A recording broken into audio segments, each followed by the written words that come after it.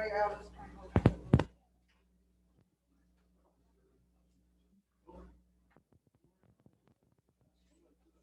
Welcome to the July Wyoming Game and Fish Commission meeting. Appreciate your attendance. As is customary, let's say the Pledge of Allegiance, please.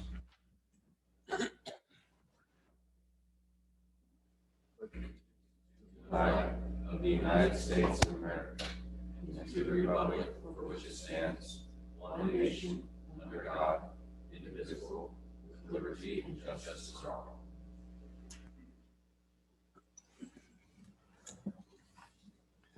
Okay, to those watching via Zoom, if you did not send an advance comment sheet prior to the start of the meeting, but would still like to comment on an agenda item, please do one of the following.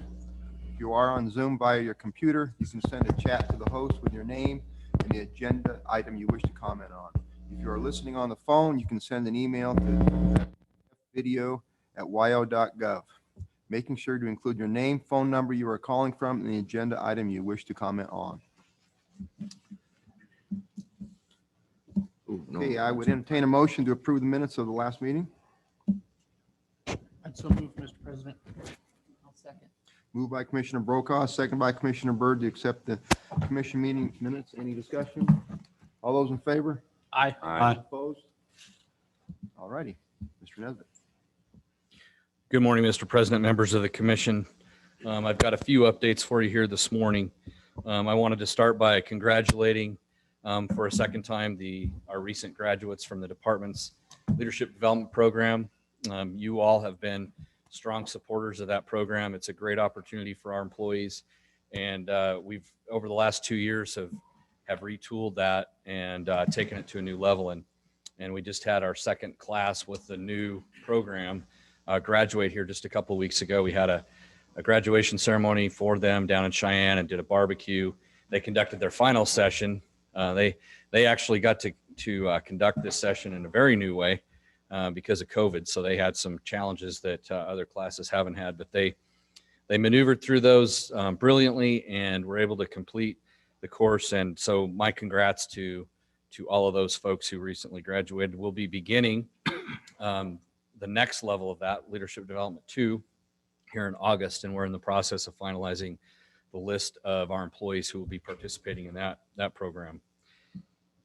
Our folks in the wildlife division specifically that deal with regulations have been busy working on newly enacted legislation and promulgating draft proposals for you to consider here in the coming months on recently passed legislation. So the roadkill bill, the change in the age for big and trophy game hunting, as well as the access bill. All three of those require some significant work, either regulatorily or on the ground with our people out talking with folks around the state and looking for opportunities.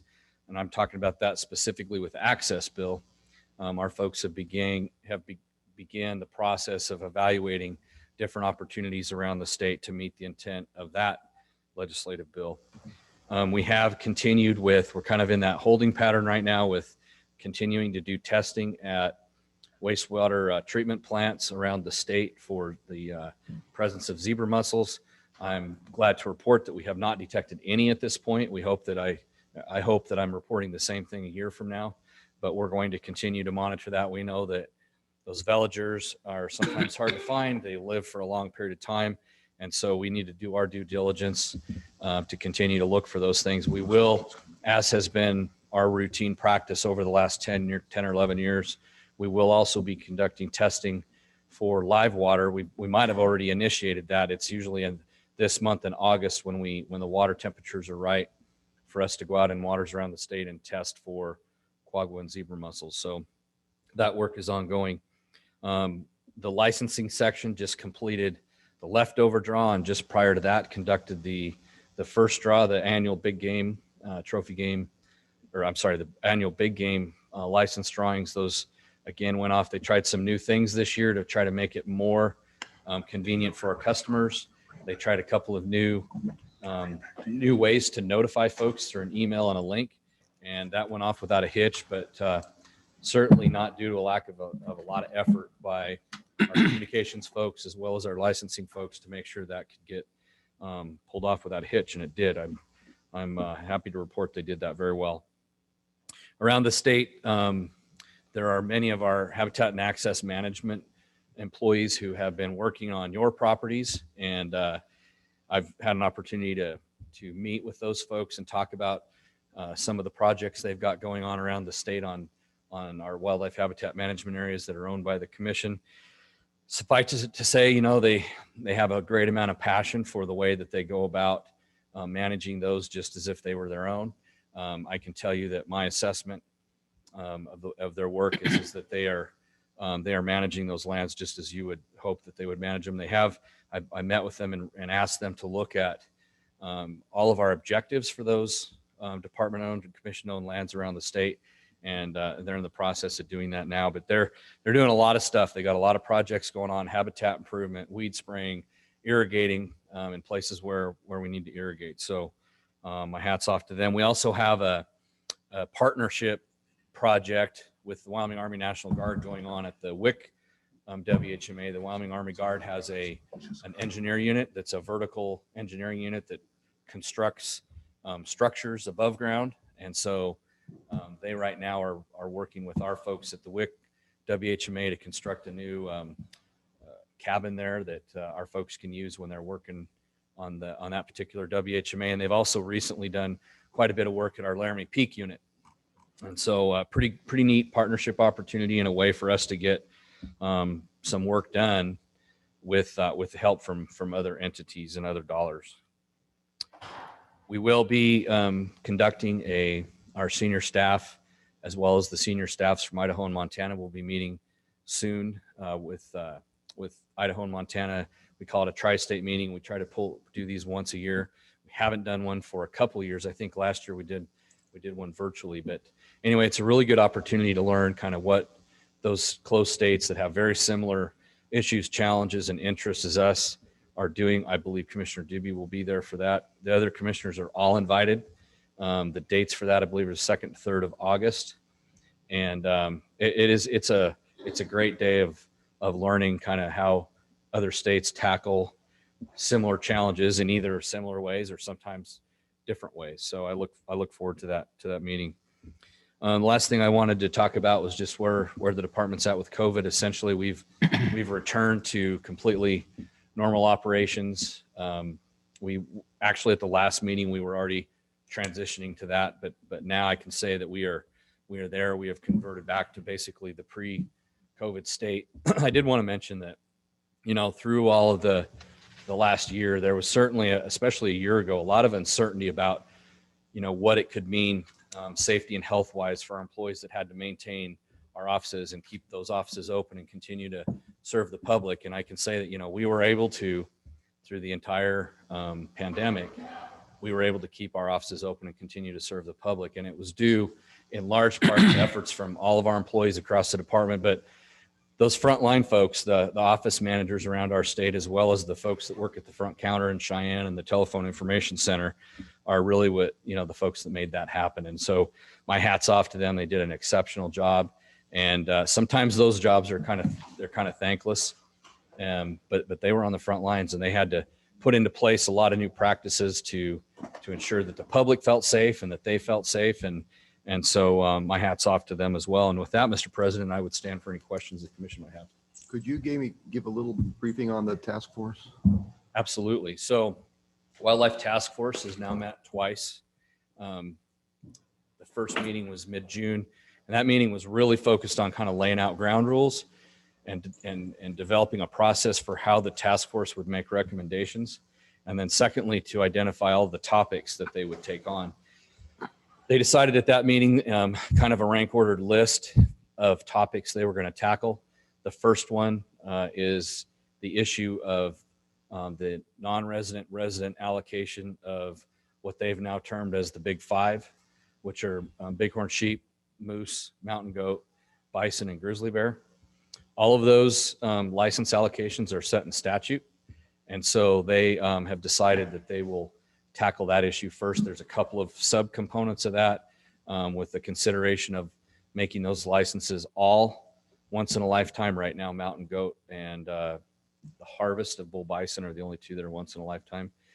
And so anyway, that's a consideration that's on their plate as well.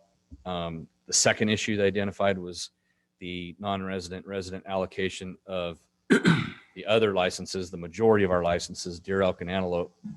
And underneath that are multiple subtopics, including preference points, including things like choose your weapon, including a pretty wide and broad set of subtopics under this whole umbrella of how we allocate licenses.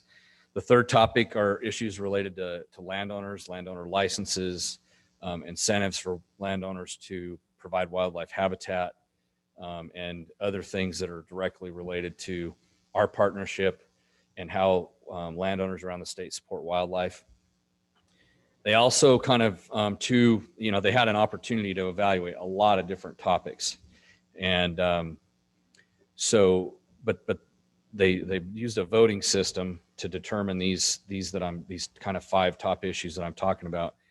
The fourth one that came out was a little bit different than I think what we might have expected, but they want to tackle the issue of the commercial use, fishing use of our rivers, where there's a lot of people that are out on those rivers and a lot of use, high densities of anglers, high densities of commercial fishing. It's an issue that has been considered before by the legislature. And so anyway, the task force decided to take that one on. And then lastly, they want to talk about objectives, public opinion, and the conflicts and potential competition between elk management and deer management, and how those two things interact, and the potential for, in some places, for there to be competition between the species, and exactly where they want to recommend that the commission focus for some of those objectives.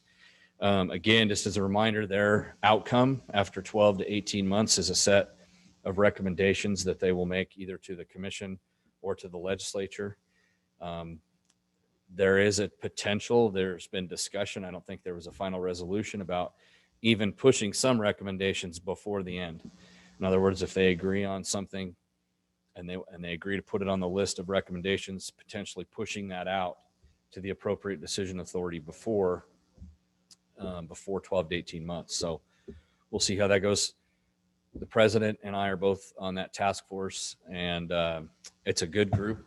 I think that they work very well together. It's a diverse group with a lot of diverse perspectives, and but it's been very good. We've had our second meeting here last week, and they didn't finalize any recommendations, but they did consider and discuss at length the whole issue of moving to a 90%, 10% allocation for those big 5 species that I talked about. I do believe there'll probably be some kind of a decision made on that at this meeting next week. I think it's Monday, and then they'll move on to the next. So anything I missed there, Mr. No, I President? just wanted to let everyone know to continue to participate during the days that we have these meetings, but also to let the public know that there'll be meetings around the state. Individual members of the task force will be holding meetings in their areas around the state periodically, and be putting out information on that. So encouraged to attend those as well. We have had good, especially at the second meeting, we had really good public participation. We had, it was probably close to 2 hours worth of public comment. And so the public's been paying attention. So anything else from the commissioner or president? Any other questions or comments? Okay, thank you, sir.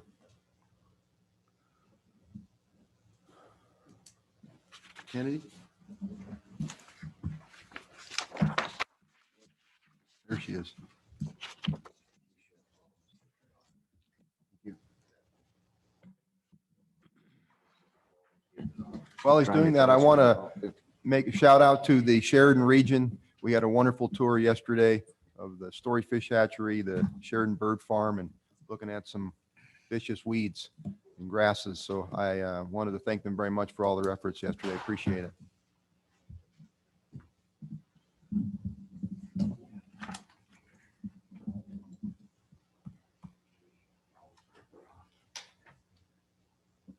Morning.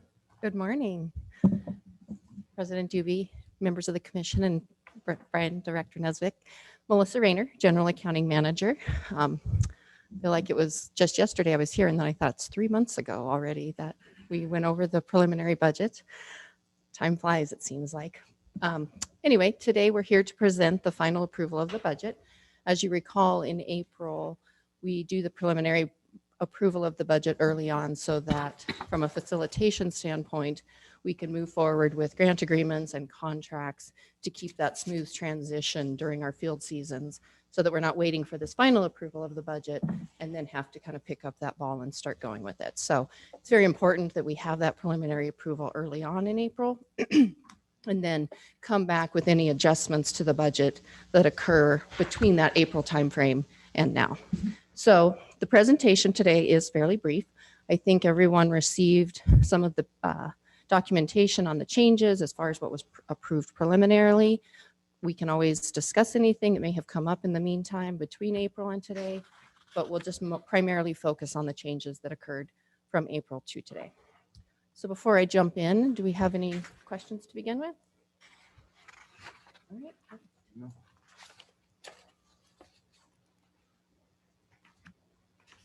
So on this particular slide, I did break it out between the standard budget and then the one-time budget.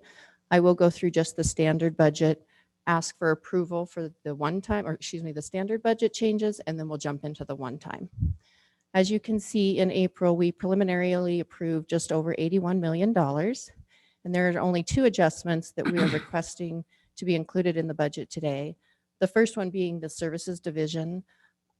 In both fish and wildlife, we have, as I think everyone is aware, a lot of facilities that we maintain. This allows for the focus on the regional office maintenance and all of those buildings that need to be maintained. At the time when we presented the April budget, they were still finalizing the list of what needed to be handled for this upcoming year. And so this will allow for those projects and that maintenance to occur at the regional offices. And then the second item is our cost allocation increase. And this is an item that we're actually asking for an increase over, I believe it's $470,000 that was approved in the preliminary budget. We received our cost allocation bill, I want to say maybe May or June of this year, and it was substantially higher than it has been in the past. We are not committed to paying this amount yet. We're actually still working through negotiations, determining what we're actually being billed for, making sure that it's legitimate charges. We just had a meeting earlier this week to review it.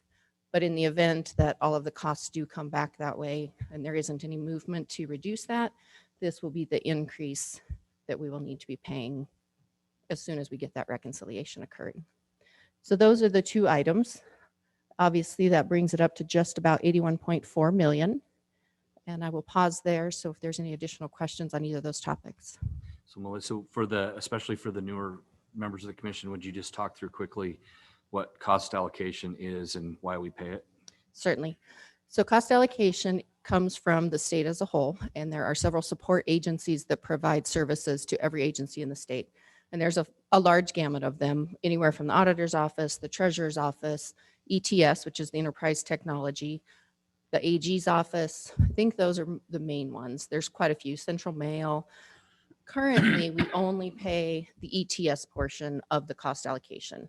The other three categories that I mentioned are waived. So this is only the ETS component. And that is where there's a lot of back and forth because I think as most are aware, we have our own assigned ETS employees that work in the game and fish and do most of our internal IT work. But there are still services that we get from the statewide enterprise technology group. And so that's where we're kind of trying to break down those details and really determine what we think we should be paying for versus what they're charging us for. President Dubey. Commissioner Roberts? Is there any kind of a further breakdown on the services division facility maintenance on the 100,000? Is there more of a breakdown figure as far as what it's allocated to? President Dubey, Commissioner Roberts, what I would like to do is just ask Ray Bradyhoff to come up and discuss that. He is the one that handles a lot of the oversight of those regional offices. Already right off the bat, right? President Dewey, Commissioner Roberts. So I do have a breakdown list if you'd like to see it. It varies from office to office. We're just addressing high priority maintenance needs that were identified initially in the budget this year. I can Would get you like it to see that list? I would like to see that, but it's no pressing. You need that to make your decision now, or would you like to see that later? I'll see that later. Any other questions? All right, well, I guess before we jump into the one time, I'll pause and we'll go ahead if you wouldn't mind requesting approval of the fiscal year 22 standard budget at the 81.4 million roughly. Okay, the chair would entertain that motion. Mr. President, I would move that we approve the budget of the $81.39 million. Second. By Commissioner Brokaw, seconded by Commissioner Jolovich to accept the department's recommendation on our standard budget. Any discussion? All those in favor? Aye. Aye. Perfect, thank you. All right, jumping next to the one-time budget. As you can see here in April, we approved just 3.4 million, and I do have a list of what was approved in there. And I know it's in front of you, but we can also pull it up here if we want to review those. The new items, as you can see, I know everyone's familiar with the approval of the website redesign that was occurring in May. I wanted to include it here so that we could see the total of what was approved. That was just over the 206,000. And then the handful down below, there's 5 new ones. And then there was a request in April for the large carnivore study that is no longer needed. So we're backing that out of the budget approval. The top 5, a few of them I can speak to, a few of them, if we want additional information, we can certainly bring up those experts. The first one being the Big Sandy Reservoir Ronatone treatment. I know that that's an ongoing project and they had funding in fiscal year 21. And this is the other component to finish that project. Then the Learning Through Difference, the facilitation of the Wildlife Task Force, that is a contract, and I cannot remember the vendor, but that is the company that is facilitating the Wildlife Task Force that Brian was talking about earlier. And then the Game and Fish Internship Program with the University of Wyoming. This was in our budget for fiscal year 21. We weren't quite sure if the planning and actually getting it off the ground was going to occur. So we didn't ask for it in April, but we went ahead and have moved forward on that. So we want to include that in the fiscal year 22 budget. It was in the 21 budget, but because of the timing of it, we did not actually spend those dollars. And then the last 2 being the human dimension study for mule deer and CWD research. Both of those obviously are research projects that I'm sure can have more details if anyone is interested or wanting to know those. Any questions?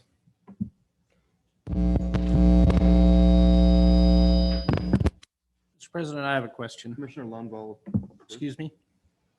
Could you tell us a little bit more about the internship program, just like 3 minutes? I certainly can. I might actually have John come up and explain that. I know that Todd Larson and Megan are working very closely on that. And I know the intent is to provide scholarship money as well as internships within the agency to promote more exposed students into the program so that we can have a potentially a better recruitment pool as we're moving through. The reason I asked, we were at the Story Fish Hatchery yesterday, and I noticed on the, where all the people that were listed that work there, there was no picture for the intern. And they said it wasn't funded at this time. So I didn't know if that was tied in together with placing them in facilities with internships. Yeah, I can address some of that. So the intent here is to, as Melissa indicated, is to have probably about 4 to 5 students per year that compete to be selected for this. And then if they're selected, they receive a cash scholarship to help them with school. But then they're expected throughout the school year to do a certain number of volunteer activities for the department. And then in the summer, they're expected on 2 of their summers throughout their college experience to fill one of our AWEC jobs, one of our contract jobs, temporary jobs for the summer. And there's a variety of those that they could pick from. And it'll be a kind of what they have a desire in and also what we have a need for, so that those 2 things come together. But but that's the intent. You know, it could be that one of those places to send an intern for the summer would be a fish hatchery, or it could be working at an AIS check station. It could be working on as a damage technician. There's a lot of opportunity for that kind of work in the summertime. Thank you. Commissioner Brokaw? Yes, Mr. President, question on the human dimension study on mule deer. Who's doing that study? Do we know that? I'm just curious Just about gonna it. come up and speak to that. Director Nesbitt, President Doobie, Commissioner Brokaw. So that's a project that Kevin Monteith is going to work on through the University of Wyoming. Okay, thank you.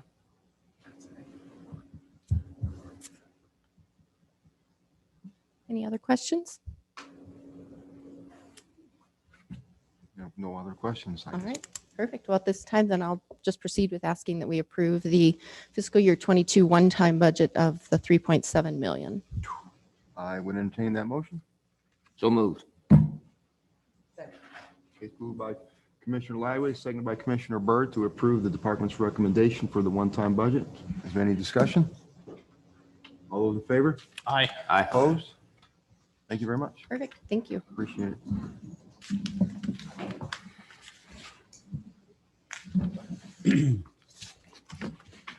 Mr. President, members of the commission, and Director Nesbitt, just a quick comment on the budget before I move to an update on our housing project in Jackson. Although that went really quick today, that right there reflected almost an entire year's work by department personnel. I just want to give a shout out from the field all the way up. A lot of employees spent a lot of time on that budget. And for the benefit of the new commissioners, I think, you know, we also have a budget working group that involves 3 commissioners as well. And Commissioners Doobie, Brokaw, and Ladwig spent time on this budget as well. And we certainly appreciate that.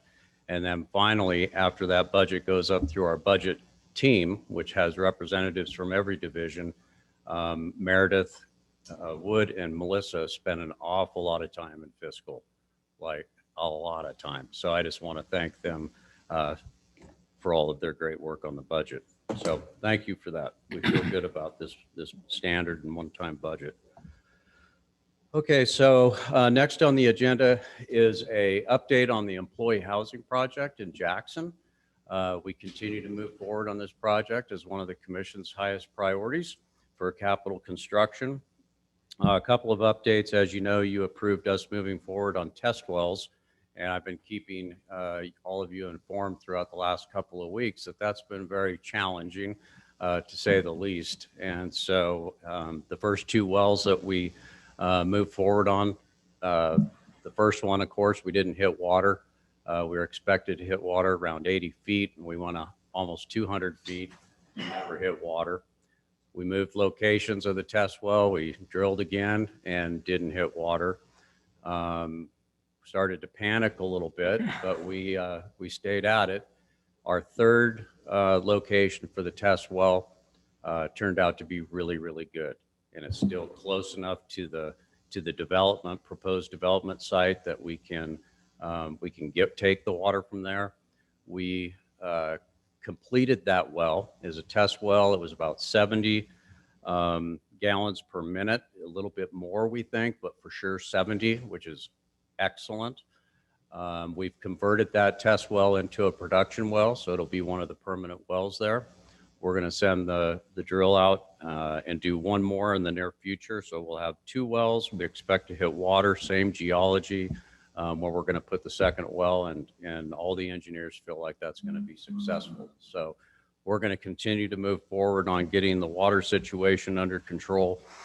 And in terms of budget capacity for that, because of all the failures in our attempt to get water, we're spent a little bit more money than we had originally planned for these wells to finish up, to get in for the second production well, which we'll need to test first, and that'll take a little bit of time, but then we'll hopefully convert that to the second production well, and to do all of the work on those beyond the testing to get them ready to support the project as a whole, we need $57,000 to finish all the well work.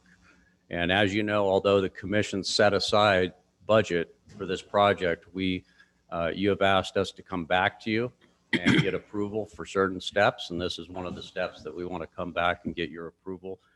So the department's requesting from the commission $57,000 to spend out of those dollars you've already allocated for the project to finish the work on the 2 wells for the housing project. Could you enlighten us as to how much we already have authorized for this project on the wells first? On the wells, 84,000.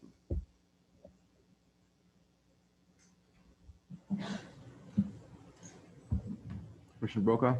President Dewey, so John, have we exhausted the original 84 and this 57 is addition to that? It's in addition to that. We still have some of the 84, but it's expected to go as high as another additional 57 to get the second well put into production.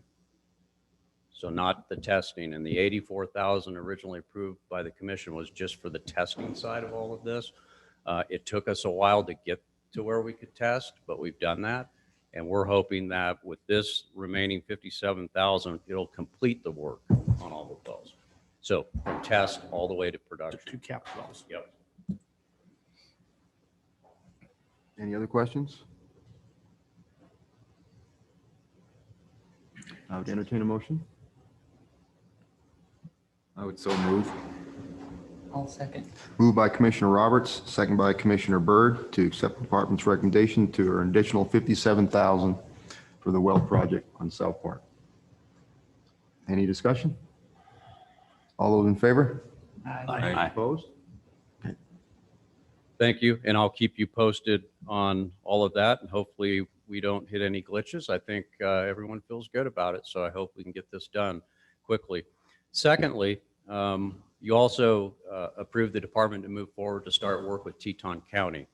So we've all expected that to be a complicated process to work with the county, but we've been transparent on this project and expressed our desire to be collaborative with all entities, the town of Jackson, the public, and the county.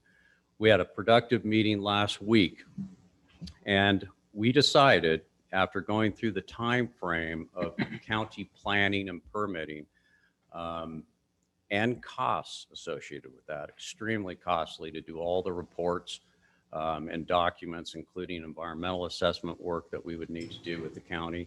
Both the county and the department think it would be best for the commission to exercise your authority in terms of an exemption. And just by way of background for the commissioners, Wyoming statute allows a state agency to move forward on a housing project on land that they own without going through the county planning and zoning process. We've always known that, but we wanted to work with the county as close as we could throughout the entire process, and we've done that. We've had a couple of meetings with county commissioners and with their planning staff. Those have been productive meetings, but their time frame simply doesn't support the commission's process or time frame that you'd like to get this done. That's talking an extra 2 years perhaps for county planning and zoning. The county and the department think that we can move forward collaboratively through this exemption, still work with the county wherever we need to work with the county to keep them in the loop and get their expertise on planning in terms of the master planning for the area. And we can engage the public, which we've always intended to do, have a very robust public engagement process for this project, even more so than what the county would have required. We all agreed for all of those reasons, and I mentioned budget before, this is going to save the commission and sportsmen a lot of money on this project if we can streamline the processes. Both the county and the department believe we can do that, achieve all of those without going through a formal process that would take 1.5 to 2 years to complete. So if the commission's comfortable with that, we'll move forward with a cooperative type exemption. Other entities, state agencies have done that with the county, and they're good with that. And I think we can do that without hitting any roadblocks, but yet help us get this project done, perhaps as early as 2023. Commission's comfortable with that, the department will move forward, and we'll just keep you in the loop. We'll get with communications, our communications team, and start a little bit more aggressive public engagement.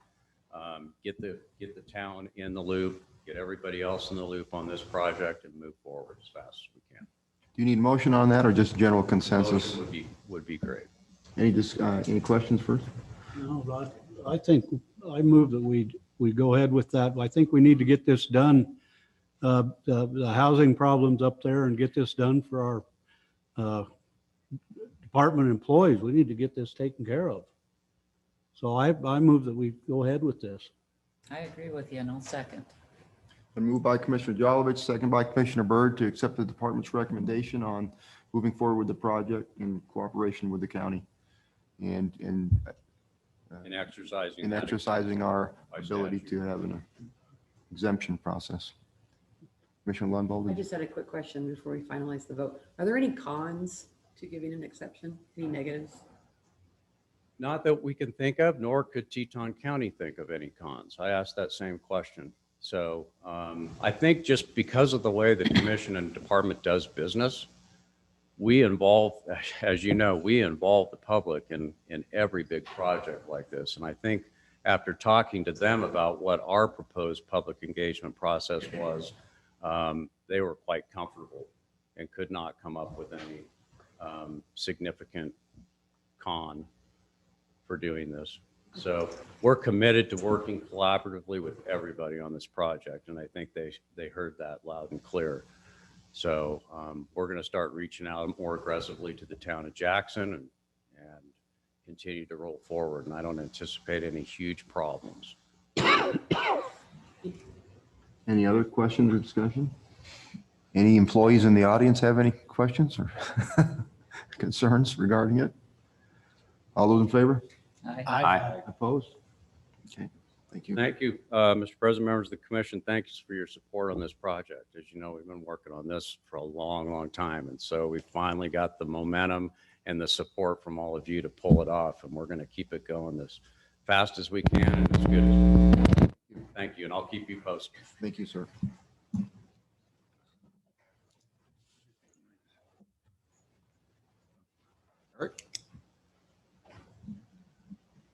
Morning, President Dibby, Director Nesvik, members of the commission. Eric Boltinger, Chief of Services. I want to give you a brief update on the your Cody newest regional office. I don't know if we've got some pictures. These pictures are as of yesterday. I was there last week, and progress on the ground is moving rather well. I walked around with the project lead, one of the project leads out there, Ron Sherwood, and he's really excited. As every construction project, some aspects of that project are a few days ahead and some are a few days behind, but overall they're on schedule and things are looking good. I don't know if you want to scroll through, Wayne, just so you can see a couple different pictures.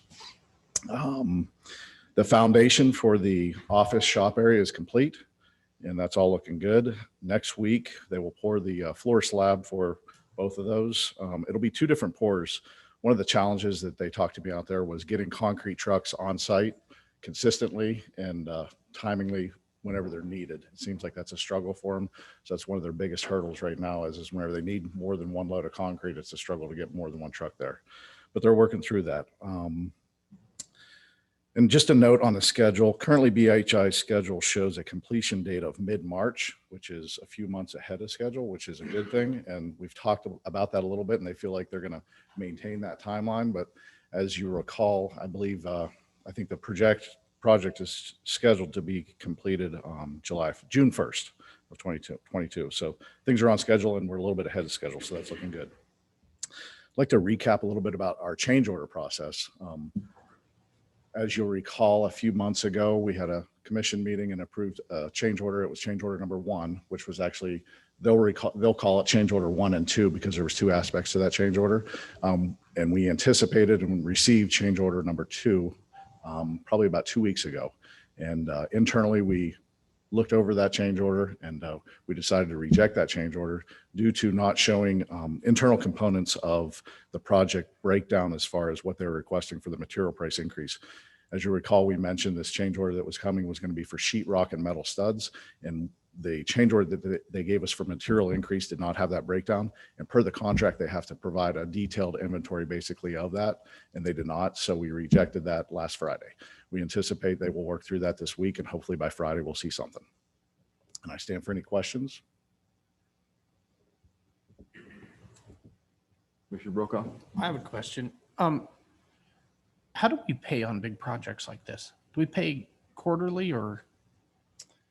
President Dubie, Commissioner Brokaw, we get those pay applications in throughout the entire project. I think we've received 3 or 4 so far. Fiscal is probably the best one to answer that, as they see all those whenever they come through. But our chief engineer, Lauren, gets those, reviews them, and sees prior to the project, they really submit a schedule of events and those pay apps as they come in, and we're right on schedule with those. Okay. I think we've seen 4 probably to date. Just curious. Thank you.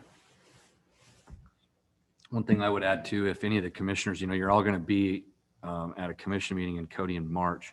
If you have any interest, if you're through Cody and you wanted to go up and take a look, if you get a hold of Brad Sorensen, Dan Smith, or Sam Hochhalter prior to going there, they can set up they can take you up there and show you around a little bit. I went up there here a couple weeks ago and looked around, and it does help you get a little bit better perspective than looking at pictures of kind of how things are going to sit.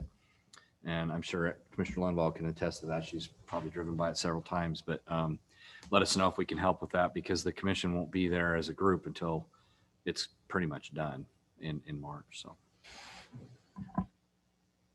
Any other questions? Comments? Okay, thank you very much.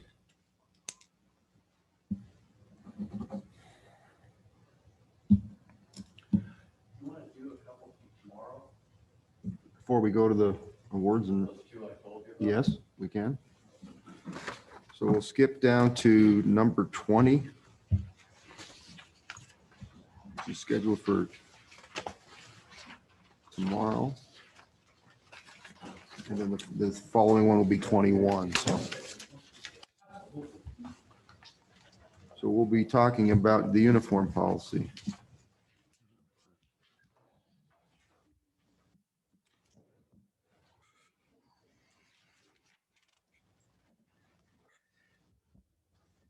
Good morning, everybody. Morning. Morning. So what we'll talk about next is item 20, which is the uniform policy, which over my 30-year career, I think most of it's been spent on the uniform policy, with the last 20 years being the chairman of this. And it's a rewarding committee in the fact that it actually makes a difference to the field employees on uniform stuff. So you're probably asking, what is the commission's role in the uniform policy? And so for many years, the uniform policy as it's currently written basically outlines from head to toe the purchasing, issuance, and reimbursement of the uniform policy, of the uniform items of the department. And so present to you a change in that thinking, in that based on past commission engagement, the question always been, why do we need to approve that when the department knows what its employees really need and want to successfully do their job and do it safely in all the environmental conditions they deal with? So what I'm presenting you today is a drastic change to the uniform policy in a nutshell, which basically says the commission turns the day-to-day issuance, wearing, and reimbursement of the uniforms over to the director to provide direction on that. But the commission will retain the authority of any changes to the official red uniform shirt and blue jeans, as those are our 2 iconic historical uniform items, and any changes to those, we believe that the commission needs to retain that ability to direct us if we ever decide to go a different route on that. So in a nutshell, we're asking for the commission to look at that agenda item. You'll see the draft policy is before you. Everything except for kind of that first paragraph is stricken. That would all be given to the director, providing direction again on the specifics of the wearing, issuance, and reimbursement of the uniform items. And that change again just directs the director to do that. So that's where we're at, again, based on past commission questions and input was again, the department knows best what they need, and we'll let them do that. And this direction is nothing different than we have in other policies where the commission gives that authority to the department to move forward. In addition, there will be some additional uniform items, if you're curious, that with changing times, fabrics, and some of those results could result in some significant dollar savings. Our new red uniform shirt, for example, is a $75 shirt. We're looking at some changes to maybe a person can wear a professionally done t-shirt when they're not dealing with the public. If you're out sitting in a tractor for 8 days or 8 hours mowing sagebrush or out fixing fence, is there another shirt versus a $75 shirt that meets your needs and actually is probably better to wear, especially in some environmental conditions. So those are the things that we're looking forward and moving forward. But the intent is we will always maintain a professional and historical and culture-based uniform that is iconic for the department and who we are. So with that, that's where we're at. Any questions? I have one. What about our Sparty outfits? That's on your own. You guys can develop your own policy on that. President Doobie, once we strike this from the commission, and then the department's going to redo all the language that we've stricken from it, all we're doing is turning over the authority for the kind of the nuts and bolts of it to the department, and then you guys are going to revamp the stricken part of what we have on ours. Commissioner President Doobie, Commissioner Roberts, yes, that's a very good summary of what our plan is. Director Nesvik will provide written directive or whatever word you want to use that will specifically outline what has been stricken from the commission's policy. It'll be a director's policy. It'll be pretty much almost verbatim with some tweaks. Thank you. Any other comments or questions? Commissioner Lundvall? Look like you want one. Maybe it's dumb. Do you care about typos in the actual regulations? Commissioner President Doobie, Commissioner Level, we'll go through and clean this all up and stuff. That's what I thought you said. That's why I was. Yep. So you would like a motion from us? Make a motion to accept the draft uniform policy with edits as presented. I would entertain that motion. I make a motion to accept it as presented. Second. It's moved by Commissioner Jolovich, second by Commissioner Lundvall to accept improve the uniform policy as presented. Any discussion? All those in favor? Aye. Opposed? Thank you. You just made 400 plus employees very happy. Kind of like that. The uniform policy under your belt. Sound like a change game thing. This is your third I one. think so. But that's good. I never could find it. I never did find it. Policy. It's in All the. right, we're gonna take 10 minutes, please. Back at 10 o'clock.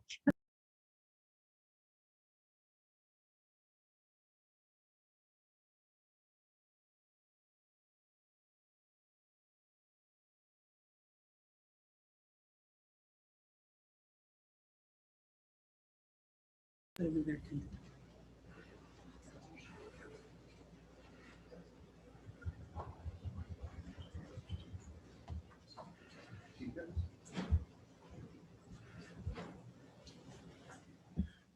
Good morning, Mr. President, members of the commission, Director Nesvik, Greg Phipps, Fiscal Division Chief. This morning we have on the agenda to talk licensed selling agent appointments. We have about 13 to go through this morning. First, we've got non-sporting good new applicants. We have 4 from Lovell Building Supply, Minchow Service, Maverick, and the Red Apple Supermarket. Currently, there's 1 licensed selling agent in the area, the Conoco Country Store, which handles about $106,000 in sales a year. And the department's recommending that Lovell Building Supply become a non-sporting goods license agent in that area, and not moving forward with Minchow's, Maverick, or Red Apple at this time. In addition, we've got sporting goods, new applications. We've got Ace Mountain Hardware and Du Bois. and Wind River Canyon Whitewater in DuBois. Currently, we have 5 other agents in DuBois: the Brooks Lake Lodge, Cutthroat Fly Shop, DuBois Superfoods, National Bighorn Sheep Center, and Wind River Gear.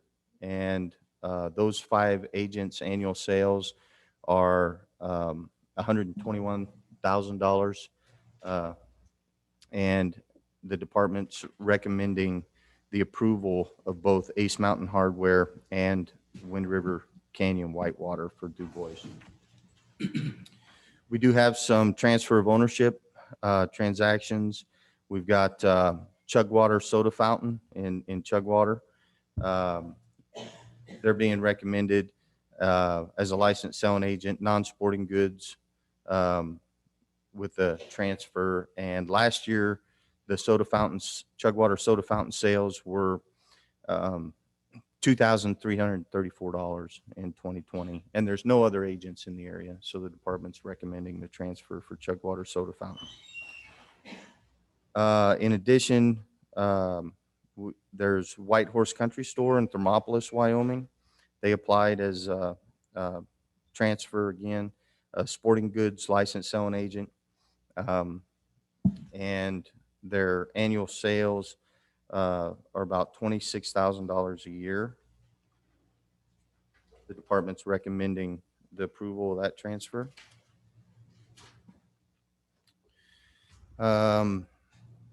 Mr. Al's Get and Go Alta Convenience in Rock Springs, Wyoming. Annual sales about $76,000 a year. We're recommending the approval of that transfer as well as a non-sporting goods transfer. There's also the North Get and Go Alta Convenience in Rock Springs. Their annual sales are about $5,600 a year, and the department's recommending the approval of that transfer. Grays River Sports in Alpine, Wyoming. Sporting goods transfer for them. Their annual sales are about $39,772 a year. The department's recommending approval of that transfer. We have the Wind River Gear Cutthroat Fly Shop in DuBois. It's a sporting goods licensed selling agent transfer. Annual sales about $34,000 a year. The department's recommending the transfer of Wind River Gear Cutthroat Fly Shop. We do have a late bond renewal from the Loaf and Jug in Worland. There ended up being administratively some lost paperwork. That's why we didn't bring them to the last commission meeting. We got the new paperwork in. And we're recommending the approval of their bond. Their annual sales in 2020 were $5,500, and there are 2 other agents in Worland. Barring any questions, those are the recommendations, and I ask for your approval. Any questions?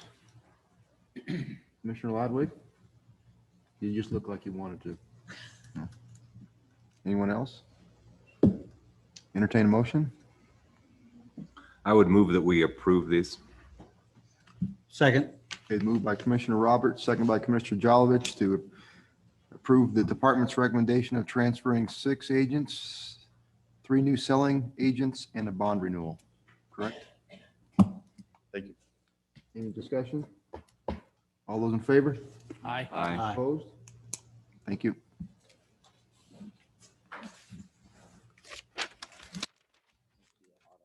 Now we're back on the board. Yeah.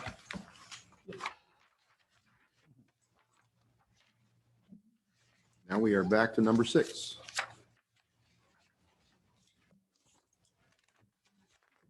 Mr. Kasab.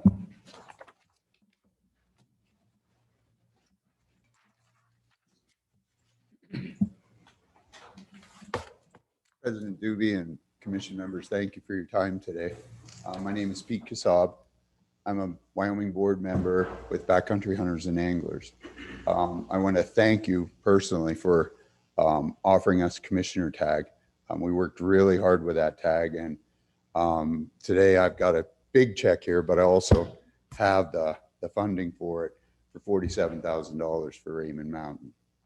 To let you know also, we're not only providing the donation, but we're also putting boots on the ground. So August 14th is going to be our first work day there. And we commit to continuing to work with Game and Fish and Elk Foundation and everybody else that's there to make that an extremely successful project.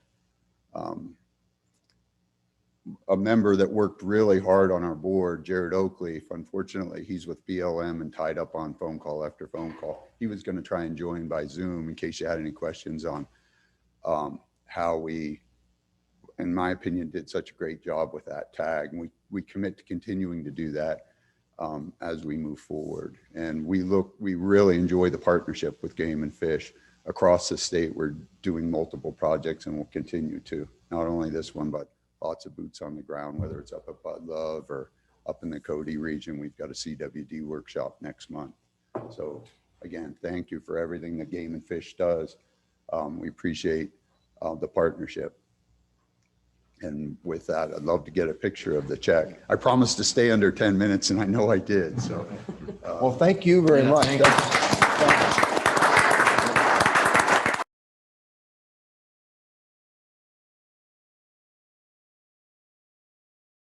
We're going to go over here. Anybody have any questions or comments? Yeah, if there's any questions on Backcountry Hunters and Anglers or anything at all on how we raised it. Oh, I forgot to throw out second and third prizes with our raffle, and I can't thank them enough also, was Weatherby and Maven Optics. So they really pitched in and helped us out. So I wanted to make sure they knew. Right around here.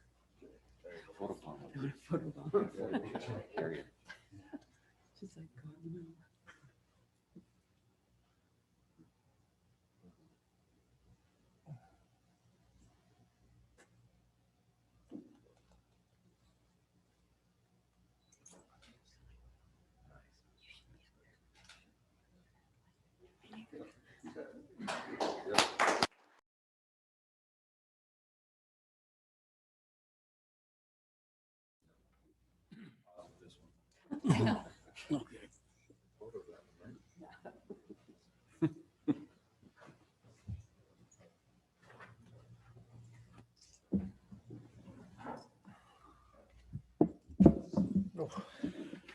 All right, Mr. President, members of the commission, now is the time that we all look forward to each year where we're able to recognize some of the outstanding contributions of our employees from around the agency. We've got several here that we'll go through here today, and then we've got a couple that we're going to do in September. Our teams of the year we will recognize in September. We've also got some non-department employee recognition that we'll give here today over this next little bit. We made a decision here for the employees that are here to receive awards. We will do the pictures instead of doing them after each award presentation. We'll do all the pictures right before lunch, right when we break for lunch. So please keep that in mind if you're an award recipient. I'm going to go ahead and kick this thing off. You'll see several presenters up here today, division chiefs and other leaders that'll be presenting different awards for their respective areas of responsibility. But I'm going to start off this morning by recognizing the Director's Office Employee of the Year. We have each division has an opportunity to nominate and approve an Employee of the Year. And then in the Director's Office, we do one. And then the highest award for the department is, and it's across the entire department, is the Director's Award. So don't mix up the two. There's the Director's Office Award, and then at the very end, we'll do the Director's Award. But in the Director's Office this year, I would like to ask Ms. Megan Lockwood to please come on up here. So as the commission well knows, Megan was absolutely instrumental in us being able to pull off what we pulled off over this last year. We threw just about every challenge we could at Megan and said, you know what, we got to figure out a way for the commissioners to interact with one another, and for the public to be able to interact with the commission despite whatever the COVID restriction of the day may be. And as you guys know, that changed a lot. We made last minute decisions on commission meetings, and some of those we didn't make the call till just a couple days before. And we said, hey, Megan, you gotta figure this out somehow. So she became the Zoom expert, and it wasn't just commission meetings. We had multiple different routine engagements that we really need to have to run the department. And you know what, we'd go to Megan and she'd get us taken care of, and did it just exceptional fashion. She went out and obtained new equipment. She coordinated, she tested everything. She worked very closely with the IT folks to make sure that everything was coordinated and set up. And as all of you know, it doesn't matter how stressful things are, or how challenging things are. She never takes the smile off her face. She's always enthusiastic about her job. She always is there with a positive attitude. She comes in if we ask her to at 5 o'clock in the morning. She stays till 10 o'clock at night if that's what we need.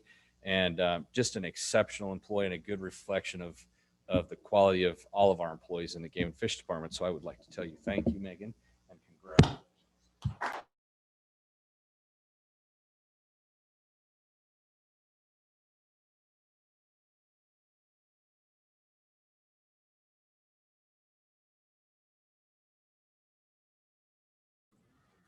Good morning, President Dibby, Director Nesvik, members of the commission. Eric Boltinger, Chief of Services. As most of you are aware, this is my first year in the Services Division and with Game and Fish. And one thing that I'll just say right off the bat, we do a really good job of recognizing our people, and our people are very passionate. I've been in a few other state agencies, and sometimes these programs, the director might stand it up and it starts to fade over the years. And what I've known already is this is something we're true to, recognize our employees, and it's a good thing. So with that, I'll start with the Services Division Employee of the Year. We looked at a lot of employees. There was lots of nominations, and this one individual stood out to me from day one, and I'm really happy to recognize him. I'll ask Jerry Cowles to come up. As most of you know Jerry rather well, from day one, I recognize that Jerry is a go-getter. He is a very busy guy. His region is one of the busiest regions. Something special about Jerry that really speaks to his leadership and his commitment and his passion. I don't know, probably since September, I've bounced around on and off with Jerry. And no matter where we go, he is quick to push me into the vehicle with whoever works for him, which really speaks to Jerry's character, because he wants me to get with those on the ground people and have that time alone with those guys so they can tell me what they're doing and really talk about Jerry. And it's really good. But so Jerry's a really go-getter. But I just want to read a couple things from the nomination. The other thing I'll point out is how we do these in the Services Division and Game and Fish. You know, somebody takes time and effort to put this nomination together. So I'd like to recognize Todd Groskoff. He did a pretty good narrative here, spelling out a few of the high marks that Jerry accomplished throughout the year. But so I'll quote Todd, and basically, Jerry is a high energy colleague, a friend, and continuously strives to deliver to the Wyoming Game and Fish mission statement, conserving wildlife, serving people. Jerry leads by example and makes you want to be a better person, excels in his capacity as a supervisor, Laramie Regional Office Budget and Maintenance Manager, working diligently on helping to solidify the commission-owned Pilot Hill Wildlife Management Area acquisition, and led the charge in building a long-term friendship through a cooperative agreement with the Wyoming Air National Guard for advancement soldier training on multiple WHMAs in the Laramie region of southeastern Wyoming. Director Nesvik mentioned this earlier this morning, but whenever I look through this narrative, it becomes apparent to me that that is something we've worked on for 20 years. And Jerry made it happen with the Air National Guard. As a Laramie Region Habitat and Access Supervisor, one can often find Jerry offering to lend an extra hand. Jerry has enabled himself and others to operate at a very, very high level. A few details include facility modifications to Red Rim Grizzly WHMA houses, finalizing the now completed Saratoga shop, improvement to the Wick Brothers Boumet WHMA facilities, everyday maintenance and quality control for Laramie Regional Office, multiple WHMA wildlife improvements, including and not limited to irrigation upgrades, friendly fencing, habitat enhancement projects, and noxious weed control. Jerry believes in our department heritage and can often be found with his wife and 4 children viewing wildlife on WHMA or searching for trout in one of the Laramie Plains lakes. I'll go back to the agreement that we got with Air National Guard that Jerry really stood up. Jerry represented the Wyoming Game and Fish through tireless efforts that required a myriad of approvals, clearances, project planning, organization, public notices, etc., and was able to finalize a cooperative agreement with the Wyoming Air National Guard. This 5-year agreement, subject to increase, will provide the state of Wyoming soldiers from the 133rd Engineering Division an opportunity to complete annual field training outside of Guernsey, enabling them to encounter advanced real-world application and with horizontal and vertical construction. In August of 2020, approximately 80 soldiers took part in completing road improvements, cattle guard, and culvert installation, earth moving practices, and improvements for the Wyoming Game and Fish owned house at Laramie Peak. Jerry has been very busy in many aspects that help our department achieve success day in and day out. Jerry continues to go above and beyond his duties as a Laramie Regional Habitat and Access Supervisor. It's with high regard that I award Jerry Cowles the 2020 Services Division Employee of the Year.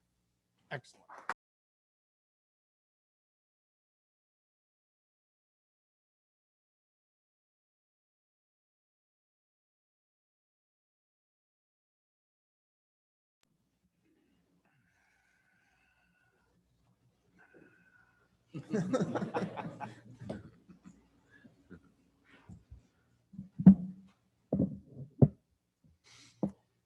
Good morning, President Doobie, Director Nesbitt, and members of the commission. It's my privilege today to recognize the Wildlife Division Employee of the Year, and I'll ask Mr. Will Schultz to come up and join me. So, many of you have had the chance to meet Will, but I wanted to give you a little bit of a snapshot of some of Will's background. So currently Will works as our principal wildlife biologist, or a staff biologist position in Cheyenne. But he's done a lot of things to get to that point. So Will started with the agency in 1998. He actually came to Wyoming from Oregon, where he left a permanent job to come to Sibyl, to the research center in Sibyl Canyon, and work with Dr. Terry Krieger.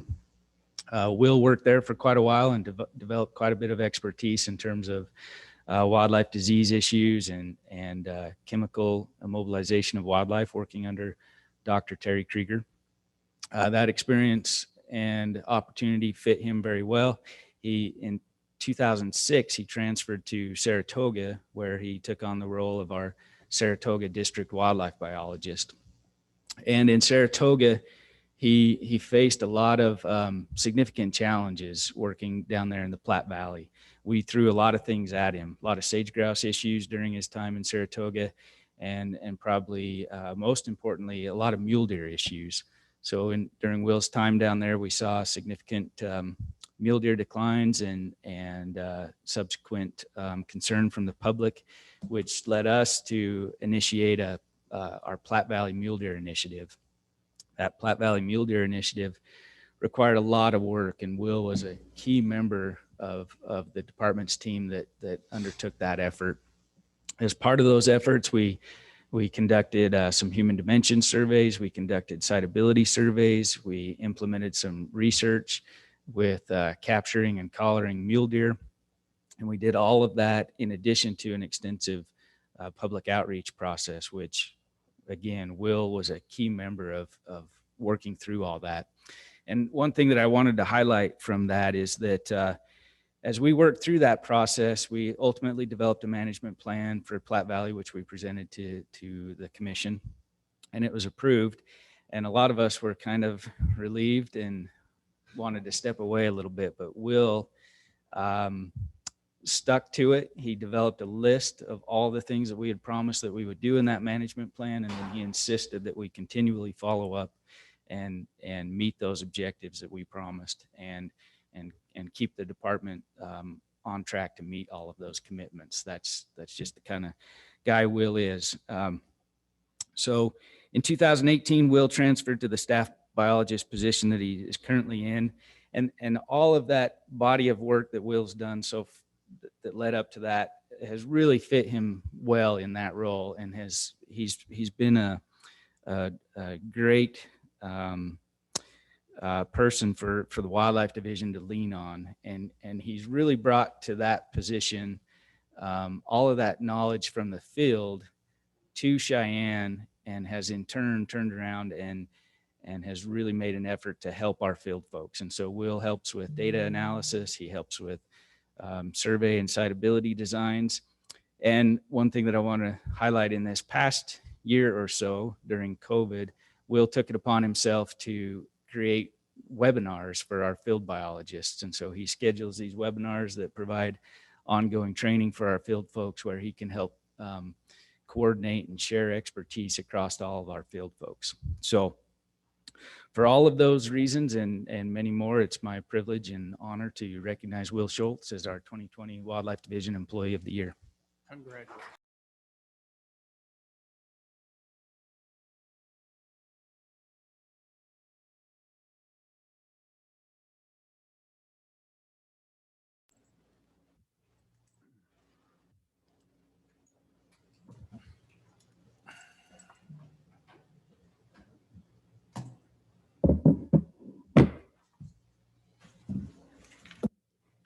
Mr. President, members of the commission, Fiscal Division Employee of the Year. Couldn't be here with us today. It's Miss Cassie Kreitz, excuse me. But anyway, I'll read you a few things about Cassie, and then she works in the general accounting section, and I'm going to have Melissa Rayner accept the award for her. Surprise. But Cassie Kreitz, as the Fiscal Division Employee of the Year for FY21, Cassie serves as the department's federal aid coordinator and grants and contract section supervisor in the department's general accounting team. Cassie's responsible for the grant management of all aspects of the Wildlife Sport Fish Restoration Program, which is the largest funded program available to the department. This funding is critical for the department's ability to achieve agency goals and objectives while ensuring the success of Wyoming's wildlife heritage. Leadership with her team and in the grants section, Cassie served the department for a little over 3 years, but she brought a wealth of grant management knowledge and skill from previous experiences at both the state and federal levels. She leads the grant section in ensuring critical funding streams and required compliance for the security of the department's mission. Under Cassie's leadership, the grant section processed an average of over 88 grants and agreements per month. This may sound like just a number, but given the detailed requirements and varying compliance criteria, this is a significant feat, which her and her team take in stride while sustaining the department's efforts. One of Cassie's strongest leadership traits is the genuine care and concern for others while embracing change and process improvements. She ensures the efficient work distribution within her team while maintaining accountability for work performance and mission accomplishment. Cassie proved herself as a key leader during a challenging and demanding transition to a remote work environment as part of the department's COVID-19 response. Cassie maintained consistent communications with employees and leadership to minimize risk to mission performance. Cassie's leadership during this past year cannot be overstated. Cassie readily demonstrates exemplary interpersonal skills in establishing and maintaining relationships. Grants administration has many nuances, especially people. Cassie works tirelessly to ensure relationships with key counterparts and critical partners at the U.S. Fish and Wildlife Service, the Attorney General's Office, and a plethora of grantors and grantees. One of the many examples this past year highlights Cassie's proactive approach in overcoming challenges while sustaining these relationships. Many projects and grants require detailed environmental compliance documentation. Cassie conducted much research and modified forms in an effort to overcome challenges with the Fish and Wildlife Service. As a result, Cassie helped to eliminate confusion while streamlining the process, ensuring compliance and documentation. It actually made it a lot easier for the department. So kind of a big deal there. Cassie's contributions, work, and leadership were instrumental to the Fiscal Division's mission, the success of the department during a very challenging year. So big thanks to Cassie.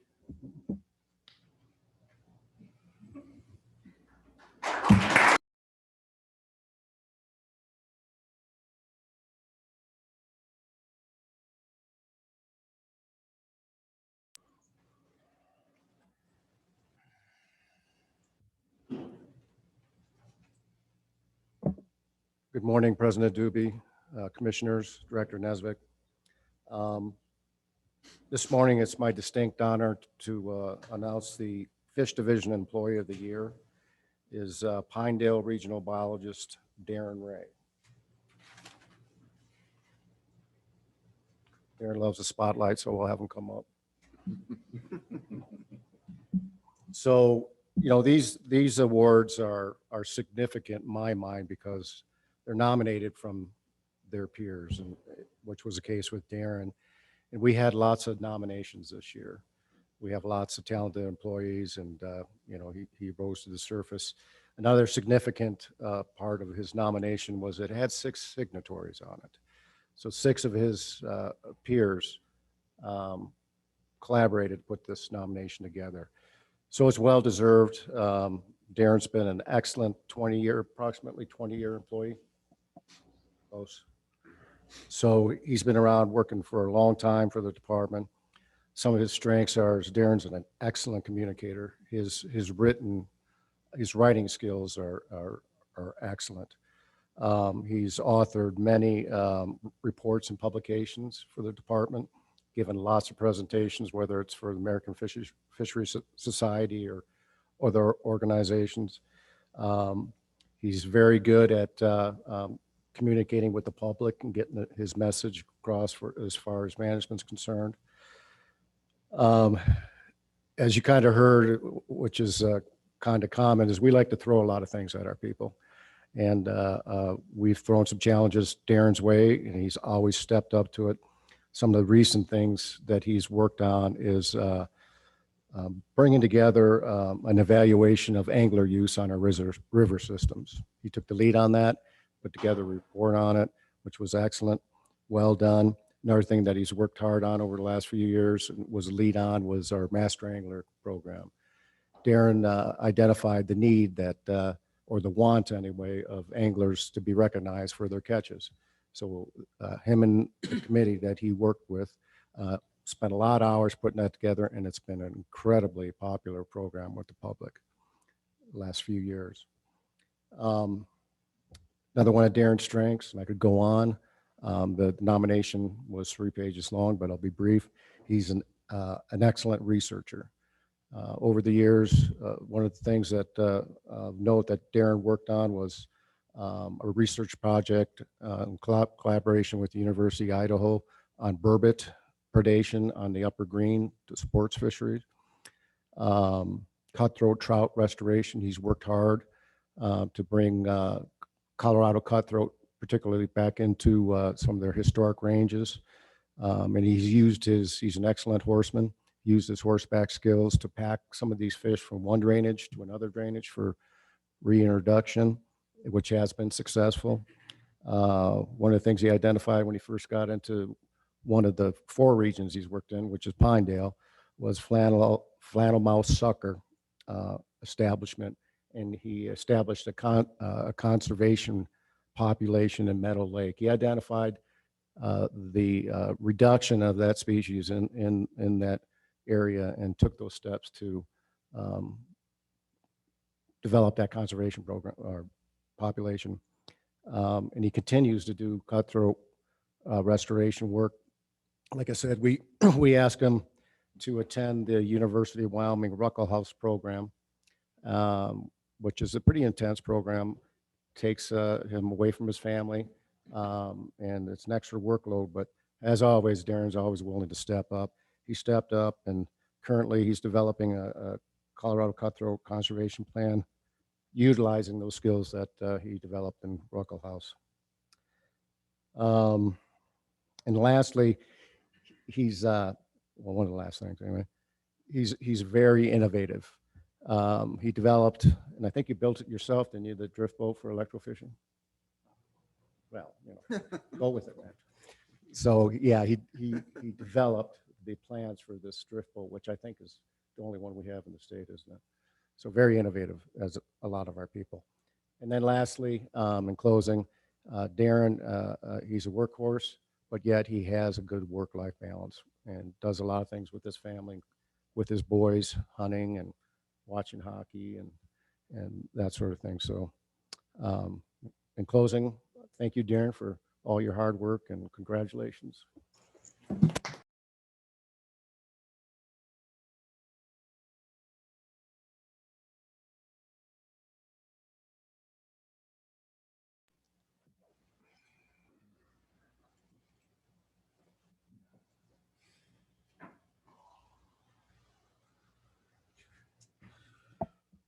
Well, Mr. President, members of the commission, I have the honor of being able to recognize a few non-department employees here with 2 special recognition awards that I'll talk about here. First, I'm going to ask that Reg Rothwell and Rich Ginzel come on up here. Both Reg and Roth are former employees of the department, and were both mentors of mine when I was young and just getting started in the department, and kind of maintained that role over many years. And these 2 gentlemen always had a real interest in research, and they spent, when they worked for the Game and Fish, they spent a lot of their time dedicated to developing and improving the Thorne Williams Wildlife Research Center in Sebile, and made that part of their work throughout their entire tenure. Both of them had extensive experience doing a lot of different, they both had very long careers with the department and had extensive experience doing a lot of different things for the department. Rich is known for, and was inducted into the Outdoor Hall of Fame this past year for a lot of his work with pronghorn and specific survey techniques that were used and still used today to survey pronghorn antelope. And Reg also, like I said, over a number of years, spent a lot of time doing a whole myriad of different things. He worked in Cheyenne, he worked in the field, he did a lot of great things for the department. Both of these gentlemen have continued, though, to be very focused on how they can help with research specifically for pronghorn. And our facility up at Sebile has captive pronghorn, but not the capacity that we need in order to do the research that we have planned for the future and what we know is going to come in the future. And both of these gentlemen have taken it upon themselves to make personal contributions, cash contributions totaling $7,000, $7,050. Each of them have given $3,525 each, so that the handling facility can be built and we can expand and continue pronghorn research up at Sebile. I can't say enough about what these 2 have done for Wyoming's wildlife, both wearing a red shirt, not wearing a red shirt, and what they've done for so many employees across our agency. There's a lot of employees like me who have learned a lot from these 2, and I really thank them for continuing to be involved. And I think it reflects again a lot on the culture and the values of the department, that even when our folks leave, they come back and they're passionate and they want to keep giving. And my hat's off to both of you gentlemen.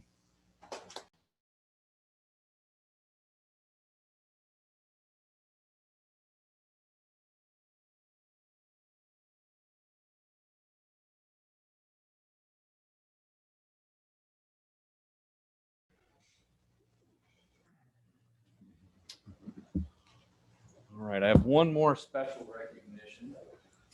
He is not here today. Many of you know Dr. Jim Logan.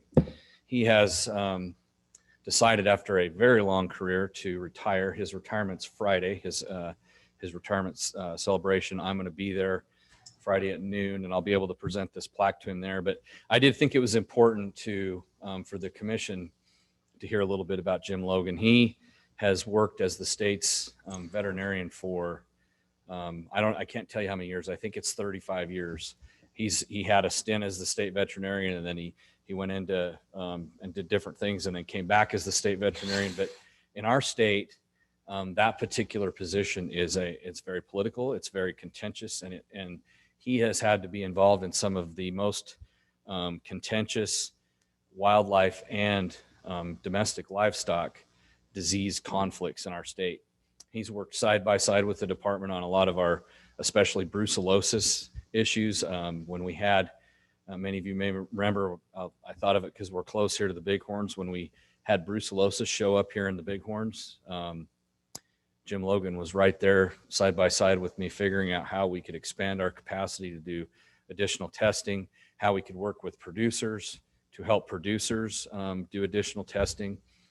Jim Logan was on the forefront of trying to work with the department and solve the issues when we first discovered brucellosis over near Cody. That was a place where we didn't have any feed grounds, but brucellosis showed up. We had transmissions to domestic cattle herds.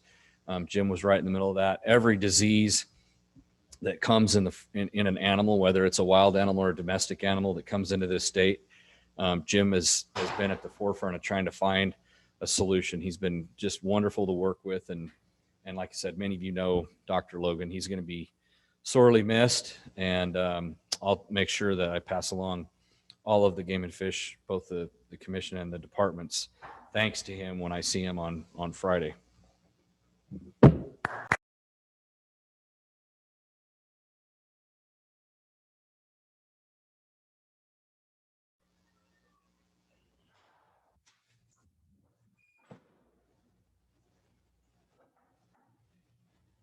Our last award today, Mr. President, is for the department's highest award, which is the Director's Award.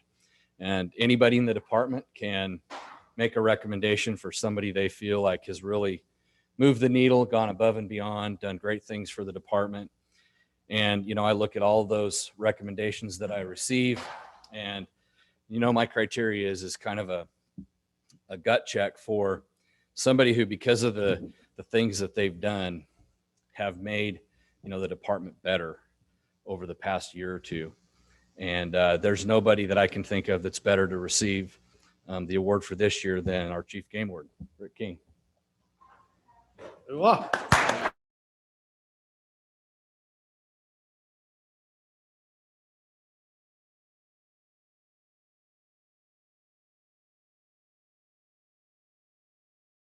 By the look on his face, I achieved the desired effect.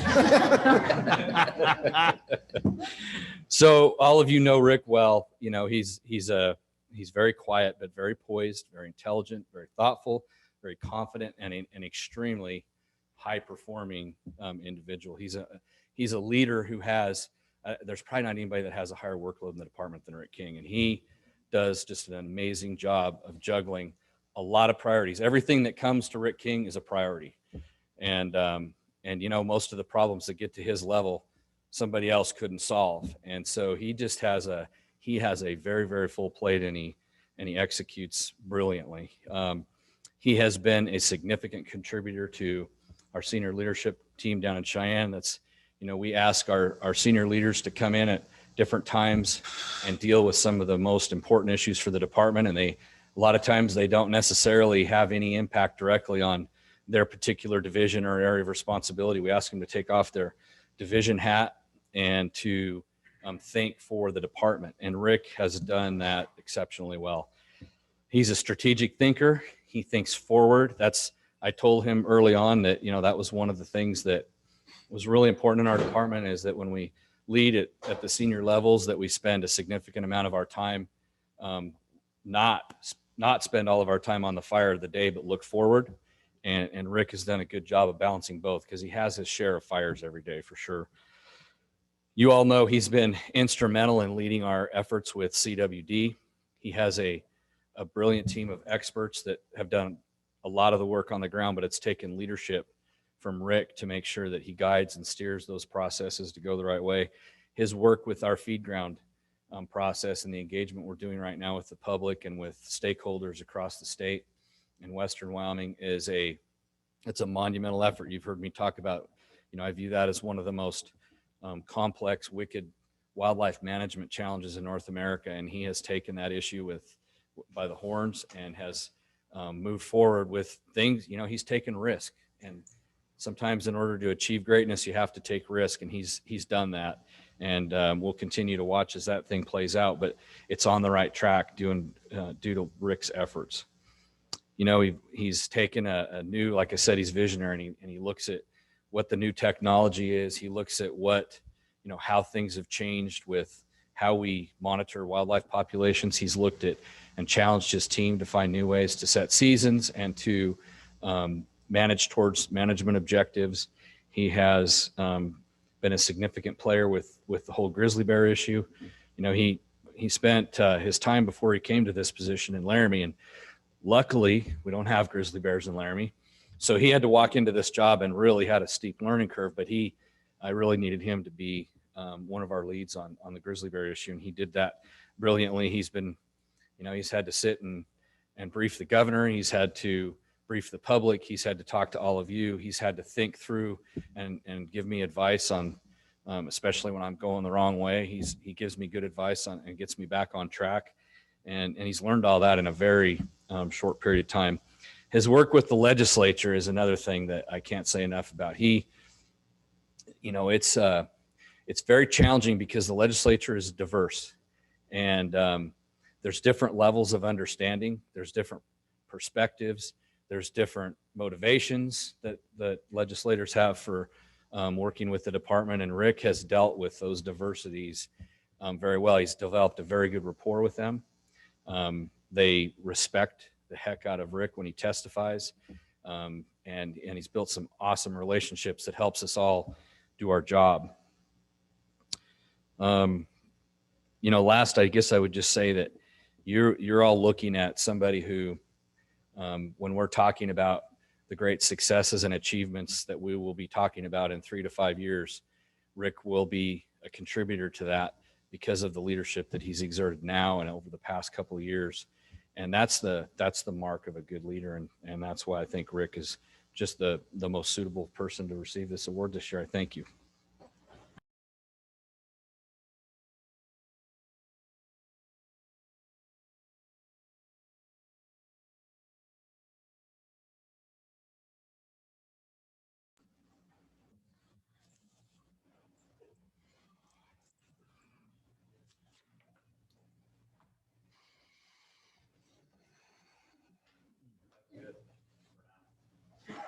All right, so I guess we'll just break for lunch. We'll be back at 1. We'll go do photos and then back at 1. Okie dokie. So we will break now and we will resume at 1 o'clock. Very good. Thank you.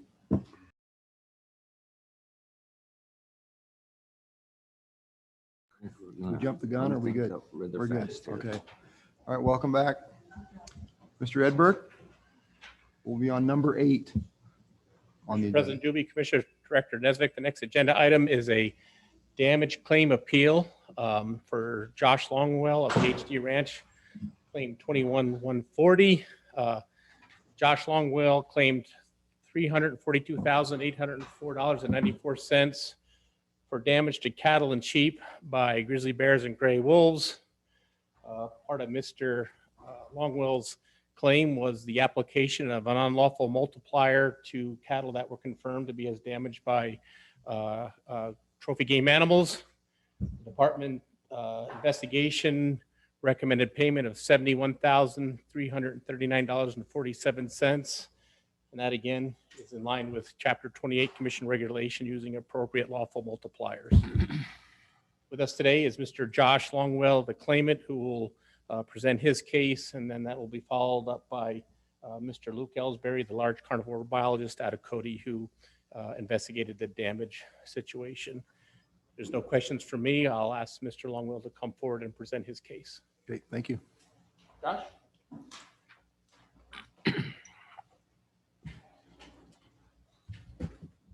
Good afternoon, commissioners.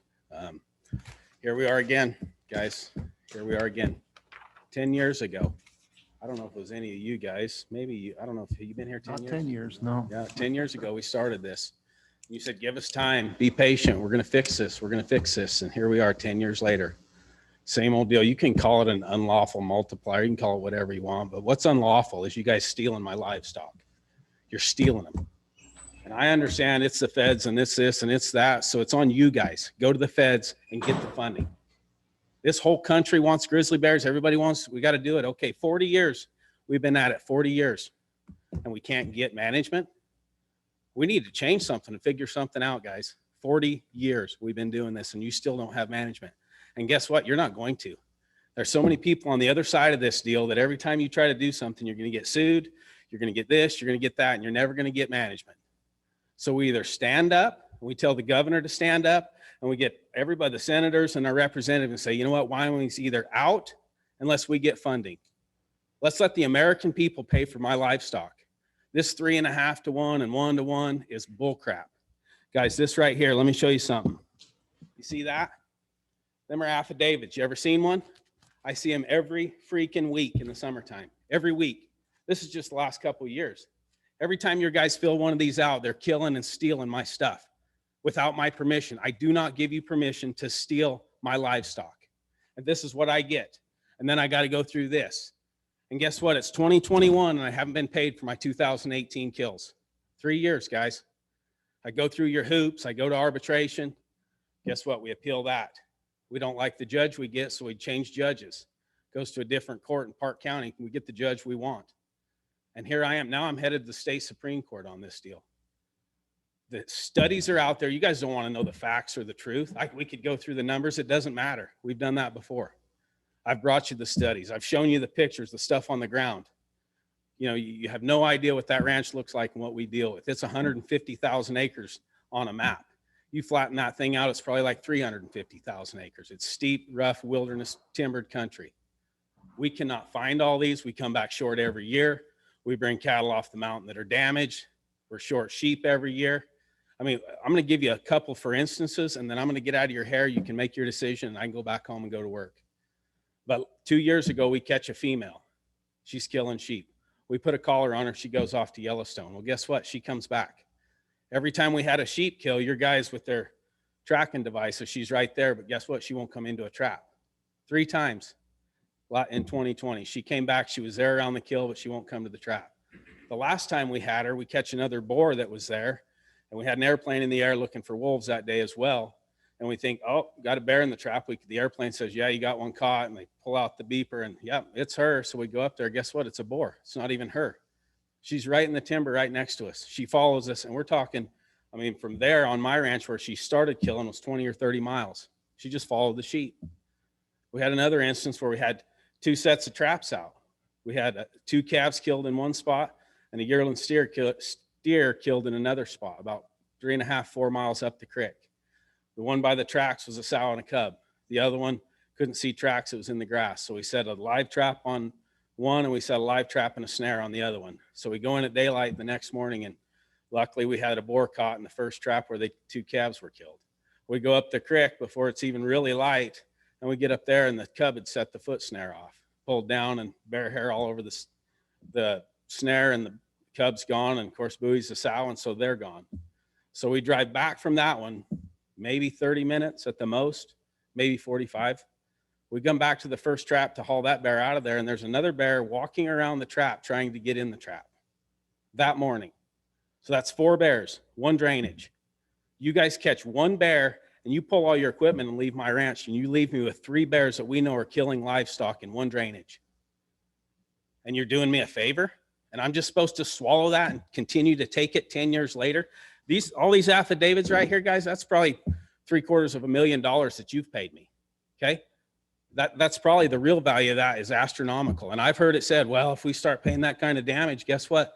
You're going to break us. You guys are going to break me. I got 4 children I want to give that ranch to. And you guys are making it really difficult. And you back me in a corner and you paint me in a corner. And the next thing I have to do, you're going to make me a criminal. And then guess what? I go to prison because we love these bears. It's private property. You don't have my permission to manage bears on it. You don't have my permission to have bears on it. If you guys want to do whatever you want in the Forest Service and the BLM, that's up to you. And we can live with that, but not when it's my private property all the way down by Thermopolis, in our hay fields, on our meadows. It's garbage. We've got to start managing these bears. And that's on you guys. I mean, this is the state of Wyoming, guys. And I've told you before, it's the last best place. I mean, you guys are the liaison between the Game and Fish and the governor. You're supposed to keep all the bureaucratic crap out of this. That's your job. Not mine, not the governor's, not you guys are the in between. You're supposed to say, you know what, and you've done it. Some of you guys have talked to me. Well, most of you guys are gone. I'm sorry. But you've said, hey, go to arbitration. Yeah, we're gonna get this. It's 10 years, guys. We're 10 years down the road. I don't know if I can last 10 more years. And then we hadn't even got into the fact of the stress and all the bull crap I have to deal with, all these kind of meetings and arbitration and hiring a lawyer. I mean, we hadn't even started talking about those costs. But the real cost is the devaluation of a piece of property when you can't run livestock on it. That's the big numbers. That's what I'm talking about. You're taking my ranch and you're taking my private property and my livestock, and they're mine and I own them. And these bears are taking them. without permission at an astronomical number. You can look at my numbers and say, oh, there's no way they're missing that many calves. Man, get on the ground up there. This week, I took the BLM in there to go look at some allotments, and 2 BLM guys get charged by a sow and cubs. They get around that one, they get on the top of the mountain, they jump another bear in one drainage, less than 2 miles apart. I mean, guys, the numbers are, you're way past objective. We know that. Everybody knows that. But I'm tired. I'm tired of fighting. I got kids that want that ranch. We work our tails off on that deal to try to make a living and make a go of that. And I'm tired of fighting this fight. We have got to have some help. So you can look through your numbers and say, oh, he did this, he did that. It's economics. It's simple economics. You guys know what economics are. You deal with it with budgets and everything else. We have a budget too. We got bills that have to be paid. I mean, just the females alone that are in these affidavits right here would run most people's ranches, and your bears have killed those. I'm trying not to be disrespectful, guys, but I am fed up. We've got to get some help. We're just going to continue down this road until, there's no elk in the northwest part of this state. There's no moose left anymore. That's not wildlife management. There's no answers for either one of those. You got bears running out your ears. It's no surprise, but we just keep sweeping it under the rug, and, everything else is fine. Well, I'm tired of swallowing, guys. I've had it. You can say what you want with the numbers. You don't even need to listen to Luke. You can make your decision, and we'll move from here. I'm trying not to be disrespectful, guys, but I'm passionate about this. It's a piece of property, and it's ours, and we work hard for it. And it takes a long time to get those cows and those sheep where they're marketable, where we can do something with them. And to do all that work, and as soon as you kick them out the gate, then they just start getting fed on. So I need some help. I need you guys to stand up to somebody and get some freaking answers. Go to the feds and tell 5%. I think I read your article the other day. 5% is what the feds are giving us. What are we, 70, 80, 90 million dollars we've spent on this deal? And the feds are kicking in 5%. The people of Wyoming ought to be irate. The hunters and anglers that are paying for this ought to be, they ought to be blowing the steam out their ears over this deal. You got a lot of places, heck, we don't even sell a tag anymore.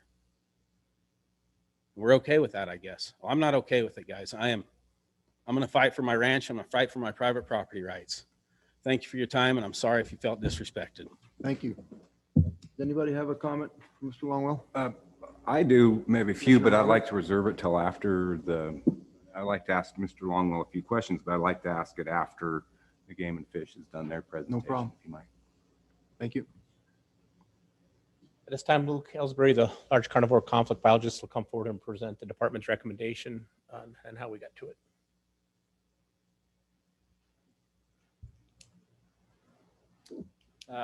President Doobie, members of the commission, Director Nesvik, thank you for your time today, and I'll try and get through this somewhat quick and concisely.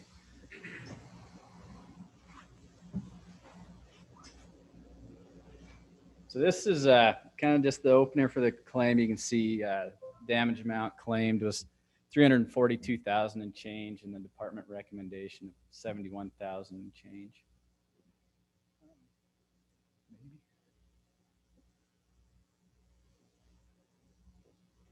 Guess it'd help if I turned it on. So just a kind of quick background on how Mr. Longwell claimed this damage. For grizzly bears, we had 9 steer calves times a multiplier of 20, 7 heifer calves times a multiplier of 20, 2 yearling steers at a multiplier of 3, 1 lamb killed by a grizzly bear times 3.5, and 1 ewe is killed by a grizzly bear at 3.5 for a total grizzly bear damage of $300,024, $563. So with mountain lion damage, we did confirm 23 lambs as killed by a mountain lion, multiplied by 3.5 times price per head for $18,241.30. So that's where you get your total amount claimed of $342,804.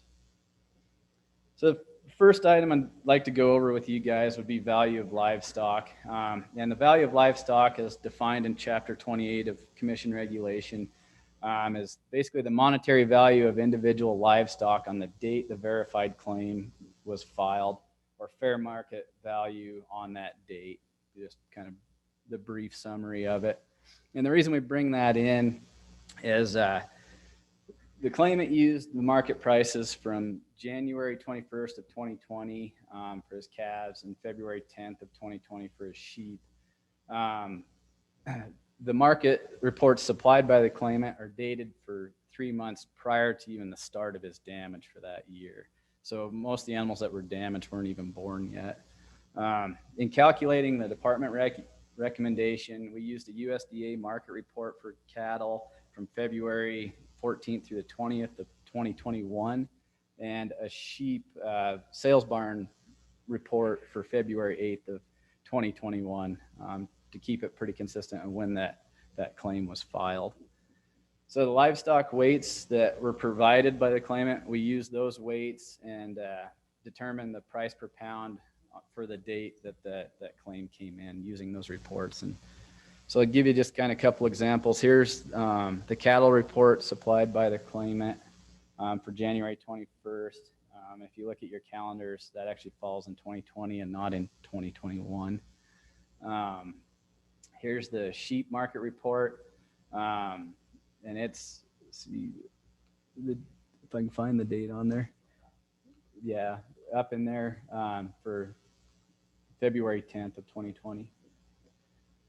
For the department's report, we used this report, the USDA for the spring and February of 2021. And for sheep, we used Pays Auction Yards for this February as well. So if we look at the difference per head between the claimed price per head and the department value, you can see for steer calves, it was a difference of $106. For heifer calves, a difference of $48. Ewes, a difference of $25 per head. And for lambs, a difference of $20. So the claimant did report 24 lambs and 1 adult ewe is killed by grizzly bears and mountain lions during the 2020 season, claiming compensation in the amount of $20,119 for all sheep. He also claimed, he stated that he was missing 116 sheep at the end of that calendar year, so he is due those animals plus the multiplier. If we look at the department's recommendations, you can see we calculated the same as him, each animal times 3.5, but the only difference you'll see is the price per head that was used in our calculations versus his. If we move on to cattle damages, the claimant applied an unlawful multiplier of 20 to his calf losses for 2020. That multiplier claims for 320 calf losses as damaged by grizzly bears. He also applied a multiplier of 3 to his yearling steers, and so that brings up an unlawful claim of 6 yearling steers as killed by grizzly bears. So if we look at Chapter 28, Section 3, it states the number of individual calves or sheep confirmed by the department or its representatives killed or by a black bear, grizzly bear, or mountain lion multiplied by 3.5 multiplied by the value of the livestock equals the amount of compensation. So in the case of the yearling steers, they don't follow under the definition of calves, basically to meet the multiplier. And also we have to, by regulation, use 3.5 for calves and sheep. So if you look at the department recommendation, we took the unknown sex animals. So usually those are just hides that we've collected, but we're still able to verify, but we can't tell whether those are steer or heifer calves. And we just call those unknowns. And in this case, we had 4 that we verified for the claimant. So we just divided those in half and gave half to steers, half to heifers. So we had 9 steer calves times 3.5 for a total of 31.5 calves. Heifer calves, 7 calves times 3.5 for 24.5 calves. So looking at payment for a total of 56 calves. So kind of break it down in the difference between the department's cattle and sheep recommendations. You see a a couple of differences with the steer calves, the multiplier of 20 or 3.5, and also the price per head. And then same for the heifer calves, the multiplier and the price per head are different. And basically rolls all the way down with the sheep, the differences in the price per head are in the red. So you come to a total for the claimant of $342,804, and for the department, $71,339. If we look at the difference between the items of damage, calves, there was a difference of $264,921. For yearling steers, there's a difference of $4,725. Then for sheep, a difference of $1,817 for a total difference of $200,071,464. With that, I'll take any questions the commission may have. Any comments? Do you have any additional comments as to how the year went and whatnot? All right. You had a question for Mr. Longwell? Yes, if I can ask Mr. Longwell a few Mr. questions. Longwell? Hi, Mr. Longwell. How many cattle do you run? That's really none of your business. How much money you got in your bank account? And so you won't say how many sheep you run? 3,000 or 4,000 of both. And how much access do you provide on your property? How much what? Access for hunters. Oh, we take hunters. We take lion hunters, take elk hunters, deer hunters, sheep hunters. Do you charge them? Yep. Do you allow public access? Yeah, we let cow hunters come in on our ranch every fall. Do you claim do you send in the tags that for the landowner tags for those? At the end of the year, yes, we do. And how many usually do you send in? I have no idea. It varies depending on the year and the weather and what the elk are doing. I mean, we'll only have a few bull tags and a few buck tags. Most of what we have are antelope and cow elk tags. And that varies. I mean, I don't even remember, to be honest with you, maybe 40 or 50. And how much did you mention that the department has paid you over the last 10 years for damages? I guesstimated somewhere $750,000. I don't know, 70-some thousand this year. At 10 years, when it started, it wasn't that much, but we've had years where it was 40,000, several years, 110,000, 127,000 one year. And that's this, a guesstimate ballpark. And this year how much livestock did you say? 369 total that you lost this year? Yes, sir.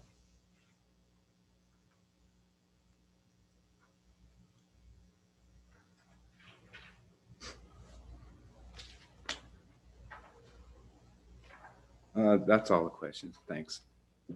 Thank you. Any other comments?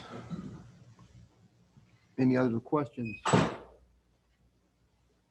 Mr. Edward, do you have any other comments? I do not. Just maybe to Commissioner President Dubie, Commissioner Roberts, I do have a figure here. So in the last, since FY 2015, Mr. Longwell has claimed just under $2 million in damages, and final payment is $433,454.52.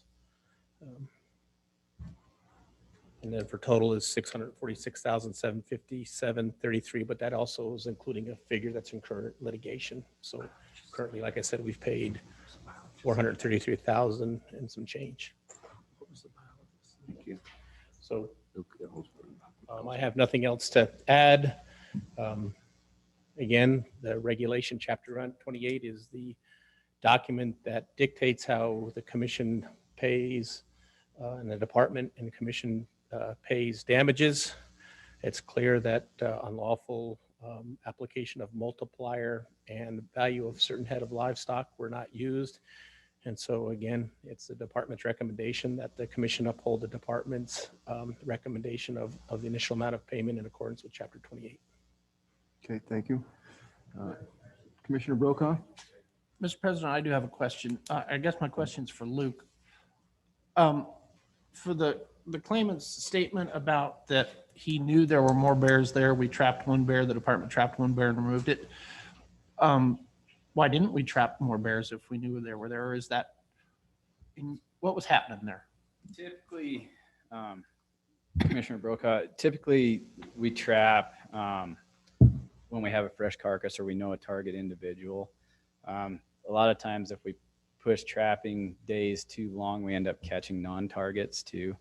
And so when we're basically dictated through the federal guidelines how we handle those animals, we have to be very careful that we're handling the individuals that are doing damage and not something that's scavenging.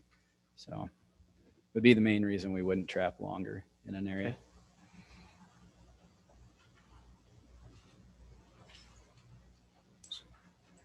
Yes. Not to keep you here much longer, just to clarify your question as well, not blaming Luke or Phil, it was actually Phil Quick that was on the ground that day. They get told what they have to do. Those guys are doing the best job they can. Yep, we do. But I mean, you know, there's target bears there and they get told what they have to do. So I don't have anything against those guys. They work their tails off for you. Probably need a raise. You've lost probably the best employee you had when Phil left. So besides Luke. Just to clarify the deal on the claim with the sheep. So unless you know anything about sheep, you might know a little bit about sheep, I believe. Is that what you told me, Miss Burt? Yeah. So the only time when they kill a ewe like that, their bred ewes is what's going to replace that ewe. And so they're sold in February in Billings. So that when I use that multiplier, the damage was in 2020. That's when you buy a bred ewe. If you come back, clear back full circle, you're not buying bred ewes. So they use the same exact date in 2021 because that's the next time they sold bred ewes in Billings to get a market report that you can turn in on an affidavit. So, I mean, you know, not trying to screw anybody. You guys might think that I'm a crook and I'm not, but that's the reason why it happened that way. Because it was a 2020 report. You go through all of them. And that's when you can find bred ewes that are on that market report. So whatever. I mean, a couple $100 there, you guys, it ain't going to make me or break me. But that's why I filled it out the way I did, using the 2020 and not the 2021 market report, because all the damage was in 2020. So for whatever that's worth. But thank you for your time. Thank you. So Commissioner Dubey, I want to pull just a slide up here just so we're very clear when the commission makes a recommendation on payment. And this is the breakdown of the department's calculations and total recommendation in Mr. Longwell's. And so I ask when the commission makes a decision, they make it very clear on what they're paying for and the total amount. All right, thank you.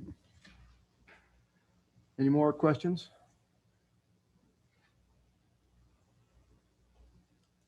Chair would entertain a motion.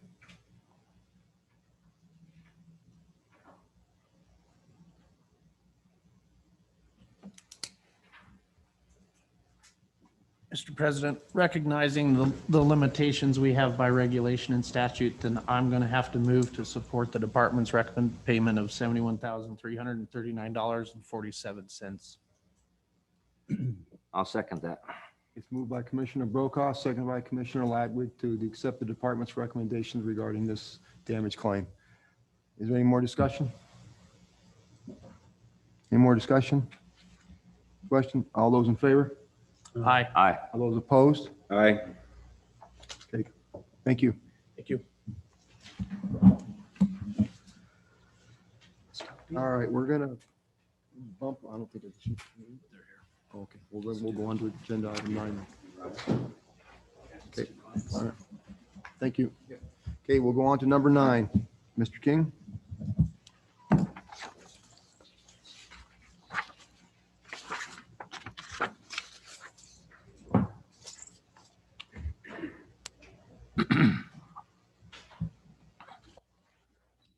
Good afternoon, President Dubey, Director Nesbitt, and members of the commission.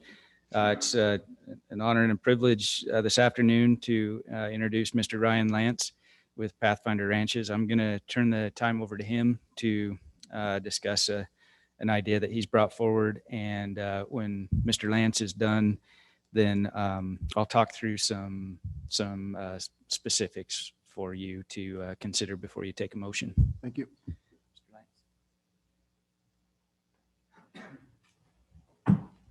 Mr. President, members of the commission, thank you for the time today.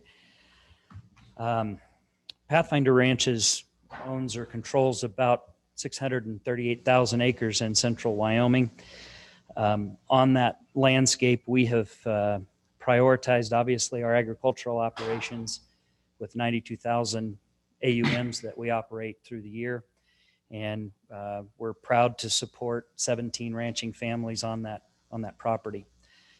In combination with that work in the agricultural sector, we maintain the world's largest sage grouse conservation bank and the largest habitat bank permitted by the U.S. Fish and Wildlife Service in conjunction with the department to date. It's larger than all other banks approved to date by the service combined. We're very proud of that.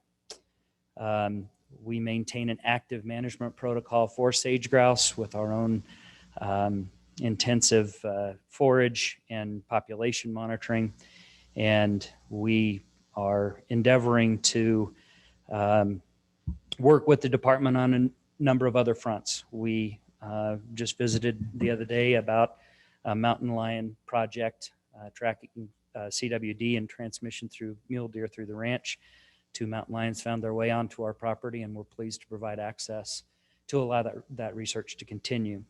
We've allowed crews to come on to our property to study spotted skunks, bats, blowout penstemon, which is an endangered plant that only exists on our ranch, at least in Wyoming.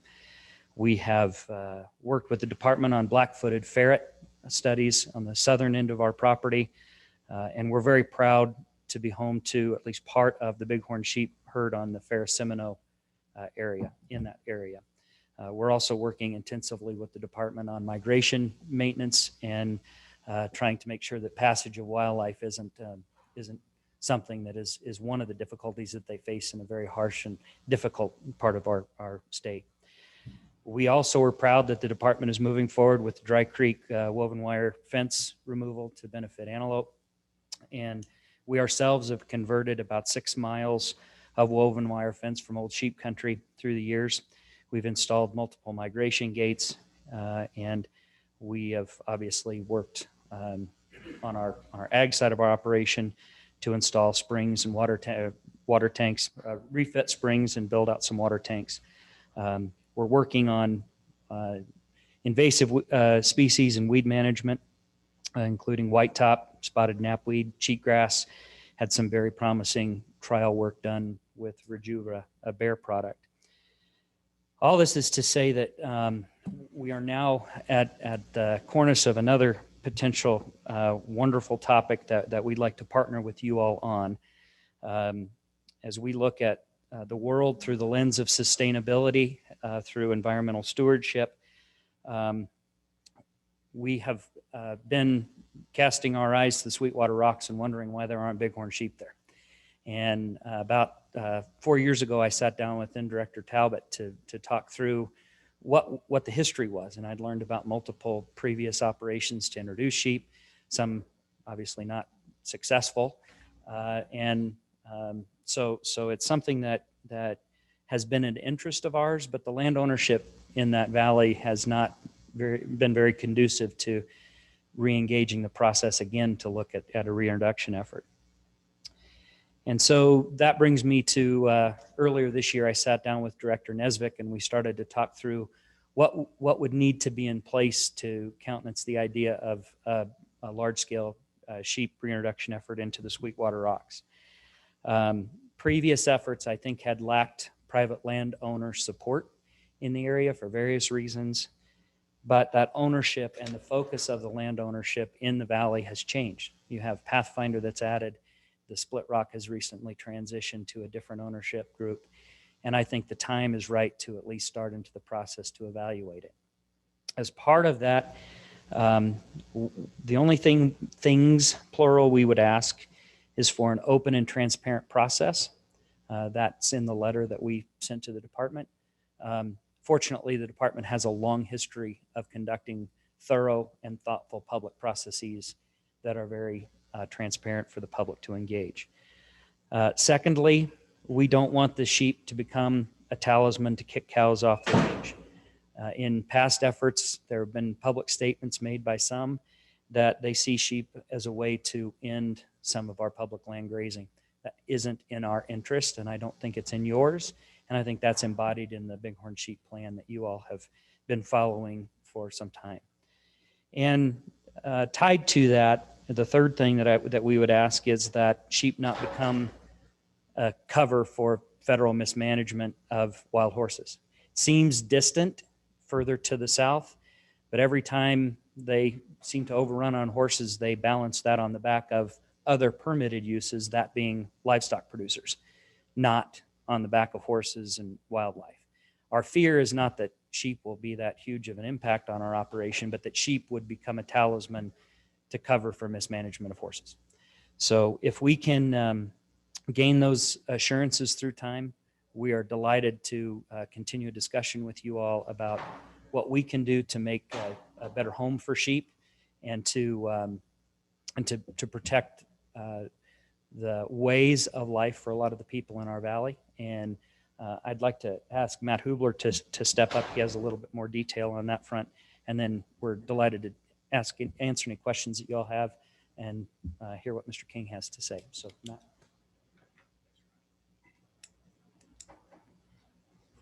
Mr. President, Mr. Director, members of the commission, specific for Pathfinder ranches, we do own 20,000 deeded acres within the Sweetwater Rocks that is north of the Sweetwater River. As Ryan mentioned, Split Rock Ranch is recently sold, and we've met with them and share a similar vision to have bighorn sheep once again run in the Sweetwater Rocks. As we've shown through our past stewardship efforts, we are committed to the removal of the old woven wire that is a impediment to species moving through the ranch. We set 18 tire tanks last year throughout the ranch. And that's probably what we'd be doing today if we weren't here in Sheridan. We're committed to developing water, protecting springs as the source, and moving water throughout the ranch for both the benefit of agriculture and wildlife. And in closing, we have had great success in the field of cheatgrass and some work we've partnered with Bayer Agrochemical on, and we hope to continue that. I don't know if you've been to the Rocks lately, but it's a good spot to continue that aerial application. So with that, thank you for your consideration, and we look forward to the continuing discussion. Thank you. Any questions? I have a couple of questions. Pathfinder doesn't actually operate their own livestock, do they? It's all sublet or subleased out, so to speak? Mr. Chairman, or Mr. President, yes, that's correct. All right. And are they all cattle leases? Are there any sheep leases? We do have some residual sheep leases that we don't currently stock, and those have just been held in abatement. I guess my question is more along the lines of the ranchers that you that sublet or whatever you. They're all cattle. All that's what I was asking. Yes, Okay. And your question, I think you answered my question. The bulk of the sheep habitat is a significant amount is private land.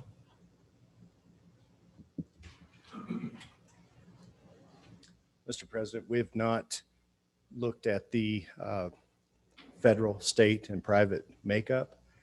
We can only know what we can bring to the table where we can operate. The opportunity to get a water well permit this year or develop. I did do the mapping to aggregate up the amount of deeded acres that we had within the greater Sweetwater Rocks. I would say predominantly it would be federal land under the management of Bureau of Land Management. Have you devised a plan to allow public access should these sheep be reintroduced, and assurances that anyone who would be lucky enough to draw a tag would have the utmost access to the sheep herd itself? Mr. President, we can only express what we've done in the past, and any lucky member of the hunting public that has drawn a ram tag through the Ferris Seminole herd, we have allowed access, no charge, and we will continue that should sheep exist in the Sweetwater Rocks. Thank you. Appreciate it. Questions? Mr. President? Commissioner Byrd? I'm just curious, I guess, about the predators out there. I'd had one person say, probably a lost cause to try to put sheep in those rocks because of the predator problem. But I don't know what it is currently, it's controlled, or if that's a concern to anyone. Ma'am, I'm not, I can't speak to that. We know we've recently learned of some mountain lion activity through our conversations with the Game and Fish of a tracked tom. Beyond that, from a cattle perspective, it's not something that is out of the ordinary for calf loss or other type of predation that we know of. I mean, we're close to the middle of nowhere, so we do have our coyotes. You know, the wolves seem to go on the south side of Ferris and not come down the Sweetwater. So, okay, thank you. Maybe Rick could address that regarding how they are in the Seminoles. Sure, President Doobie, Director Nesbitt, Commissioner Byrd. You know, I think that while I can't speak to any details, I think we can look across the way at the Ferris Seminole herd and see that they're doing quite well in a similar habitat with probably a similar predator component. So I feel fairly confident that that probably would not be a limiting factor for these sheep. Yeah, I wasn't sure. I'd had, you know, a person comment to that effect that used to be familiar with the area, but I don't know. Okay, thank you. Any other questions or comments? Rick, did you want to? Yeah, so President Doobie, Director Nesbitt, and members of the commission, I think you may have some folks that may want to comment before you take a vote. But what the department suggests is that the commission, based on this request before you, direct us, the department, to evaluate the reintroduction of bighorn sheep into the Sweetwater Rocks per the steps outlined in the Wyoming statewide bighorn domestic sheep interaction working group plan and in accordance with Wyoming state statute. The department will provide the commission with an overview of the evaluation and the steps taken as required in the Wyoming statewide bighorn domestic sheep interaction working group plan during the January commission meeting. And at that time, the commission can approve or deny the reintroduction of bighorn sheep into the Sweetwater Rocks in early 2022. Okay, I think as you pointed out, we do have a few comments, so maybe we'll go there before we hit that up. Zach McDermott. Good afternoon, President Doobie, Commissioners, Director Nesbitt. Thanks so much for the opportunity to speak publicly with you. I'm Zach McDermott. I'm the president of Wyoming Wild Sheep Foundation. And we are truly pleased to hear about the potential reintroduction into the Sweetwater Rocks as presented by the Pathfinder. As you know, bighorn sheep management is near and dear to our heart, and it's a pretty important part of us and in Wyoming. And we do know it's definitely a cooperative endeavor to achieve this through all the different partners and the collaborations. And all those partners are, you know, the private landowners, all the agencies, all the agriculture, the NGOs. And so we expect all of that to be a pretty important part of the success of trying to do this reintroduction. We commend the Pathfinder for bringing this and their neighbors, bringing this to the table, and also being, you know, great stewards of the land and knowing it's about wildlife and one of Wyoming's greatest resources. So clearly this proposal aligns with the mission of Wyoming Wild Sheep. And, you know, we offer our support of the reintroduction. We're hopeful to have this opportunity to work with not only the department, but landowners, the ag producers, and all the other partnering agencies with this. And we want to make sure that, you know, we're all working within the Wyoming plan. You know, that took a lot of time and is a pretty important part of all this. And so as part of the wildlife community and the ag community, you know, that gives us a very good plan to work towards, and we want to make sure that we're sticking with that. So again, President Doobie, Commissioners, Director Nesbitt, thank you for the opportunity, and this has Wyoming Wild Sheep support. Thank you very much. Kevin Hurley.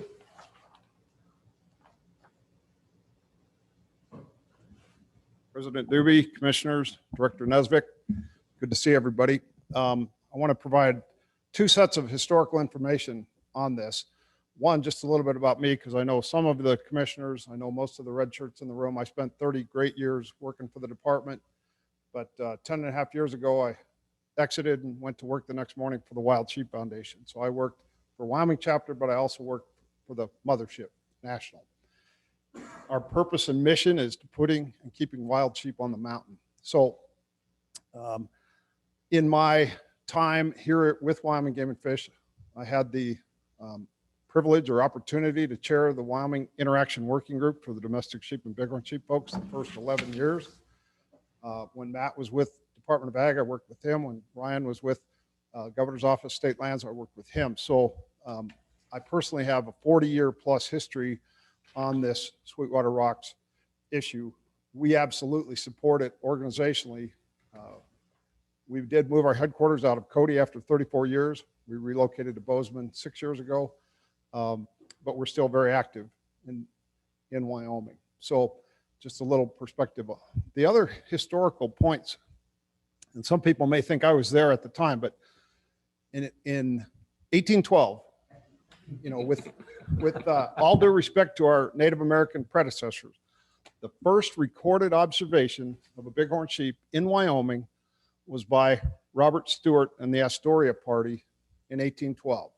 And they saw bighorns along the North Platte River and up the Sweetwater. Fremont, John Fremont, came through in 1830s, and he described the abundant mountain sheep in these same canyons, the North Platte, the Sweetwater Rocks.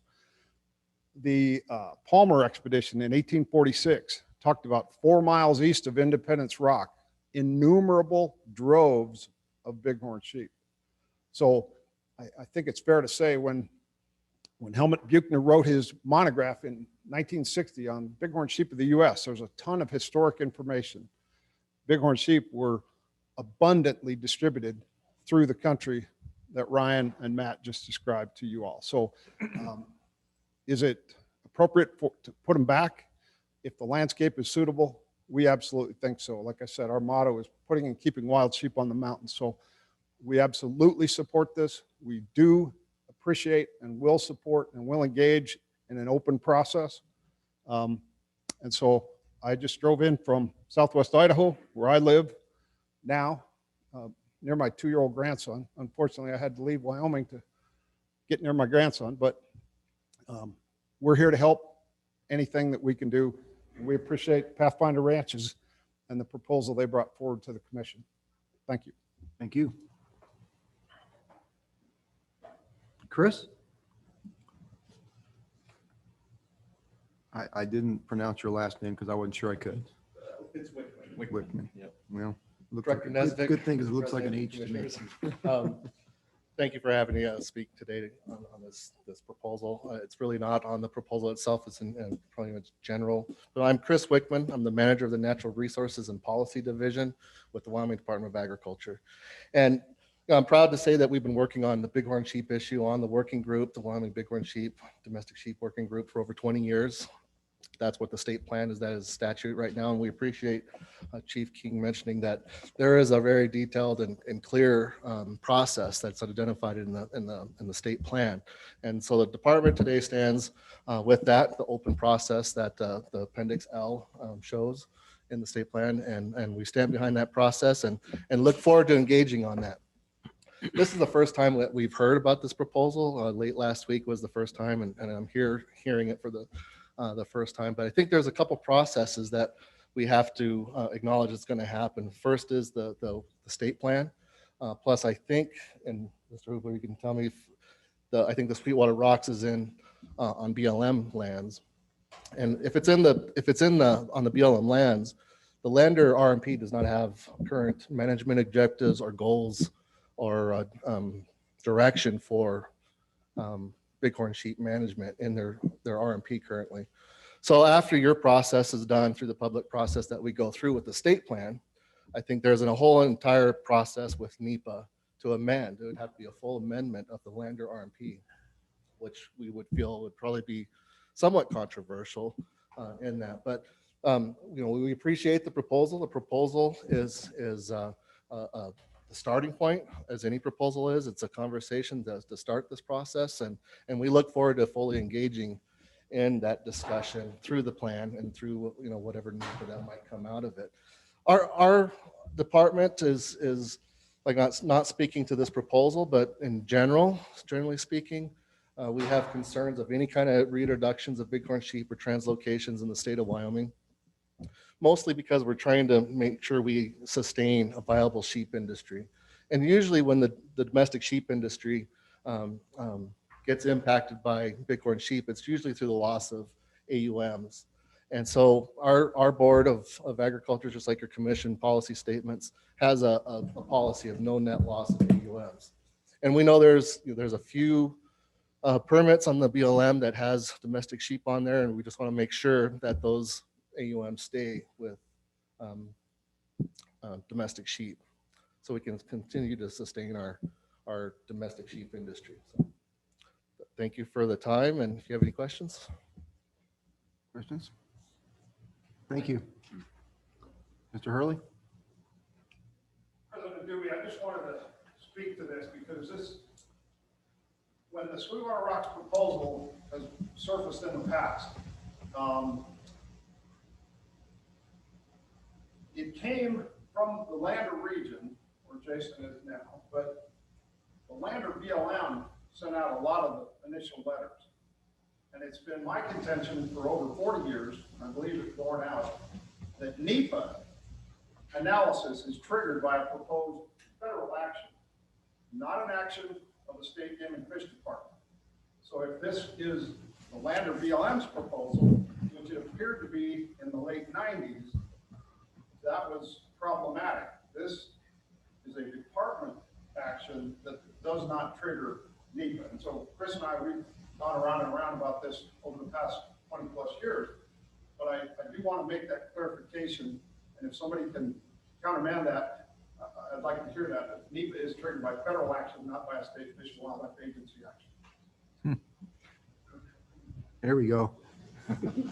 Now we got it going. Mr. President, I appreciate the comment. I think there is national direction on bighorn sheep for the BLM. I think it's 1745 provides that any translocation onto BLM lands is the sole authority for approval of translocation on BLM lands is given to the state director of the BLM. They have the only authority. Any augmentations to existing populations can be given down to district managers or field office managers. I think in 2016, the BLM also came out with a national directive on future bighorn sheep management. I think that's 1730 is the national directive. And that tells you what, if you do not currently have management directives or objectives in your RMP, you have to go through a NEPA or the amendment process to have those objectives in, regardless of where those sheep are at. Currently, the land RMP does not have any management directives or objectives for any management of bighorn sheep on the land. So I think it is clear in 1730 and 1745 of the national directives for BLM that NEPA, it's an amendment to the RMP. It's not project level NEPA. It's I think a national directive form that has to occur. And we can dig that up. This is new, so we're trying to figure this out also, but I believe those two directives are out there for review. I think the easy part will be moving the sheep. Yeah. Jess?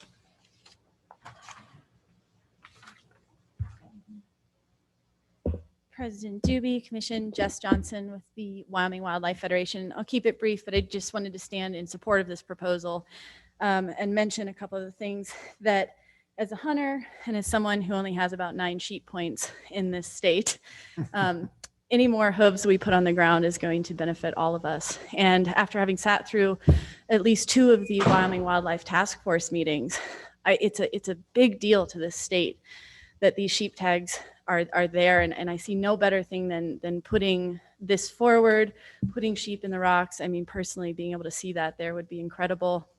Obviously, there's a lot of red tape and the boxes that we have to check and make sure we do this the right way. So this proposal that's put forward, we really, really strongly support. I also wanted to throw out that I think the Pathfinder has provided a role model for a lot of us as stewards of these places, and talking about keeping Wyoming, these big spots that we like to see with sheep. We just thank you for the work you're doing and for supporting this. And if you guys need some help rolling up that sheep fence, we'll throw together a volunteer day for you. So let us know how we can help. And I would just stand in support of this proposal and the good work that the Wild Sheep Foundation, you all, and the Pathfinder Ranch is doing. Thank you. Thanks, Jess. Is there any other comments from the floor? Anybody that's out there want to speak? You have something you want to say? Rick? President Doobie, Director Nesvik, and members of the commission, again, just to summarize what the department would ask is that you give us direction to go ahead and start the process to conduct a review in accordance with the Bighorn Domestic Sheep Interaction Working Group Plan, and then bring that forth to you at a future commission meeting. And through that process, we'll dig into all the nuances and details that you've heard a little bit of today. Okay. Anybody have any questions for Rick regarding that? Mr. President, I would if I may. Rick, help me with some of the logistics on a reintroduction like this. What kind of time frame are we looking at? Where do we get the sheep from? What's the cost of the department and something like that? Yeah, President Doobie, Director Nesvik, and Commissioner Brokaw. So logistically, some of the things that we'll need to put in place, we'd look to a source herd, which right now, Devil's Canyon is the most likely place. That herd's doing very well. There's a really strong potential that we could take animals from there that are probably very well suited to Sweetwater Rocks. Prior to capture, we would need to do some disease testing on those animals and make sure that they have a clean bill of health. And then once that's done, like you said, the actual capture and relocation part, that's fairly easy. Our folks have done a lot of that over the years and have the system pretty well dialed in and can do that pretty efficiently. Cost-wise, probably looking at maybe just roughly ballpark $3,000 per animal, something like that. So it won't be a huge outlay. It won't be a huge expense. There will be some involved, but I think that would be fairly minimal overall in what we potentially stand to gain, which is an amazing opportunity to put sheep in a really neat place. Rick, how long did it take when we put sheep in the Ferris and Seminole before we had a huntable population? President Doobie, Director Nesvik, members of the commission, I may look to 5 years.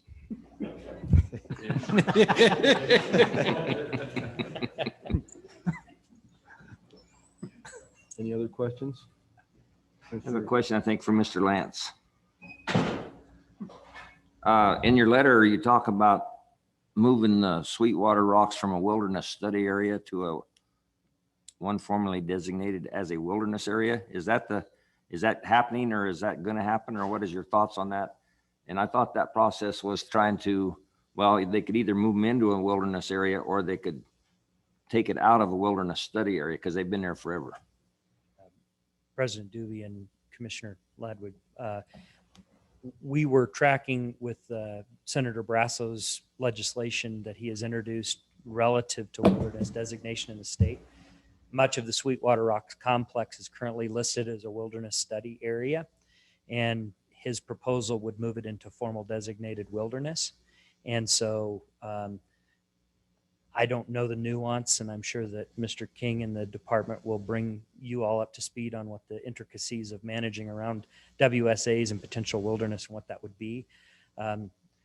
We just saw that as another signal that this is a pretty special place in our state, especially when you have a very conservative individual like Senator Brasso suggesting that this probably warrants treatment as wilderness. We didn't engage that process formally, But we certainly support it. And frankly, there's not a whole lot else that's going to happen up there than it being wilderness. It's a nice big pile of rocks and perfect place for sheep in our mind. Thank you. Any other questions or comments?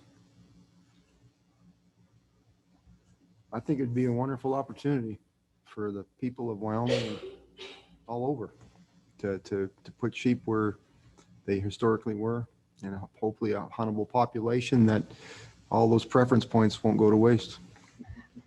I agree. I agree to the point, Mr. President, that I'm ready to make a motion. I would move that the department start the investigative work into the reintroduction of wild sheep on the Sweetwater Rocks. I'll second. Moved by Commissioner Brokaw, second by Commissioner Byrd, to accept the department's recommendation of recommending to look into this procedure. Any discussion? It's just for the preliminary stuff, right? Correct. Yeah, we're not making a decision to do it. We're making the decision to have them look into it. Any other discussion? All those in favor? Yay. Aye. Aye. Opposed? Okay, thank you very much. We appreciate it. We're back to number 10. Mr. Bibby. Matt. Obler. I was just going to stay online. Oh. Time is it? Okay, well, you want me to go back down to 18 and then? All right.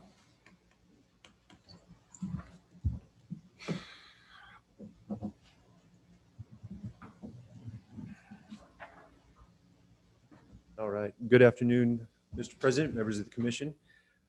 Just have a couple of lands items under the agenda today. They're mainly administrative in nature.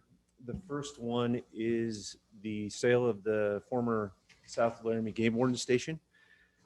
This property was identified through an initiative with the department to dispose of certain warden stations throughout the state where the former employee vacated the property, and the department determined the best thing to do was to sell it. This was made available to the public through a Zillow ad as well as the newspaper in a public notice. We received 4 offers at or above asking price. Our asking price was $310,000 based on a market value determination. We went through the process and accepted an offer of $327,125, which was the best offer on the table, contingent upon the commission's approval. That contract is scheduled to close next week on July 23rd, and the department is recommending that we move forward with the sale of that property. Any questions for Sean? Would entertain a motion? I move to approve the sale of the Laramie Warden Station. Second. Moved by Commissioner Lywick, seconded by Commissioner Jolovich, to accept the department's recommendation to sell the Laramie Game Warden office. Thank you, Mr. President. Any discussion? All those in favor? Aye. Aye. Opposed? Thank you.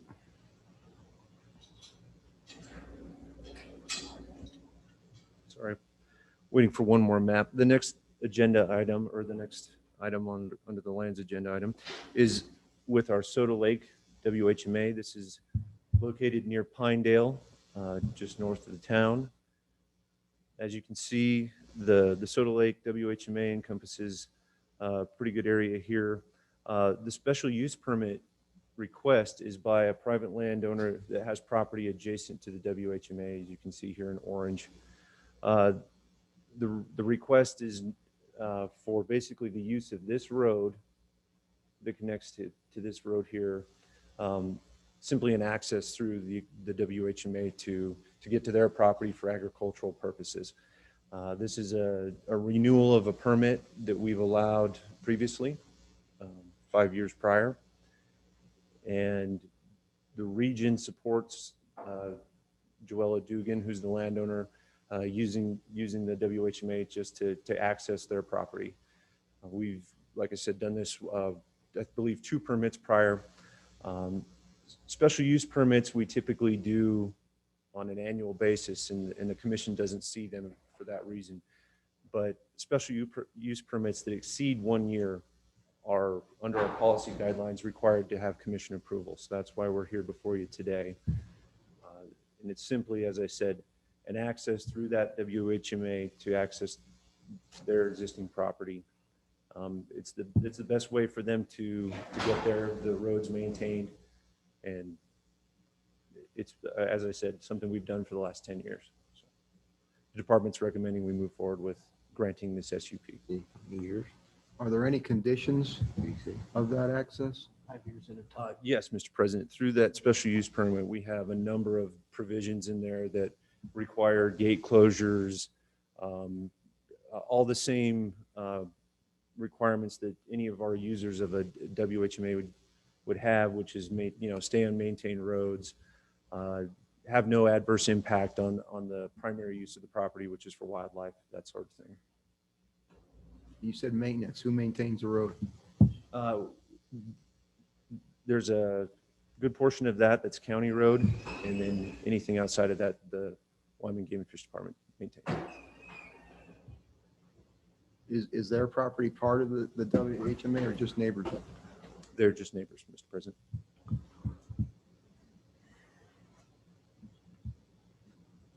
Any questions?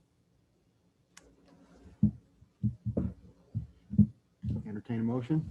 I make a motion, we renew the use permit, or whatever you call it, to do that. I'll second. Moved by Commissioner Jolovich, second by Commissioner Byrd to accept the department's recommendation to authorize a special use permit. Any discussion? All those in favor? Aye. Opposed? Thank you. Thank you. Okay, as is customary today, we're going to skip to 18. Or are we not? Okay, 10-minute break. 10 minutes? Yep.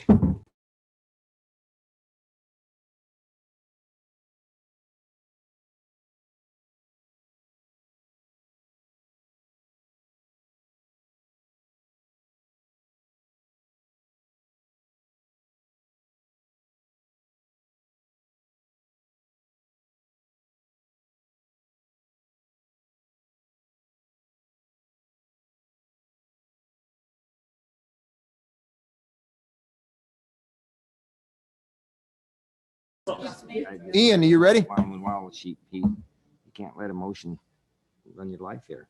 You can't get it.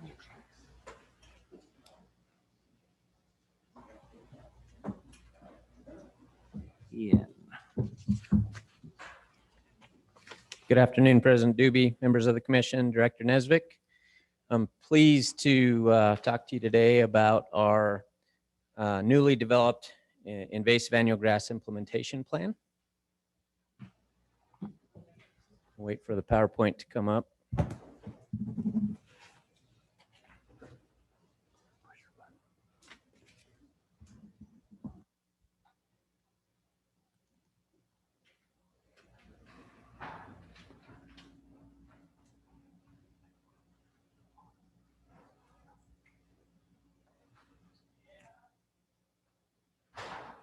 All right.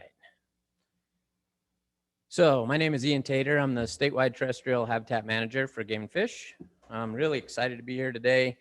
Had a great time with all of you yesterday out in the field looking at invasive annual grasses. Really appreciate your time, and I thought it was good to be able to see them for ourselves, to be able to put our hands on them, and because of today and this presentation, I think it tied together quite well. So I'll just jump right into this presentation. Let's see. So we're going to talk today about ventonata, cheatgrass, and medusa head, and we're going to talk about a plan that the department has put together to begin to attack this issue within the state of Wyoming. So when I talk about invasive annual grasses, we're talking again about cheatgrass, medusa head, ventonata. Those are the big three for us. All of them are non-native to Wyoming. They have shallow root systems. Their seeds are dispersed by various means. One of the biggest issues that we see with invasive annual grasses is an increase in fire risk. When we have fire, they're more likely to reestablish in those areas, and they threaten wildlife through conversion of productive habitat into these invasive annual grass deserts, if you will. We'll start with cheatgrass. First found in the late 1800s, over 101 million acres now infested. Lots of seeds produced per plant. They invade nearly all soil types. And the one redeeming quality about cheatgrass is there is about a 2 to 3 week window in the spring when wildlife and livestock are able to graze on those grasses. Medusa head is the only species we did not see yesterday. That's a good thing. It's confined to the northern portion of Sheridan County. But as far as North America goes, it was first reported in the 1800s. 2.3 million acres now infested in 17 states. It does a pretty good job of displacing cheatgrass, so that's not a great thing. Seeds are viable for 1 to 3 years, and it has a very high silica content, which we talked about yesterday for ventonata. Makes it very unpalatable for grazing animals. Last but certainly not least, ventonata, which we were able to see some yesterday, first reported in 1952. It displaces both cheatgrass and medusa head. Seeds are viable for 3 to 5 years, even higher silica content, and these heavy infestations certainly can reduce forage production by 50% just within a few years. It doesn't take very long. Why are we concerned? So fire is a natural part of the landscape. It's a natural process. But when we have invasive annual grasses and fire, it creates a cycle that really only further promotes invasive annual grasses. And so the reason for that is IAGs mature and dry out long before our native species do, and we saw that yesterday. They were already cured out and everything else was still green. We've changed the fire frequency in many of our sagebrush ecosystems. Those areas would burn every couple hundred years in some instances, and now they're burning much more often as a result of having invasive annual grasses. The fire season has increased by 78 days, so that's on the shoulder seasons. It starts earlier, it ends later. That's since 1970. And luckily, and this is a big component of what we're here to talk today about, we've not entered into this fire cycle yet. There are portions of Wyoming that have started into that fire cycle, but the vast majority of Wyoming is not in this fire cycle yet that we'll see, that we do see in places like the Great Basin. We're not there yet. IAG presence certainly results in the loss of habitat due to an increase in fire and fine fuel loading. So what are we going to do about it? The department developed a strategic plan, overarching strategic plan. You guys are familiar with that. And under that, point out here under this conserving wildlife header, one of our goals is to prevent the introduction and spread of invasive species in Wyoming. And then we've developed a couple of strategies here that really target some efforts around developing plans and implementing those plans. And so this is all tied to our strategic plan that was several years old now. So as a result, we've developed 2 plans. We were able to develop a wildfire response guide, and we put that out pretty quickly. I believe it was last summer when we were entering into some of these bigger fires.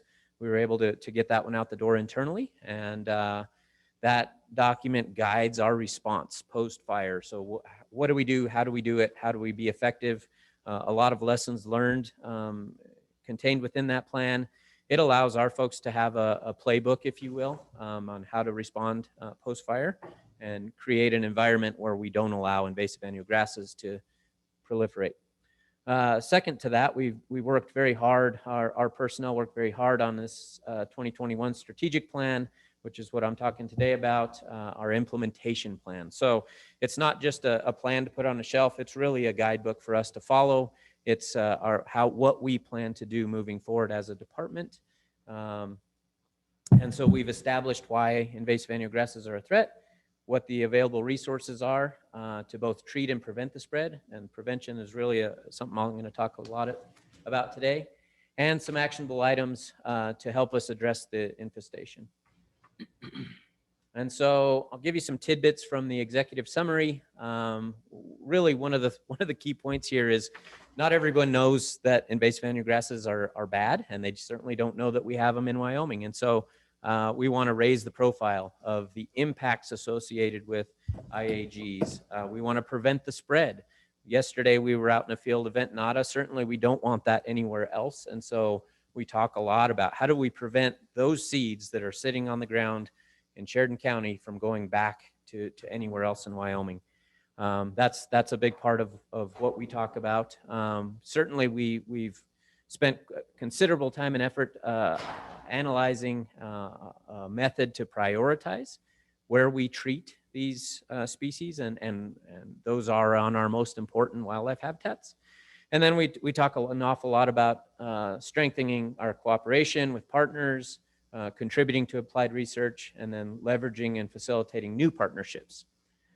So those are some tidbits from the executive summary. We also have some key recommendations. I won't read all of these, but I just wanted to point out these are all contained within the plan.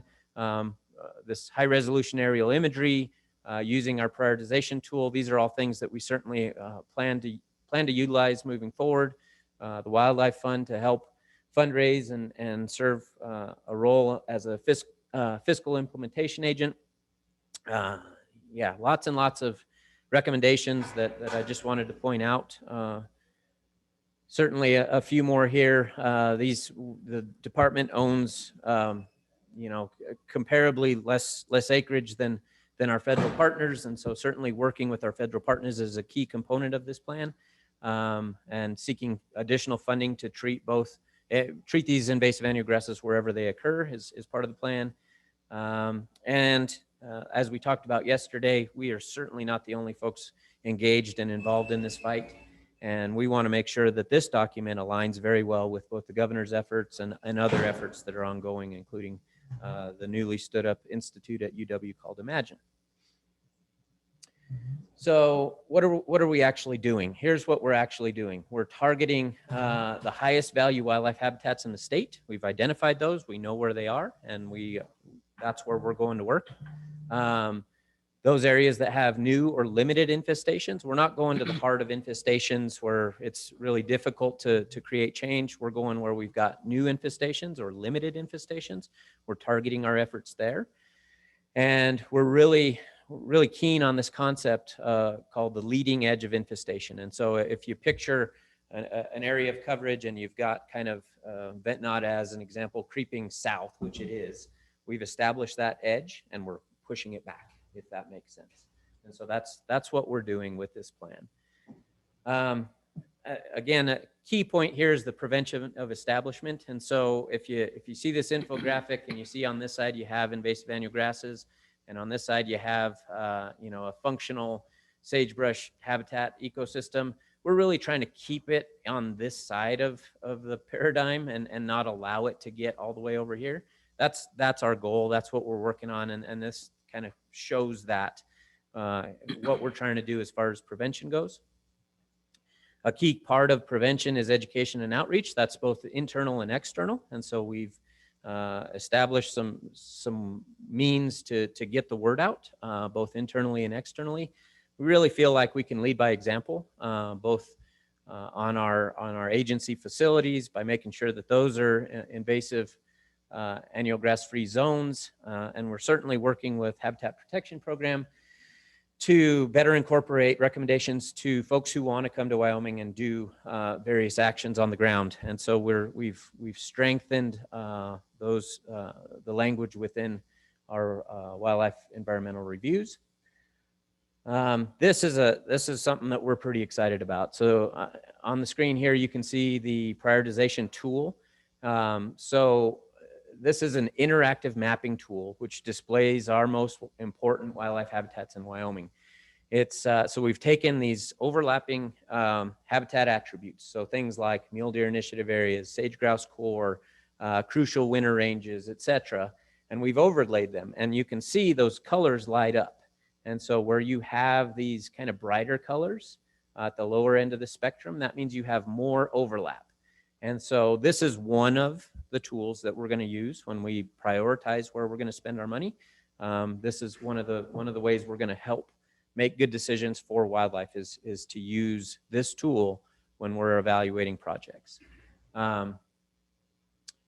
One of the other concepts, and these are big picture statewide things that we're really, so we start big and then you narrow down. And so one of the other concepts is this idea of resistance and resilience. And all that means is any acre in Wyoming has some amount of resistance or resilience associated with it. Is it a place that is likely to allow invasive annual grasses to come in and dominate? Or is it a place that on its own can kind of keep them out? And we have lots of places like that in Wyoming.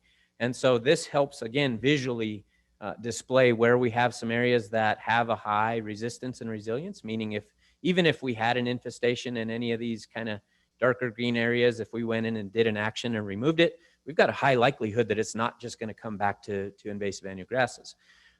Similarly, this kind of lighter green, I guess, on the screen displays areas where we have some medium resistance, some moderate resistance to invasive annual grasses. And then last on the list, our lowest R&R areas are areas that are often lower elevation, and they already have, in some instances, converted over to invasive annual grasses. So this is, again, big picture ideas, just trying to help us make good decisions on where do we allocate resources. That doesn't mean we're not going to do work in any of these places. It just helps us make good decisions. Another concept that helps us make good decisions is the use of aerial imagery and modeling. Those two things in combination are helping us make better decisions.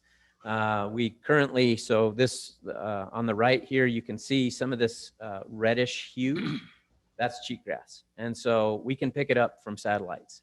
And the satellite imagery is getting better and better. And we are now in the process of working with lots and lots of folks to better understand how to do a good job of picking it out and then going in and treating it and seeing that effect on the air. We are at that point where we can do that now. And so we're really excited about that. We're certainly appreciative of the commission standing behind us in that effort and investing some initial dollars to help get that off the ground. We're working hard to put that to good use. Just as part of what we do every year, we do assessment and monitoring. This is our on the ground actions. These are our folks out there and our partners helping to make good decisions by being out on the ground, by running transects, by monitoring these areas, assessing these areas on the front end, monitoring them on the back end. Did we do a good job? Did we get it? That data, we have lots and lots of data. That data is now starting to have a natural place to go with this Imagine idea.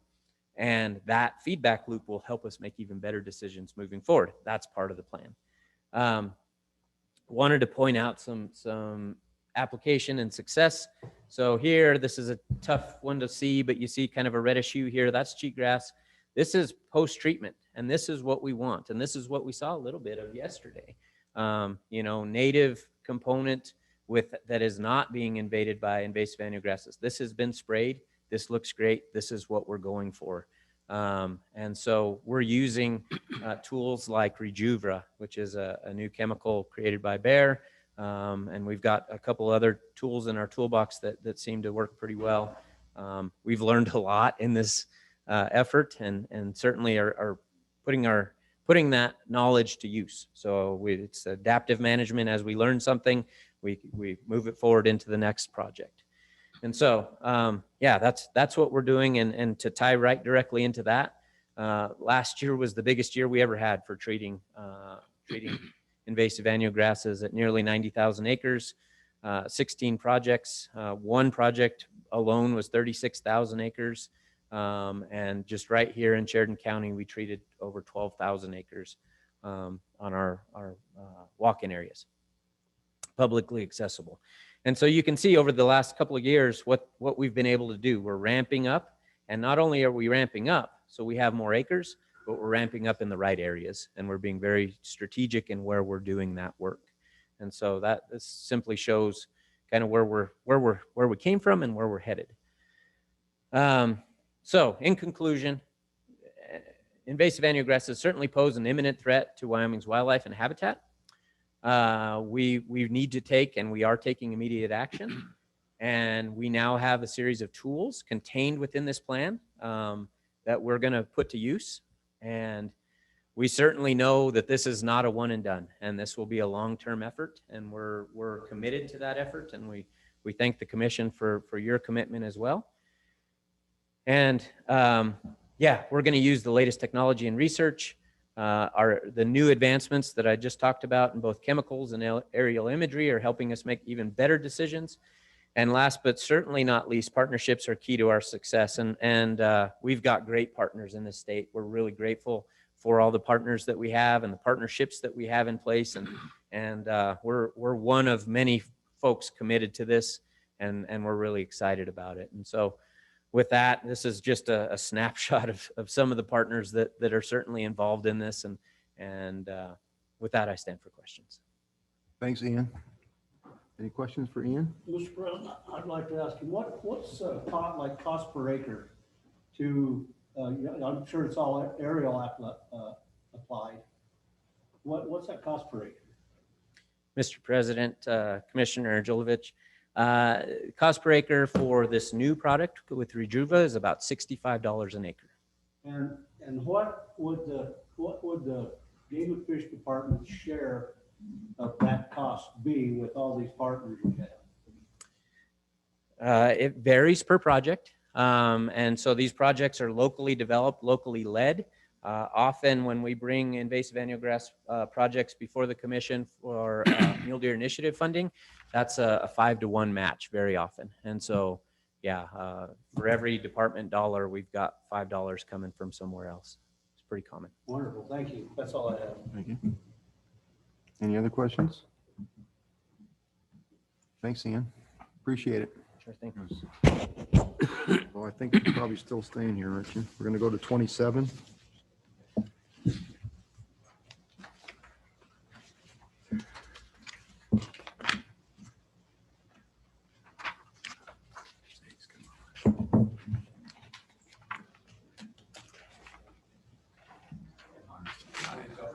What's that? Yes, we'll go to 27. So Ian, I guess you're still back again.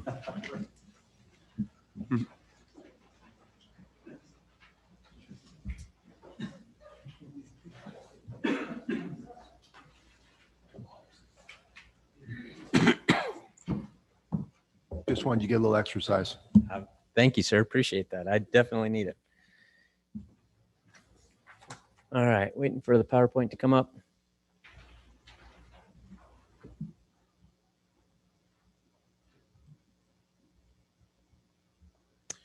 President Doobie, members of the commission, Director Nesvik, I'm excited to talk to you today about, I'm a little less excited to be honest. Yeah, not too excited. Yeah, still, I'm happy to be here to talk today about our drought outlook.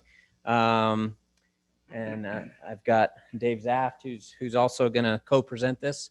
Yeah, just wanted to give you an update on where we currently stand in the state, and kind of let you know kind of some of the impacts that we're starting to see already as a result of the drought that the state is currently experiencing. We're going to start big picture on this one. So seasonal drought outlook for the West does not look good. And so this was valid for June 17 through September 30 of this summer. Yes, you can see Wyoming is covered in some form that either drought persists, which is the brown color, or drought development is likely, which is this kind of yellow color. And that has borne out to be pretty spot on. If you drill down a little closer, as far as this drought monitor goes, we're within the high plains. And so if you look at Wyoming here, we certainly are experiencing varying levels of drought throughout the state. I will point out that we look a little better than both North Dakota and the west slope of Colorado do right now. But this picture is not necessarily getting better. Again, drilling down a little more, just looking at the state of Wyoming, we have a couple of areas, sliver areas that are doing a little better than others. These have degraded since we talked about it, although the shower yesterday was sure nice, and that's going to help. But yeah, this is just giving you an update on kind of where we're at as far as the drought goes in Wyoming. It's really important, I think, to take a look, kind of a holistic look in terms of our water. And the water year starts in October, and it runs all the way through the next September. And that's what this is kind of talking about. And what you see here is that our average would be this percent of average. 100% means, you're at average. And so everything is below there's nothing above average is what this infographic displays for you. Just on a statewide basis, there's nowhere that's just doing fantastic. Again, if you look at this, this less than 72% is brown. And so the eastern half of the state is certainly worse off than other areas, but the southwestern portion of the state, you'll hear from both myself and Mr. Zaft is also having some issues. 85% of average, I think, in May. And I think one of the things to point out there is when you think about precipitation and we talk about a water year, that's a long period of time. It's really important, especially from terrestrial habitat standpoint, when that precipitation occurs. And so if it occurred at a time when we're not really having growing season and we're not contributing to the growth of plants, that doesn't, even though our average might look pretty good, it didn't do us a ton of good. We'll take every bit we can, but it's important to think about when that precipitation falls. Little Snake River Basin is doing pretty poorly as far as precipitation goes. And just wanted to kind of point that out for you. The other thing I wanted to point out is drought is a natural part. It's the cycle of drought and heavier precipitation is a natural part of how the West has we're used to it, right? And this infographic here kind of shows you that we've had some rough times, early 2000s, and again that 2012 period into 2013. Those were pretty bad droughts. We're on the cusp of we had some good years in here, and we're on the cusp of, we're hopeful doesn't quite look like that. But that's where we stand. And so we're coming off of some decent years and hopefully not entering a long period where it gets worse. 2020 was the 5th driest year since 1895 when data started being collected. Was also the 16th warmest year in the last 126. And this is as bad as we've seen since 2012, 2013. Right now, 80% of Wyoming is in moderate to extreme drought. Why is that important? Wildfire is certainly a bigger issue in times of drought. It increases our fire risk. Last year, we had over 53 wildfires greater than 100 acres. And one of those, you guys certainly are aware of the Mullen Fire, the 3rd largest in Wyoming history, occurred during a pretty dry time.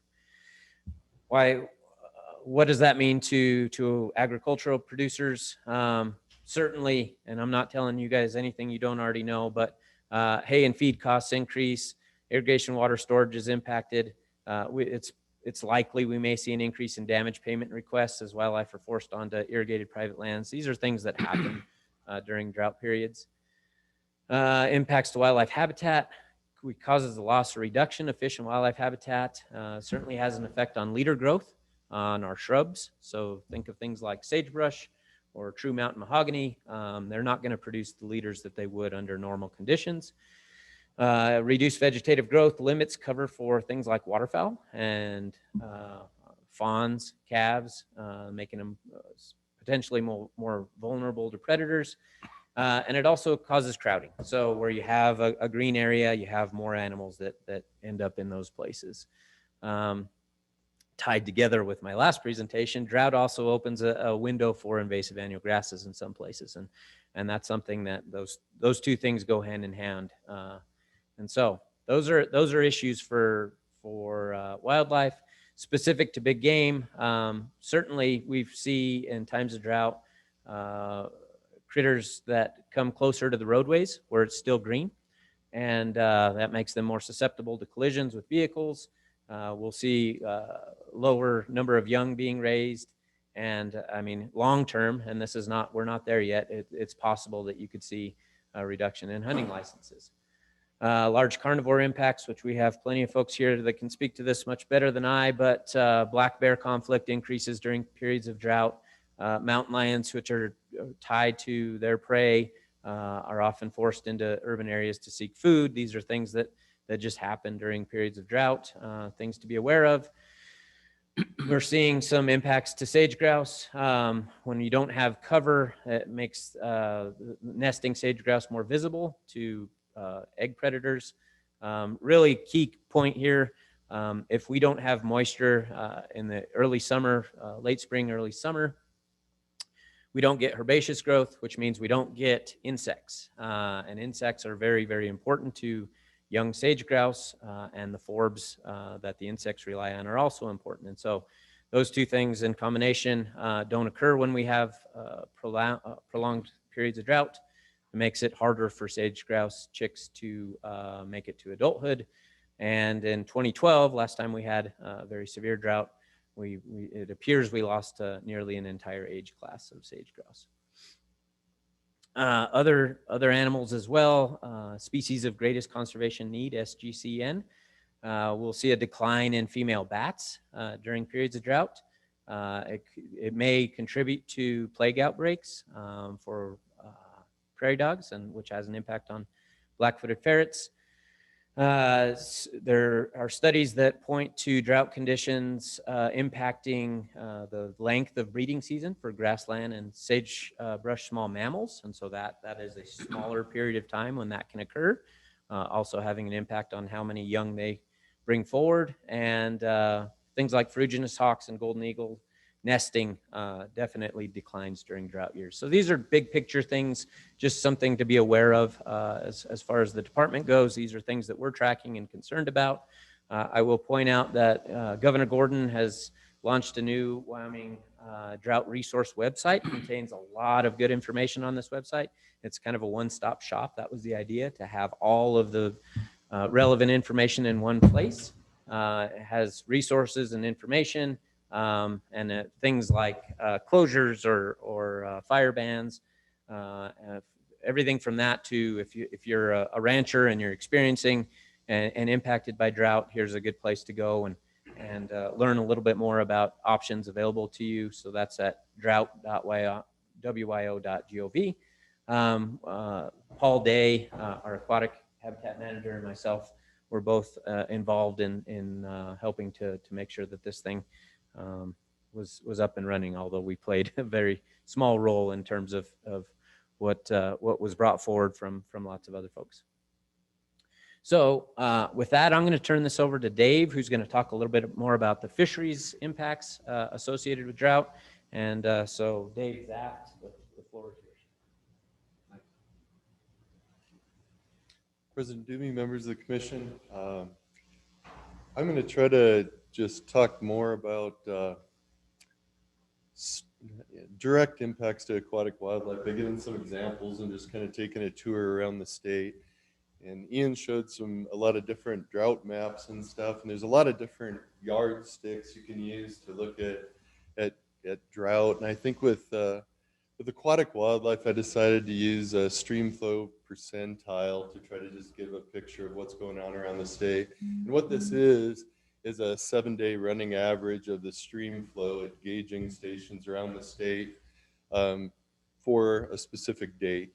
So 7-day average for a date compared to the historic record.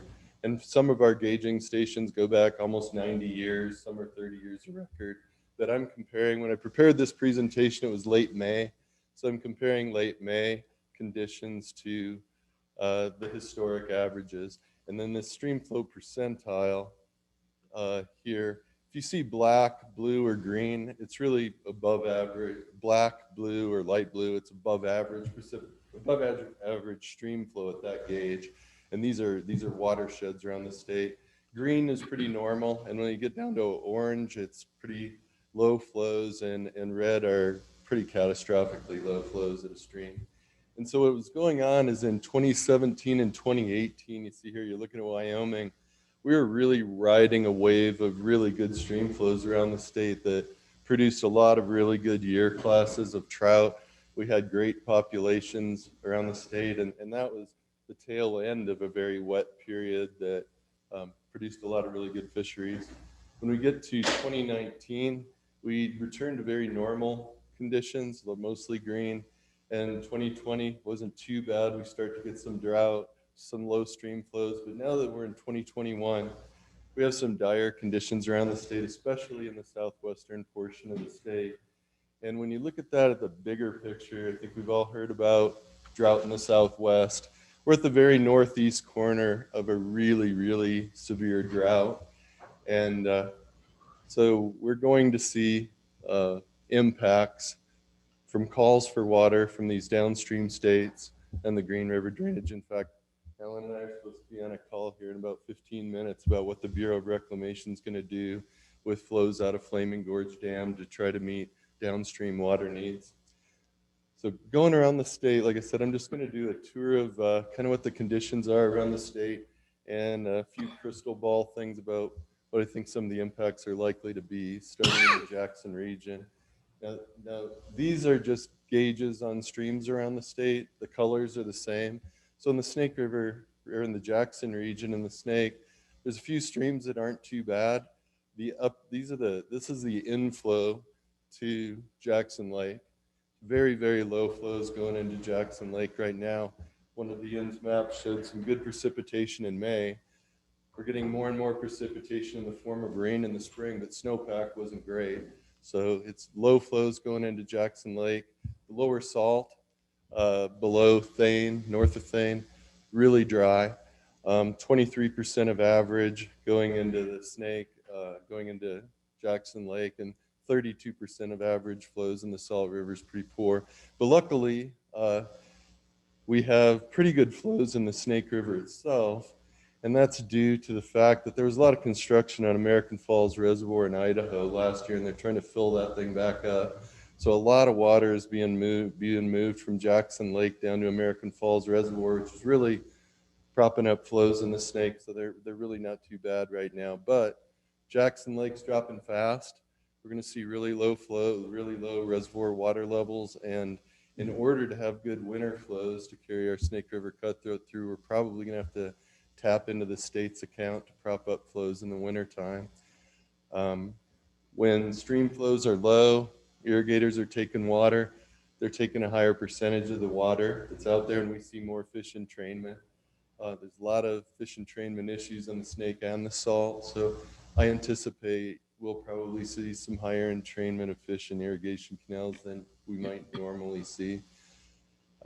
We have some pathogens in the salt that we kind of monitor on an annual basis, two of which are water mold and gill lice.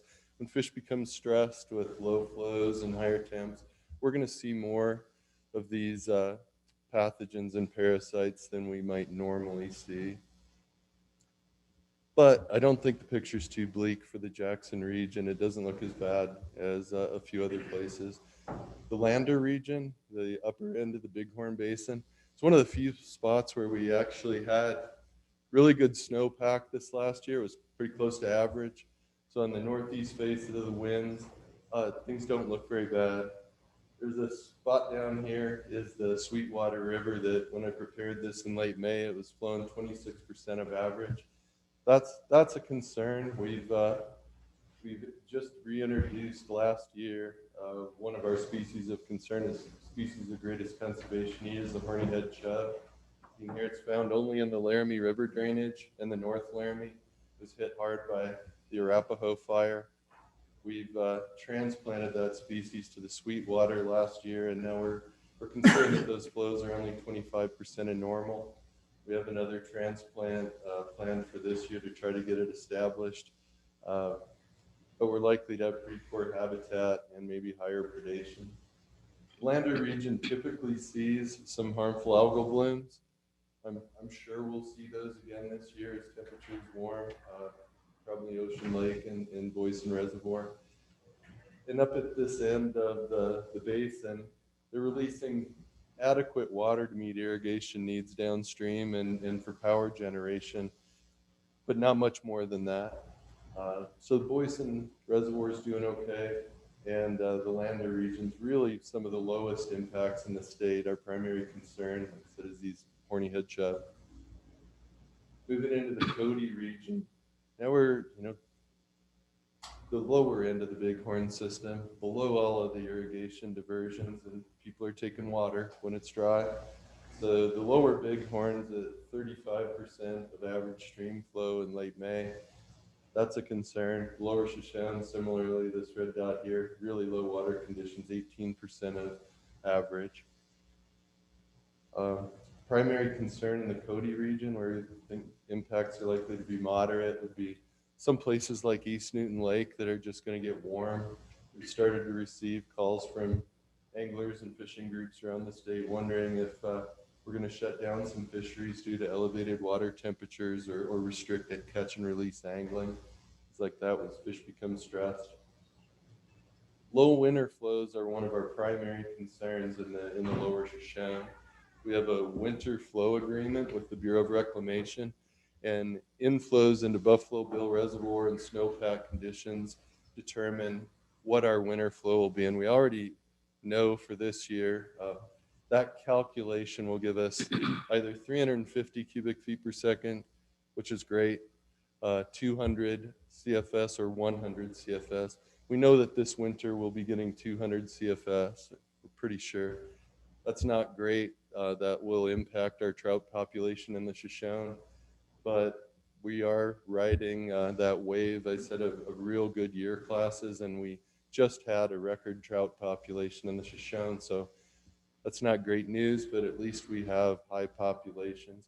Our primary concern is that if conditions don't improve and we have 2 years of drought in a row, then we might even get that 100 CFS winter flow, and that would be catastrophic for our fishery in the Shoshone River. So just hope we're in better shape next spring. One of our primary concerns in Cody is the lower Bighorn River, where we have a lot of species of greatest conservation need. This is above Yellowtail Reservoir. We've already had the irrigation withdrawals. We already had one time this year where we had a report that the river had gone dry down there, and in fact it had. So we will see some impacts to primarily reproduction of shovel-nosed sturgeon, sauger, and sturgeon chub. I mentioned the sturgeon chub. It's kind of bad timing to have these sorts of conditions. That's one of our most imperiled species of greatest conservation need. It was petitioned for listing. It was found, there was a positive 90-day finding back in 2019, and we just received notice that the service is going to begin moving on a listing decision this summer related to the sturgeon chub. So those wet years, we have some good information to show the best numbers of sturgeon chub we've ever seen. And Wyoming is kind of a stronghold of that species. But a little concerned about what will happen with sturgeon chub numbers given this drought.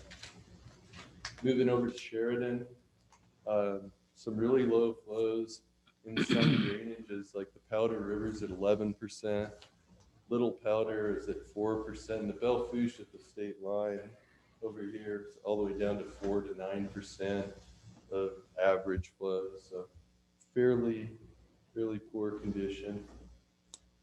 Our primary concern there is really native species. Some of these are game species like sauger and sturgeon, but it's the only other drainage in the state where we have sturgeon chub, and we have some concern about just how they're going to fare. This is what the powder might typically look like in early summer.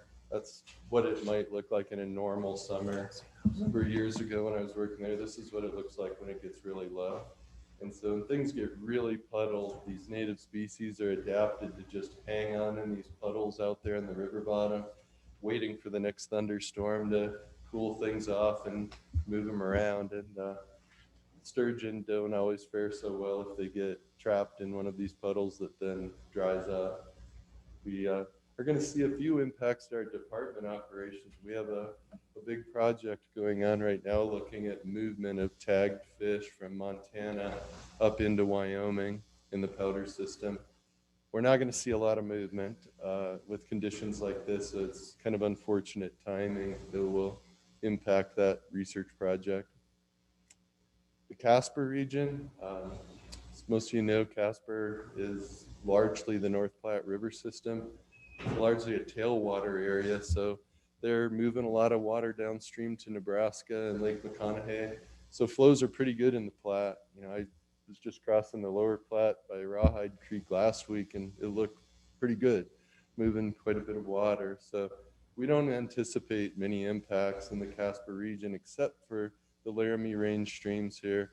That's one of the dry spots on the map. And Deer Creek, for example, one of the streams with the gauge has got really low flows and was at 20% of the historic average. And most of those are wild fisheries.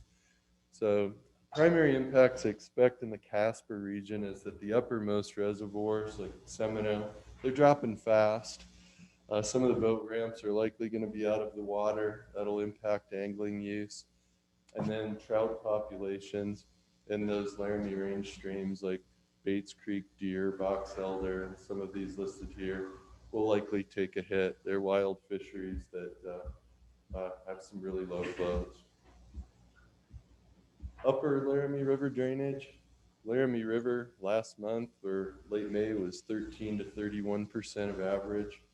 The North Platte above Seminole, one of our premier trout fisheries, Blue Ribbon Trout Stream, is at 20% of average, and the Encampment River at 31. So those are really concerning. The Laramie River primarily for the horny-head chub, and these other fisheries for trout.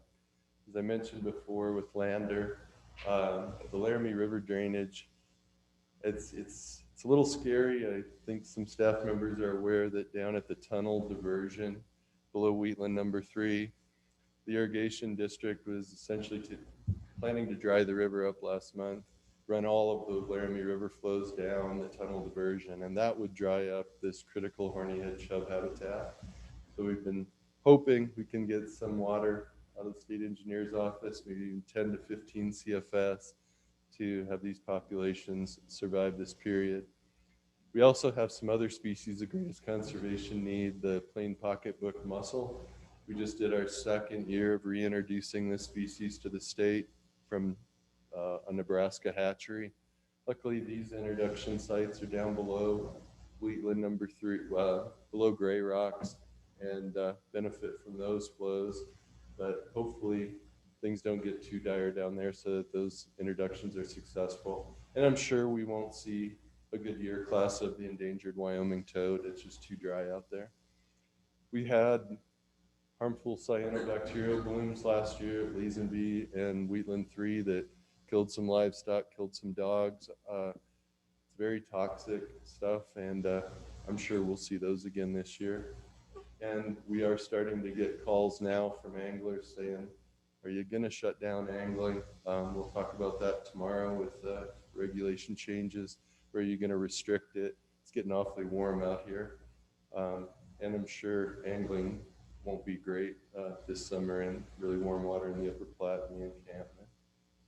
But as was obvious from Ian's presentation in that first slide, the real crappy situation in the state is the southwest corner. Where we're in the Bear, we got 5% of normal flows for late May. The Black's Fork, that 2% is a historic record in 88 or so years of gauge data. That's an all-time low. The Lower Green at 12% and the Little Snake over here at 5%. We will see impacts to both native species and sport fishing with those sorts of conditions. So this is where our primary concern is in the state. We'll see widespread impacts to angling. A number of different types of species of greatest conservation need. The boreal toad is a stronghold over in the Wyoming range. Conditions can't be good for amphibians. The 3 species, round-tailed chub, flannelmouth sucker, and bluehead sucker, their strongholds are some of the streams like the Black's Fork drainage and the Big Sandy. Those places are getting really, really low. The California floaters found over in the Bear. I just had a text from one of our biologists this morning that said that it was at Woodruff Narrows. It's at 14% of reservoir capacity, and there were dead California floaters this morning all along the shoreline. So it's not a great condition over there, but really one of our primary concerns is what the need and the call for water from downstream states is going to do to Flaming Gorge Reservoir and Reservoir. So we'll see what happens. The one bright spot is that we've had a major restoration effort ongoing for a decade or more on the Big Sandy River that will culminate in a chemical treatment to remove non-native burbot and non-native white sucker this summer. And conditions are going to be great for a successful treatment. So it's one bright spot. We hope that goes well. Summary, Lander region is probably the least impacted in the state, and the Green and Pinedale regions, aquatic wildlife's going to struggle. Our wild fish populations are going to be negatively impacted in places like the Salt, the Lower Bighorn, Middle Fork Powder, Laramie Range streams, the Upper Platte, and the Green and New Fork. A lot of our own work, population estimation with electrofishing, is being canceled due to high water temperatures and stress that was put on those populations. We're going to see really low reservoir water levels in some places, and I anticipate those being Jackson Lake, Seminole, Wheatland 3 for sure, and depending on what we hear today, maybe add Fontenelle and Flaming Gorge to that list.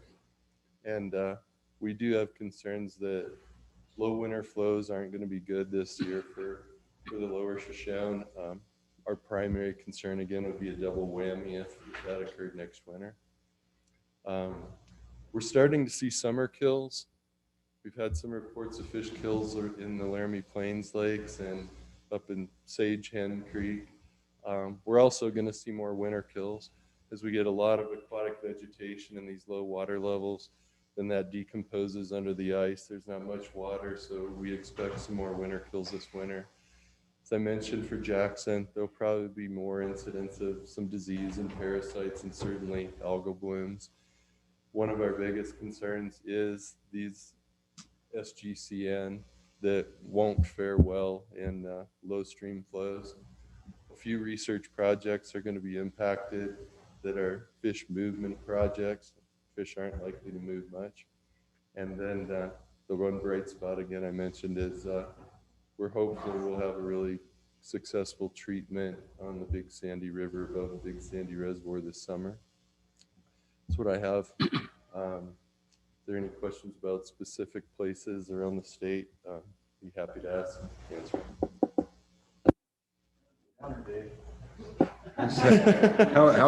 How's Green River Lake doing? What's that? How's Green River Lake doing? I'm not sure. I haven't heard about Green River Lake. I should have asked Darren that this morning. I don't know if there's anybody here in Fish Division who's heard about Green River Lakes, but I have not. Any other questions? Thank you.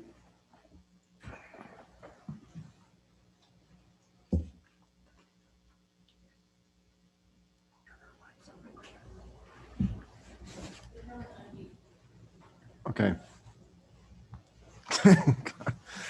Where do you want to go? Where's Mr. Kennedy? Take a break and we'll come back and we'll go into number 11, watercraft regulation. Thank you.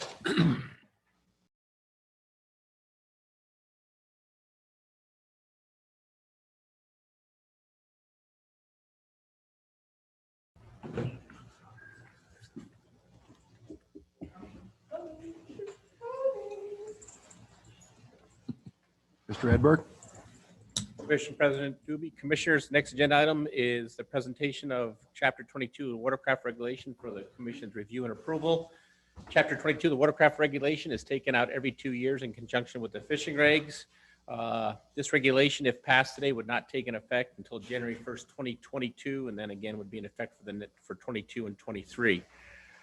Changes are minor, but as with all our regs, we held meetings across the state, one in each region, and as you can see, the input comments from the public were very, very minimal to non-existent. So basically the changes are under Section 7, diver down flags. We're just going to remove the reference and definition under Section 7.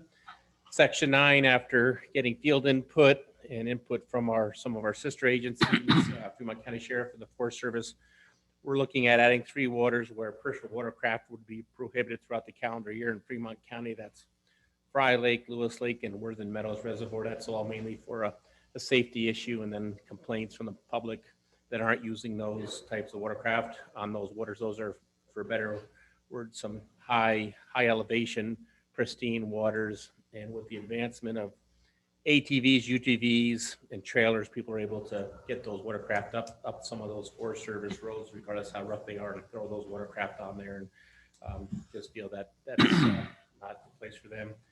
And then finally, we're going to just prohibit use of internal combustion engines on Ranchester City Reservoir.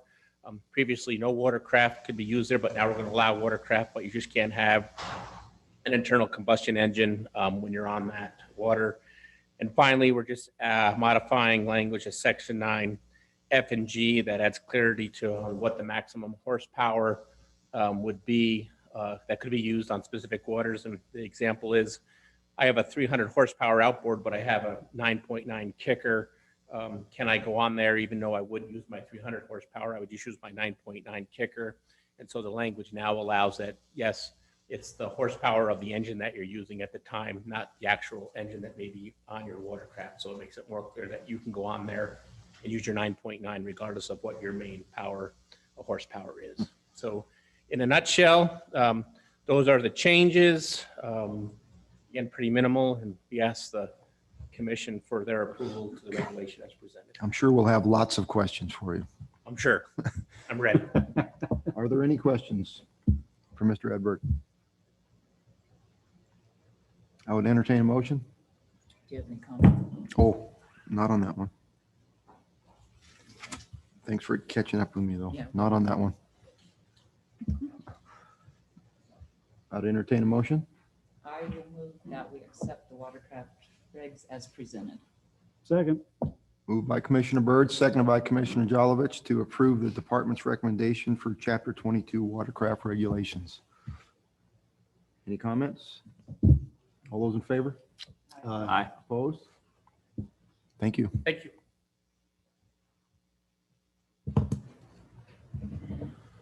Mr. Thompson. Mr. President, members of the commission, I'm Dan Thompson from the large carnivore section. I think I know all of you. My name's on the presentation for gray wolf hunting seasons, but Ken Mills, our biologist, is going to be presenting that. I think you've all met Ken, and he will give you a very informative talk with our proposals. Thank you. We'll get it up. Good afternoon, President Doobie, members of the commission. Yeah, happy to present. We've put a lot of effort into working on wolves and wolf delisting and wolf population management. I think it shows in the data that I'll show you today.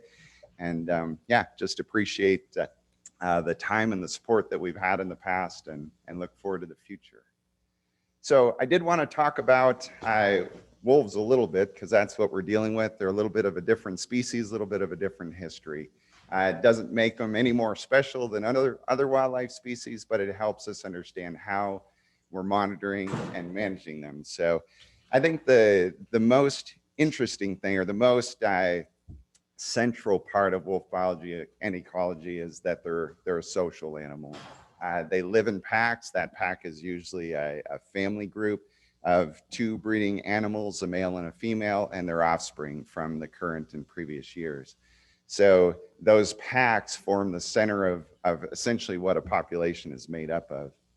They live in packs because they're cooperative. They primarily feed on larger animals, and so they work together to capture prey, raise young, and in part of that, defend exclusive territory. So if they can defend a territory, they also are defending primarily the prey within that territory that they use to survive. And so as a species, they have better success together than as individuals. So we see them use that advantage to increase survival, in particular of pups. 1 litter of pups per litter per pack per year in general, with higher survival rate than they would probably have if they had multiple litters of pups. So they go for survival and not numbers. They're carnivores. This is something that, again, we talk about a lot with wolves. They, regardless of where they live, they have a circumpolar distribution in the northern hemisphere, and regardless of where they live, they primarily prey on large ungulates. So in Wyoming, primary prey is elk. They really give the best bang for buck if you want to look at cost and benefits. So the risk is not as low for an elk as it is for a bison or a moose, and the reward is pretty high. So elk are it, and also because elk are numerous. So wolf predation on elk is largely sustainable. We've found if wolf density is low, there are exceptions to the rule, just with everything though. And in particular areas where winter habitat is on the edge of suitability for elk, wolf predation will have a larger impact there. And so those are some of the caveats we see with that. One thing to note as well is wolves change because they're eating elk. They change elk behavior. And that's usually the first thing that happens. So we'll have wolves move into an area and have had over time. And hunters will comment that there aren't any elk anymore. And we're counting the same number of elk in the winter as an agency. So we know they're there. What they're probably picking up on is a change in elk behavior. And I think that's the first indicator or the first thing that wolves may change as they inhabit an area. I think that stabilizes out over time. So folks that are hunting in areas where wolves have been for a long time probably see some stability over time in what that looks like, because we get fewer comments from those areas than some of the peripheral areas.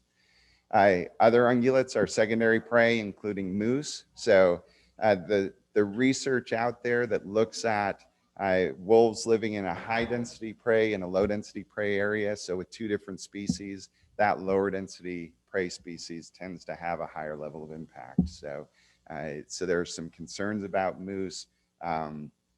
You know, we don't have any specific research in Wyoming at this point, but the impact on moose is more likely, so to say, than it is on elk. And the other secondary prey, we have all those other species, these ones. It's a complicated system. You know, we have a full carnivore guild, we call it, a full complement of our carnivore species, and a full complement of our ungulate species. Which makes, you know, impacts a little more difficult to tease out, because high density wolf areas would also be high density grizzly bear areas. And so all of that makes for complication. And the one ungulate species I don't have on there, species in plural, I should say, is livestock. So they also kill livestock, and that is a big proportion of what we look at as an agency as well.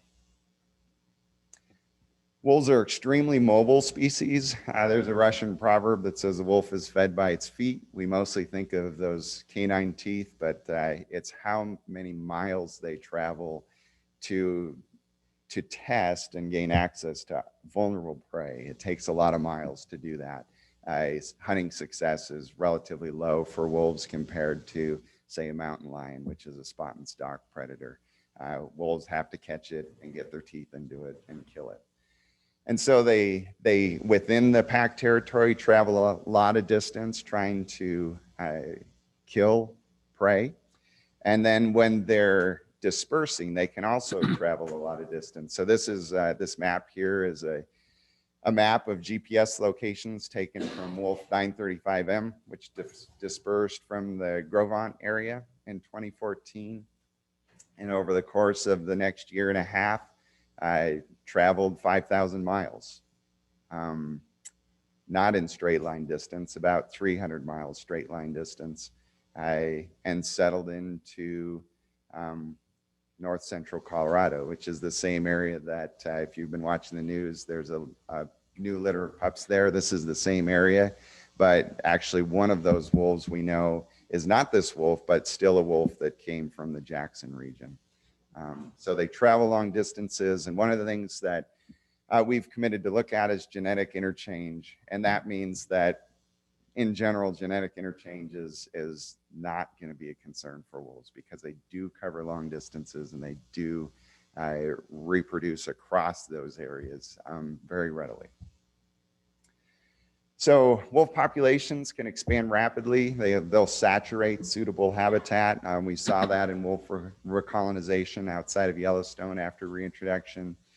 In Wyoming, wolves are generally limited by suitable habitat in northwest Wyoming. So we can only have so many wolves because we only have so much suitable habitat.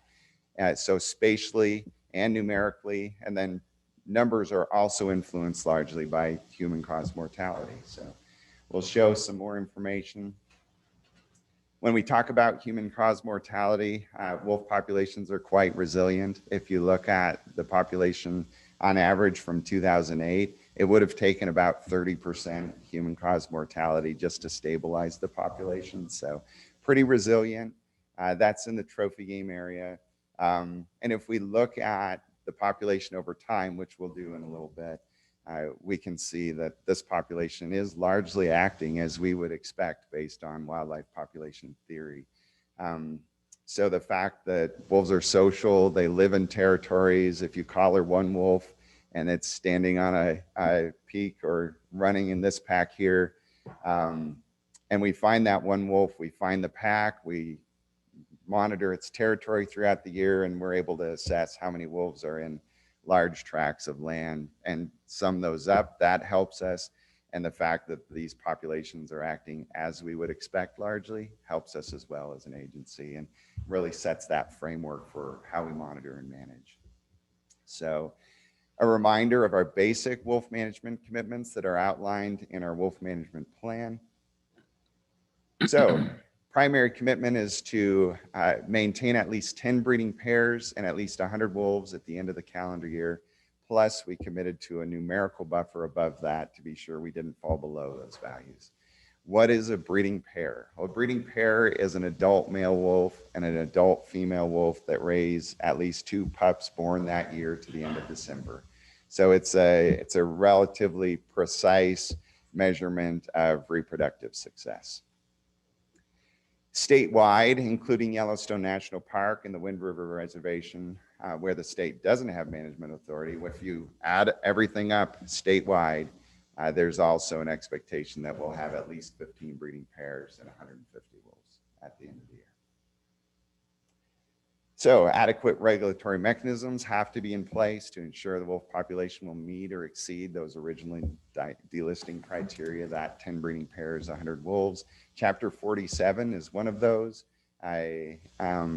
The Fish and Wildlife Service, because we have 1 year left of the 5-year post-delisting monitoring period after the species was delisted in 2017. The Fish and Wildlife Service will take a look at this approved regulation and evaluate it. In future years, they won't necessarily be as proactive in that, but there can always be other avenues where they would evaluate our regulatory mechanisms. And then, as I mentioned about genetic interchange, we have to document that it's actually occurring throughout the Northern Rockies. So a reminder about our wolf management framework in terms of the spatial areas. We have 3 primary zones. I apologize for anyone who's red-green colorblind because I haven't changed this yet, but inside this green line in northwest Wyoming, wolves are designated as a trophy game species year-round. That green line near Jackson expands south to this red line from October 15th to the end of February every year, where wolves are trophy game animals. But the line goes back to this green line south of Jackson from March 1st to October 14th, and wolves are designated as predatory animals in that area. So it's a little bit of a different zone that changes seasonally. So we call it the seasonal wolf trophy game management area. Outside of that area on lands that the state has management responsibility, I wish to really point up to this map, wolves are designated as predatory animals. So each year we publish an annual report. It includes all the data on the wolf population in Wyoming. So it is a statewide report. It's available online. And we try to be very transparent in this report. And so most of the graphs you'll see today, if not all of them, are in that report, available to the public. And it just informs the public of how we're approaching things and what's going on. So if we look at, again, the wolf trophy game management area, that's where the department has the commission really has primary management authority, and where we seek to maintain that 10 breeding pairs and 100 wolves. If we look at the wolf population over time, I've color coded it so you can see when they're hunted, when they're not. You can see the changes when delisting occurred. Can't see the dates in there, but 2012 and 2013, relisted in 2014, led to population increases, delisted in 2017, led to population declines around a population objective of 160 wolves. And so we've been within 10% of that objective the last 3 years. So we're seeing some stability in the population, which is good. When you look at number of packs in blue and breeding pairs, which is really the one we pay attention to more, there's the 10 breeding pair limit. Again, relatively stable at 11, 13, and 11 breeding pairs over the last 3 years. So coming in just above that minimum of 10. And that's part of why we've set the objective where we have, and I'll discuss that a little later. So we have dual population parameters. We have these two things we're managing for, and it's a lot easier to manage for numbers of wolves than it is for breeding pairs, because monitoring all of that, we can figure out what's on the ground, but how do you actually manage for a breeding pair? So the positive is those relationships between number of wolves and number of breeding pairs in the trophy game area at the end of the calendar year are very strong. So in other words, only about 9% of the variation in breeding pairs every year is independent of number of wolves. So number of wolves drives 91% of the final outcome for how many breeding pairs we're going to have. Well, that makes it possible for us to manage a number of wolves and have a high probability of having a specific number of breeding pairs. So again, really good for us. That will be revisited as well. So we have a thorough, I'll call it, wolf monitoring program. We collar wolves. We captured 28 in 2020. We captured more wolves in winter, this past winter, 2021. And so at the end of March, there were 72 collared wolves in 21 of 24 packs in the WTGMA.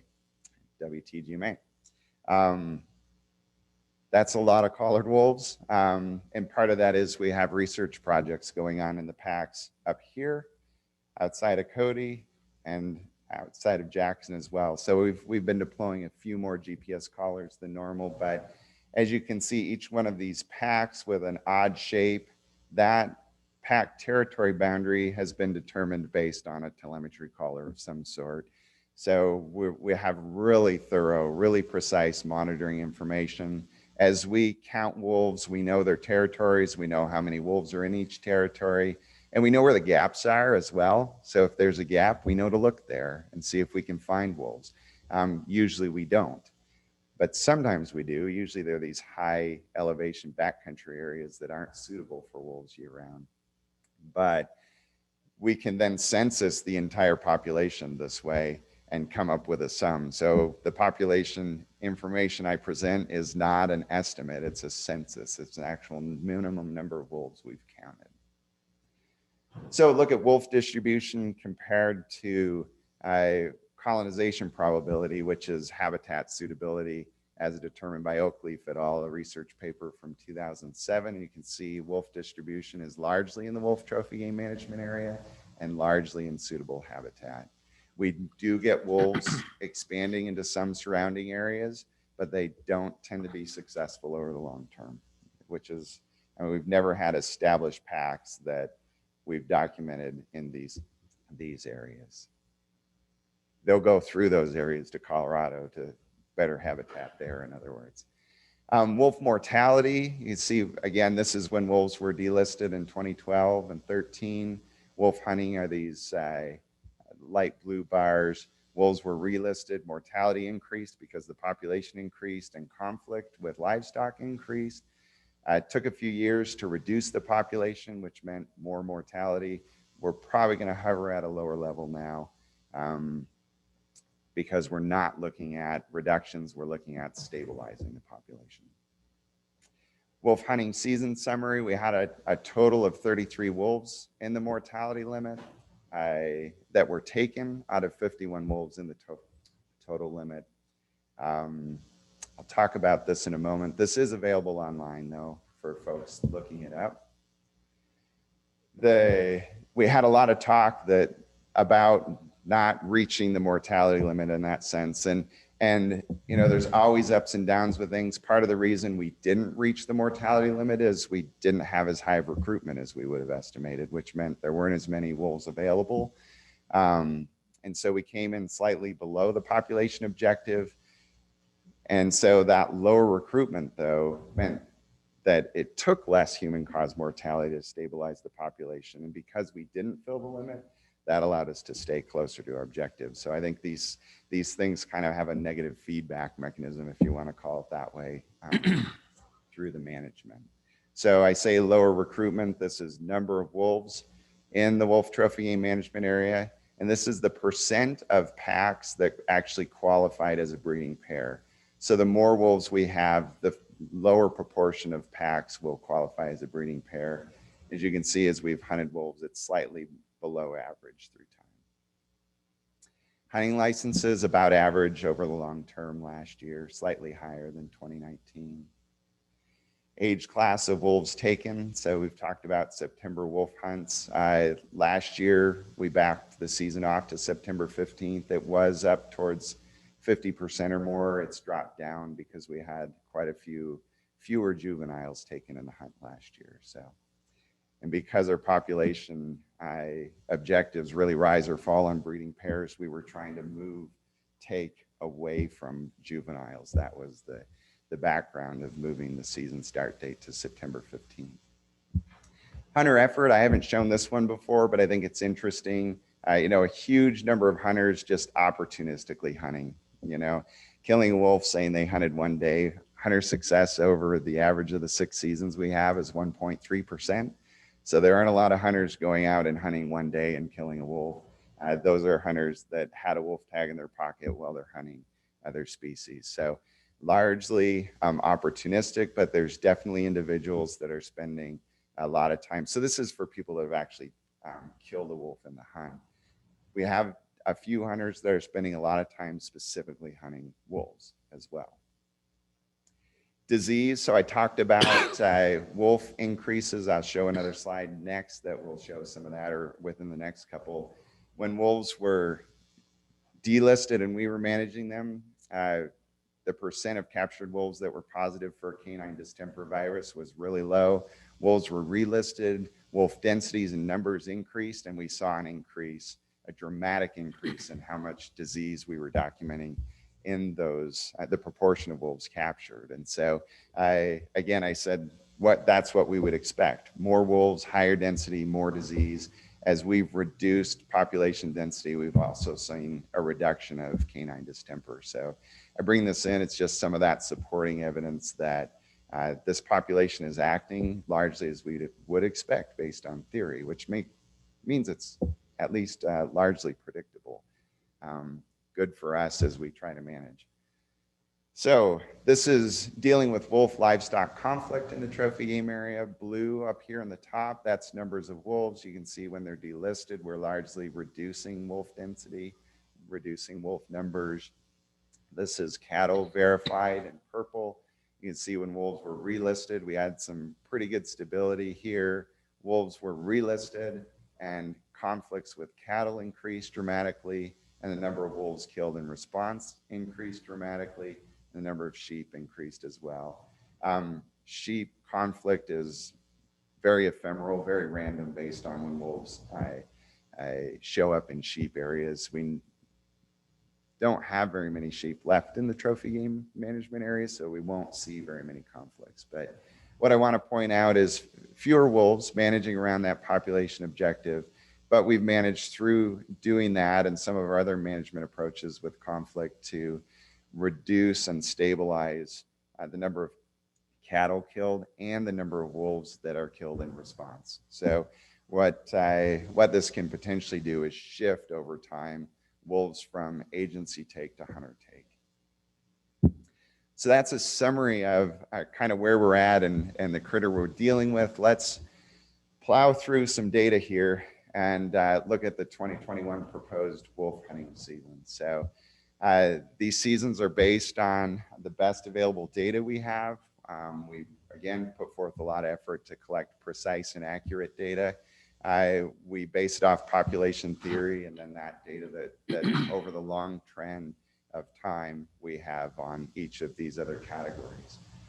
So we need a starting point, and if you read the annual report, we had 147 wolves at least in the wolf trophy game management area at the end of last calendar year, which is the start of this calendar year.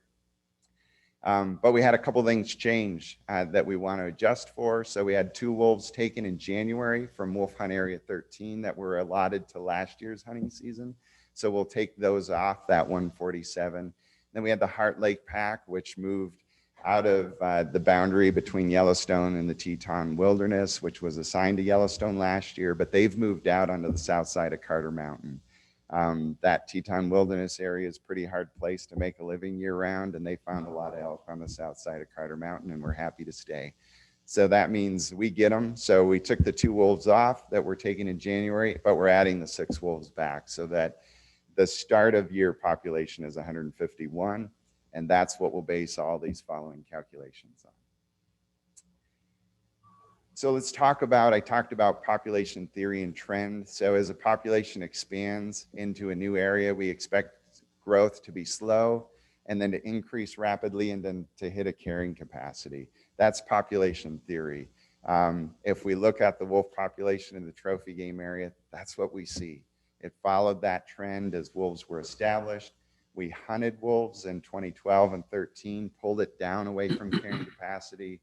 And so we in essence had the hand on them a little bit, but when they were relisted, we had to take the hand off them. And that meant that they increased rapidly and really, by all indicators, overshot, we call it. They went beyond carrying capacity, hence the conflicts we were seeing. And hence the disease issues we were seeing, and also the number of wolves killing other wolves during those years. We regained management authority and reduced the population. There's the population objective, so we're hovering around that objective. So there's 3 things that we look at for calculating the wolf mortality limit. One of those is we have to set a population objective. Where are we going? And then we need the data to help us get there, which is the estimated impact of human-caused mortality, and then how much non-hunting human-caused mortality we have. It's hard to hunt wolves that are already dead, so we need to accommodate for those and take them off. So setting the population objective, this is that same graph. You can't see the bottom, but that's number of wolves in the wolf trophy game management area compared to the number of breeding pairs at the end of the calendar year. On average, that yellow line, there's our 10 breeding pairs. On average, you know, we need about 111 wolves to have a 50% probability in essence of having 10 breeding pairs in the population. That's not a lot of confidence, and because we committed to a buffer above that, we actually have been looking at this red line over time. So this is essentially the 95% level. What that means for us is if we have at least 147 wolves, we can be 95% confident we'll have at least 10 breeding pairs at the end of the year. One thing I do want to draw attention to that we're going to continue to watch, we talked about it last year, these are the data points for the last 3 years. They're falling out below average. So that's why, you know, we backed off the wolf hunting season start date last year and why we're just watching recruitment in that sense, paying attention to that, because we want to know, is this a long-term trend or a short-term trend? And if it's a long-term trend, it might affect how we approach some of our decision-making. So just a note there, just because we're starting to see a trend and want to continue to watch it. So how does this set the objective? Well, we can look at that 147. If we need 147 to be 95% confident, what we've proposed over the last 4 years is to set it at 160, which should essentially give us 100% confidence we'll have our 10 breeding pairs. It gives us that buffer. It meets the requirements and the commitments we made in our management plan, and it's worked well to keep us above that 10 breeding pair minimum. So the impact of human-caused mortality, a similar graph to some of the other ones you've seen. So this is, again, number of wolves in the wolf trophy game management area at the start of the calendar year, because we have to have a predictive measure. So this is the start of the year, and this is the percent human-caused mortality it would have taken that year to stabilize the population. And we can see that trend, whether wolves were hunted or not, is pretty consistent. And so we can throw our 151 wolves on that graph in the calculation, and we come up with 48.5%. I'll explain how that enters in a moment. Similar relationship for estimating non-hunting human-caused mortality. In this case, the more wolves we have, the more wolves are likely to be killed by non-hunting human causes, so things like lethal control. And you can see that's pretty consistent whether wolves are hunted or not hunted. So we can put our 150 wolves on in this equation and come out with 12.5%. So we would expect 12.5% of those 151 wolves to die from non-hunting causes. So we take that data and we kind of throw it into a basic calculation. We have 151 wolves at the start of the year. We estimate that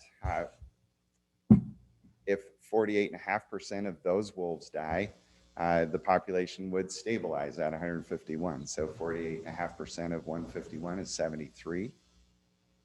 We're proposing to increase the population by 9 wolves. So we would propose to remove those 9 wolves out of that 73 for a total of 64. So what's that saying? It's saying that if 64 wolves die from all human causes combined, we would expect to be around 160 wolves in the trophy game management area at the end of the year. We haven't accommodated for non-hunting human causes now, so we'll take that 12.5% of 151 out, and that's 19 wolves. So we take those out of the 64, and we end up with a 45 wolf mortality limit for the wolf trophy game management area. This is slightly lower than last year, but hard to see on the bottom there. Each year we've proposed 2 wolves for the seasonal wolf trophy game management area to apply to that mortality limit. That's hunt area 12. So you add those 2 wolves in, that's 47. I'll show a comparison table in just a moment. So that's the proposed wolf mortality limit. We're proposing the same wolf hunt areas as previously, including combining hunt areas 3 and 4 and 6 and 7 and 8, 9, and 11. So no proposed changes there. There's no proposed changes also to season dates. So September 15th to December 31st for the majority of areas. That hunt area 12, this is the seasonal area. Wolves aren't trophy game until October 15th. So that season starts October 15th to the end of December. And then hunt area 13 in Whiskey Mountain extends a little longer to the end of March because of concerns over wintering bighorn sheep. How does that compare? Well, we've distributed that limit based on how many wolves approximately are in each hunt area and the objectives, what's going on in those hunt areas. So very similar proposal to last year. The Cody region shifted one from 3 and 4 to hunt area 1. There were fewer wolves in hunt area 6 and 7 and 5, so lower wolf mortality limit there. And we shifted some wolves from this hunt area to accommodate hunt area 10 as well, to be sure we have a consistent mortality limit there because of concerns with livestock depredation and also impacts to elk at the Camp Creek and Horse Creek feed grounds. So very similar. So what is on the bottom there is a total limit of 2021 of 47 again, and 2020's limit was 51. So we had a public comment period, like all regulations, from April 19th to June 4th. There were 8 public meetings. One was completely virtual, one was dual, virtual and in person. We received 17 individual comments, 8 from residents, 9 from non-residents. Continues to be interest. But I think part of the lack of commenting is probably just the stability and the approach we've had as an agency. It's predictable, it's stable over time. And so most of the comments we receive are repeat comments that are similar to previous years.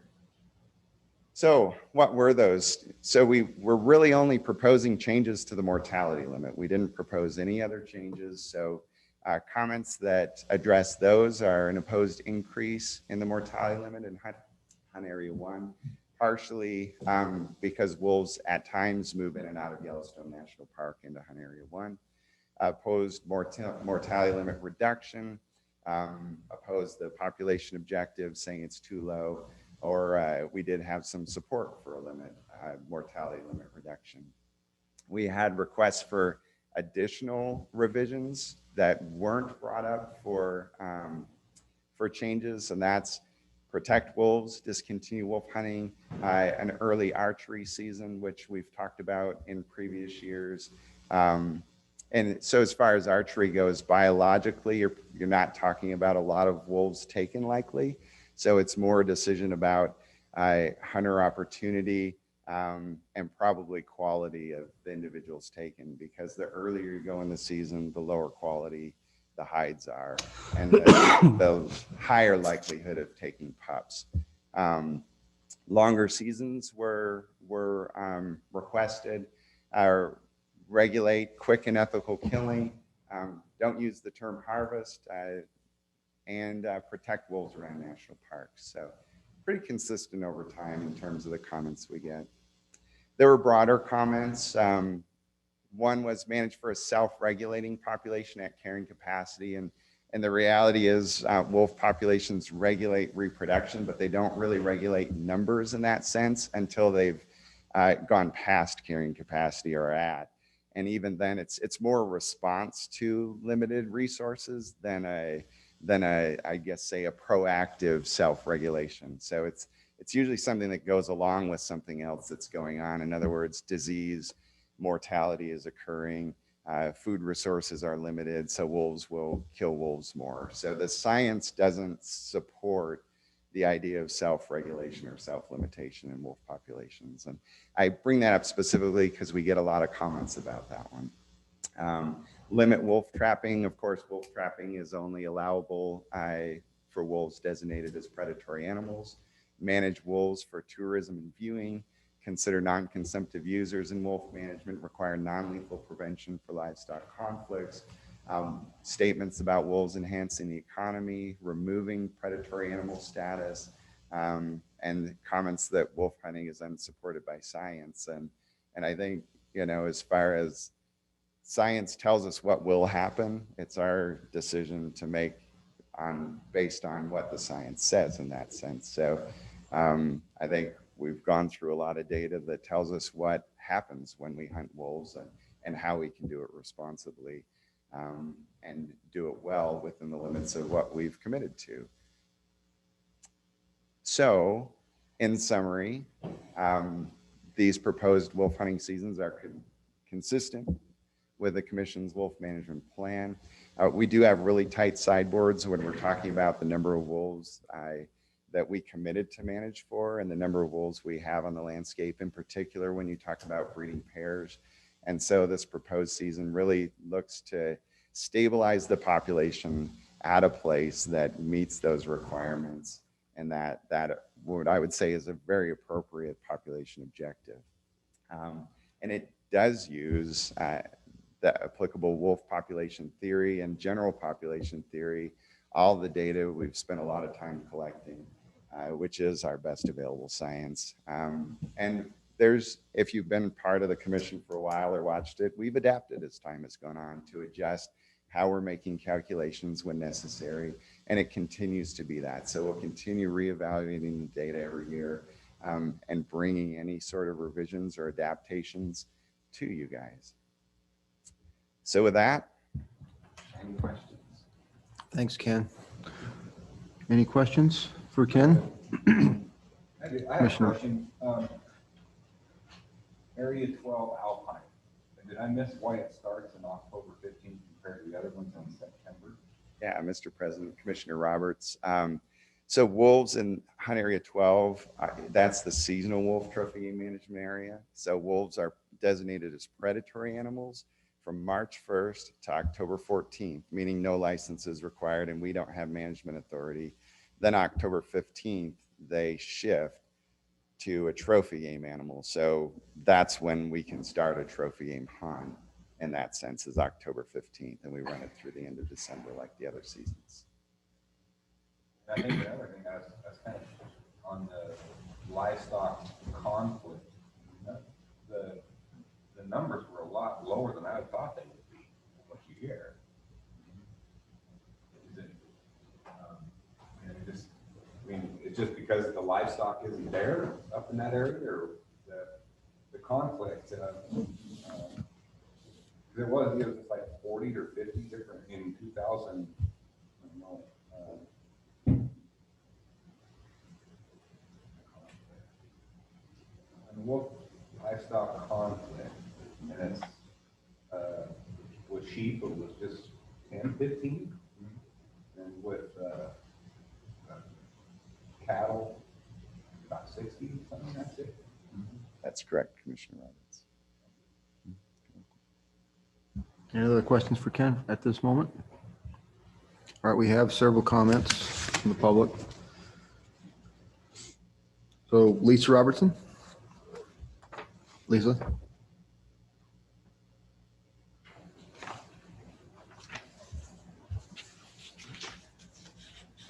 I love being first. Not really. President Doobie, commissioners, thanks for the opportunity to be here. We've been before you since wolves have been delisted. We've been here every year trying to support the value of wolves, but we would like to thank the commission for the opportunity to provide comment on the management plan, although our comments appear to have been discarded. This is very short. It's just 2 paragraphs because you have our comments in hand. But these minimum numbers were not intended to be the long-term population goals for wolves, but rather the minimum numbers necessary to prevent wolf populations from requiring the Endangered Species Act protections.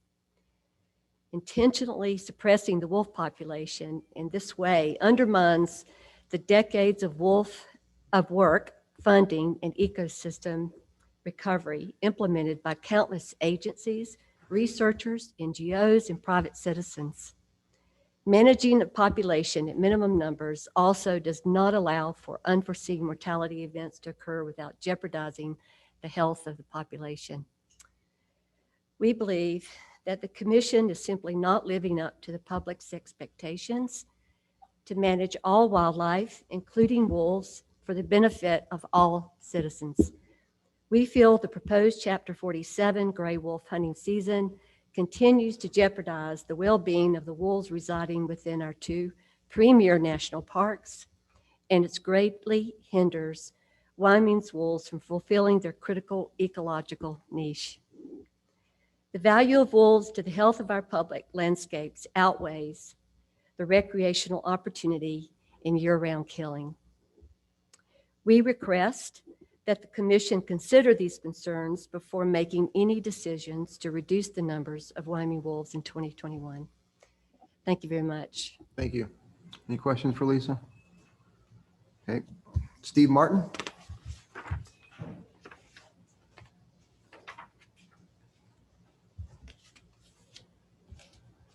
Good afternoon, President Doobie, Commissioners, Director Nesbitt, who's no longer here.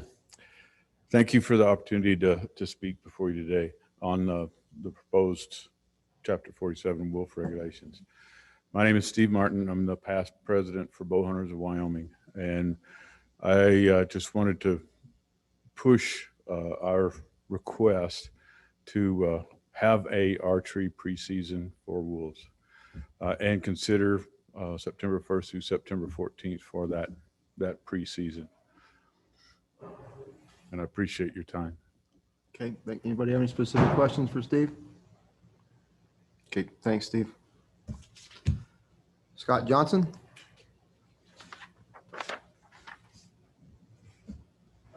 Thanks for the opportunity.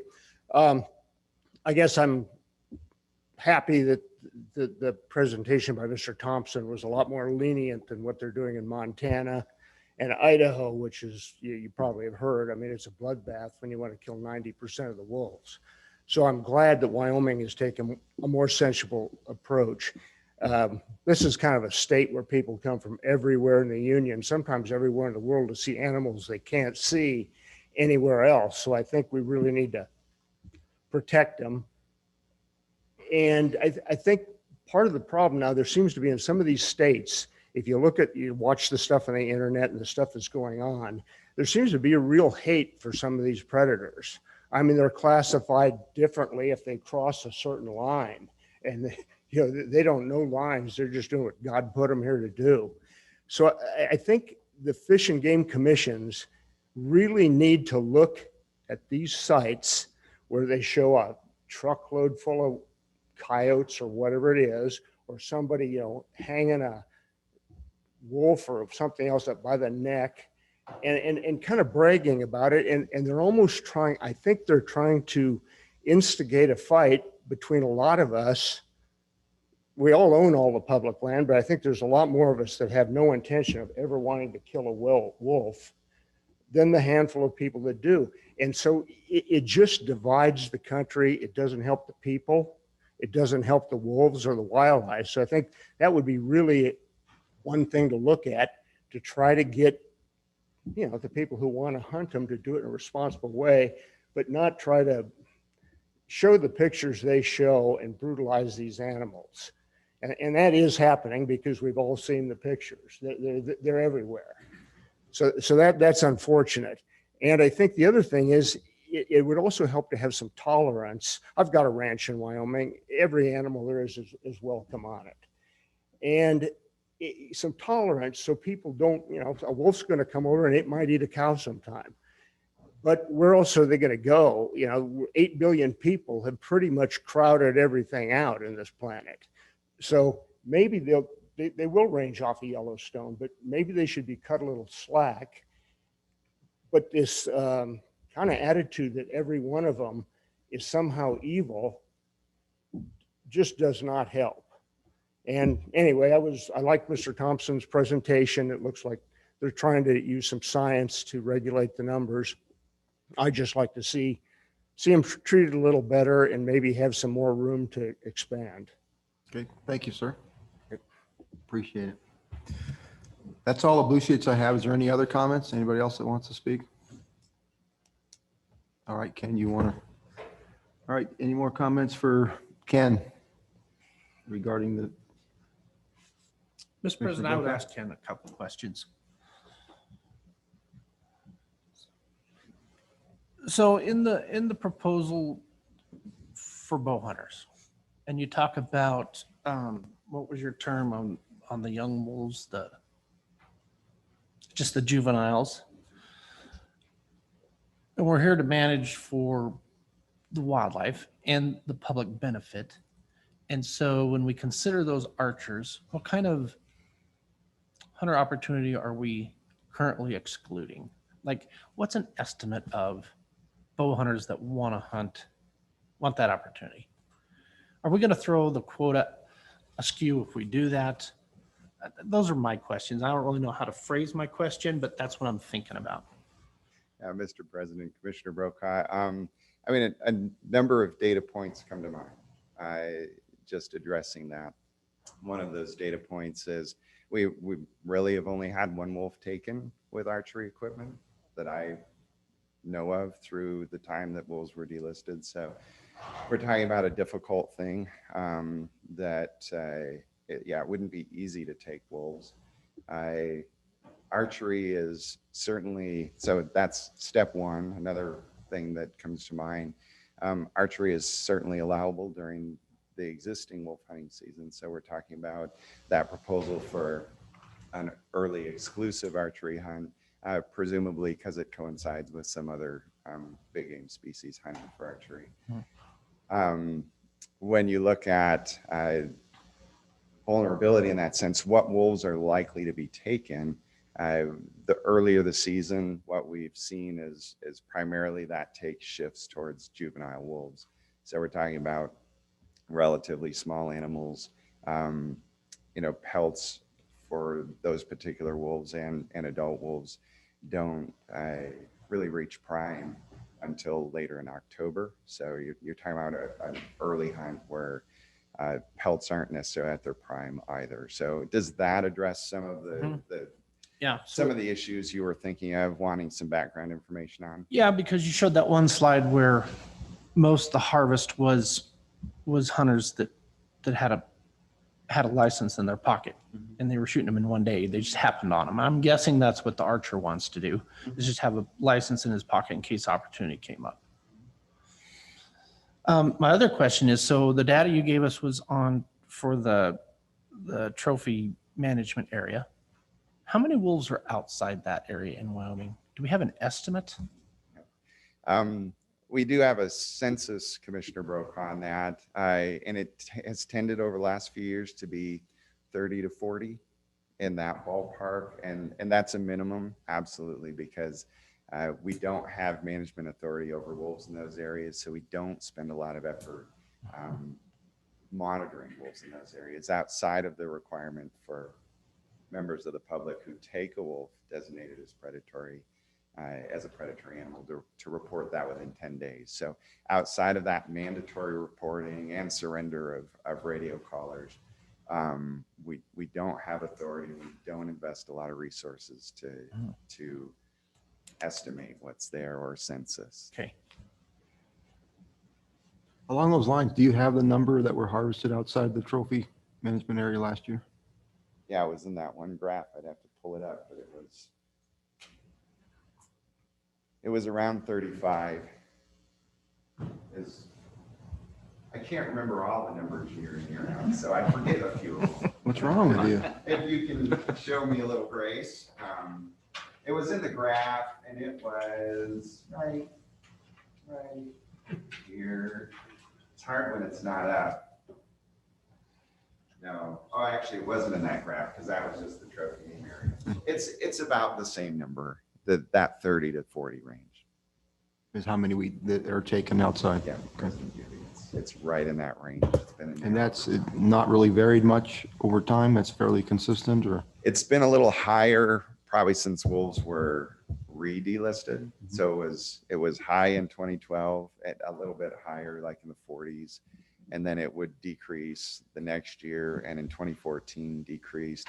But then with that population increase, when wolves were relisted, we saw range expansion as well. And then wolves were delisted, right? And so it was high again in 2017 or higher, and it's kind of stabilized down more toward that. is that harvest just fairly close to the trophy management area? The bulk of that harvest? Majority of it is. Yes, President Dewey. The majority of it is, but it can range from the Green River region to the Sheridan region and the Bighorns. We'll have a few that are taken in those outlying areas that are traveling through and happen to run into a hunter or a trap. Mostly firearm take. Thank you. Any other questions for Ken? I would entertain a motion. I make motion we accept the wolf hunting seasons as presented. I'll second. Moved by Commissioner Jolovich and seconded by Commissioner Byrd to accept the department's recommendations for Chapter 47 gray wolf hunting seasons. Any discussion? Any discussion? All those in favor?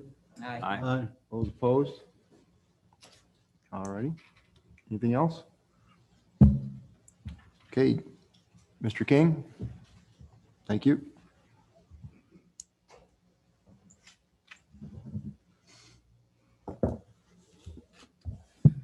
President Doobie, members of the commission, the last item for today is Chapter 4, fur-bearing animal hunting and trapping seasons.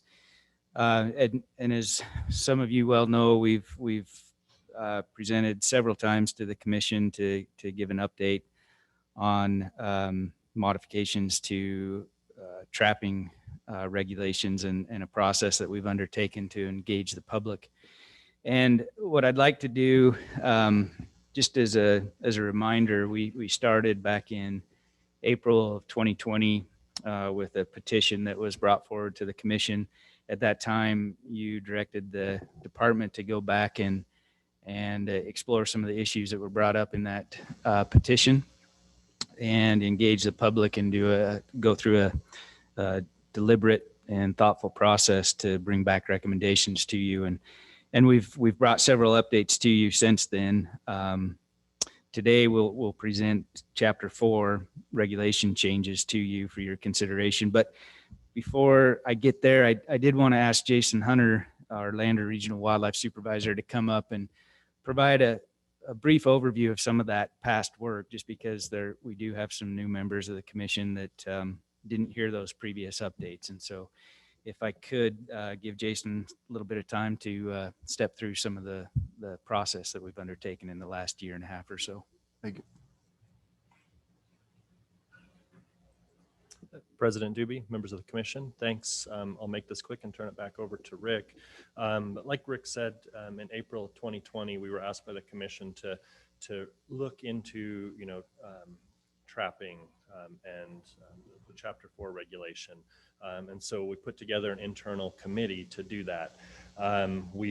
Between then and the July commission meeting, we gathered stakeholder information from all of our game and fish regions across the state, had a list of 300 to 400 individuals to contact, ranging from, animal shelters to trappers, outfitters, veterinarians, wildlife services.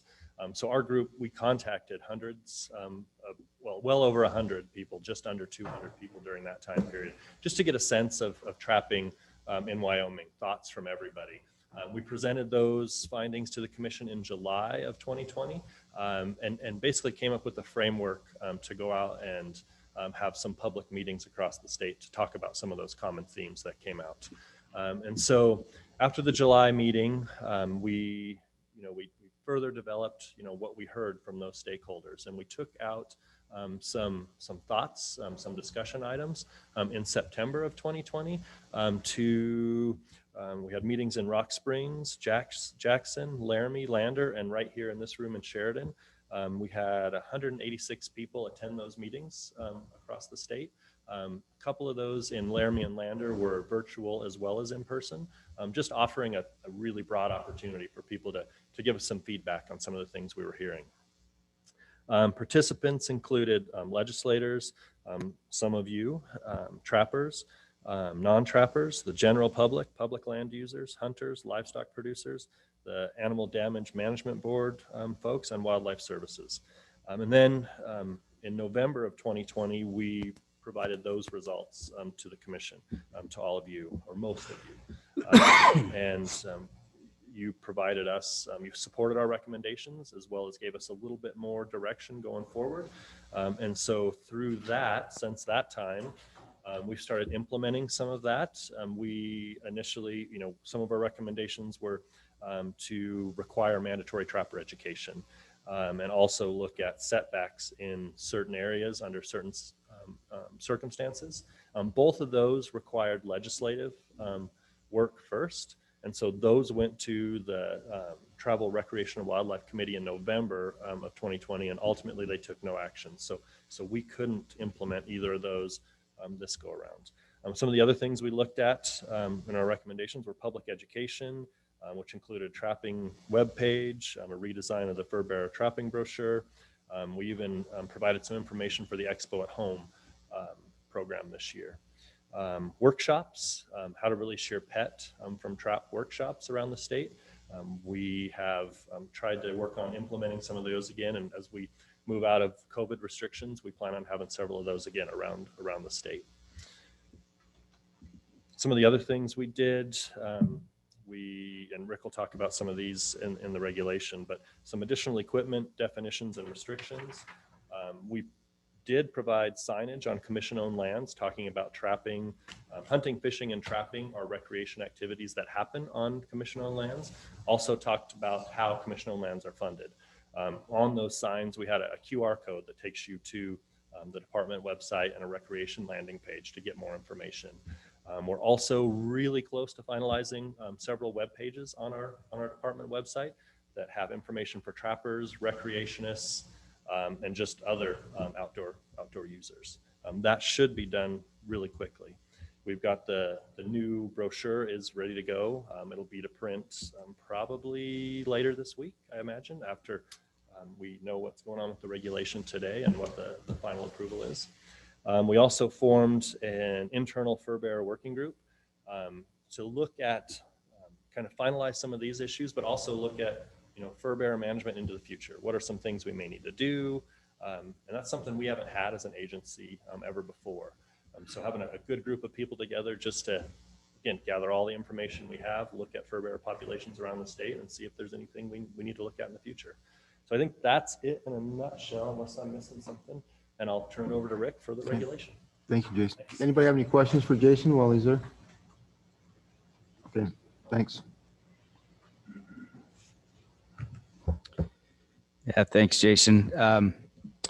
Yeah, I just would highlight that Jason and Dr. Thompson have been instrumental in leading our internal working group, and really appreciate their efforts and the time that they've put into this effort. So the regulation that you see before you today, of course, is a culmination of a lot of that work. And I'll just quickly step you through some of the changes. So we have added a definition of a power activated snare.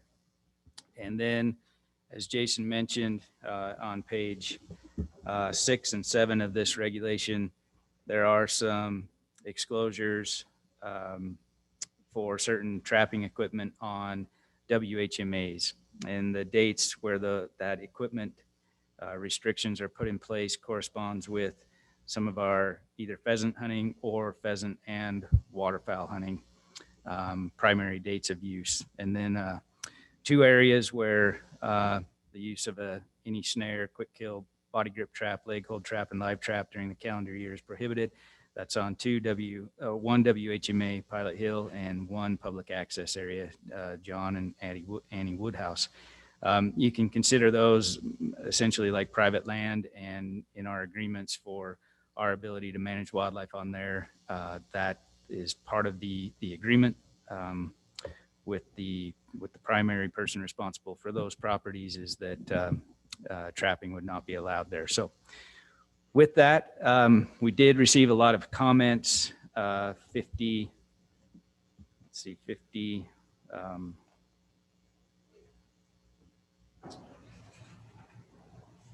my notes here, 53 comments, 53 online comments, 8 written comments. We did receive several comments about restricting trapping through the use of setbacks. And as Jason mentioned, that's been well covered in the past, and that the Commission does not have statutory authority to do that. And so that's not included in any regulation today.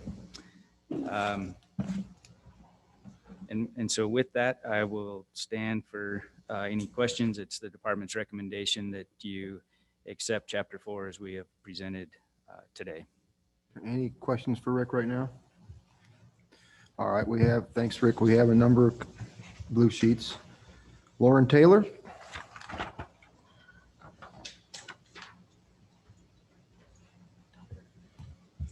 President Doobie, Commissioners, and Director Nesvik. My name is Lauren Taylor. I'm the Executive Director of Wyoming Untrapped.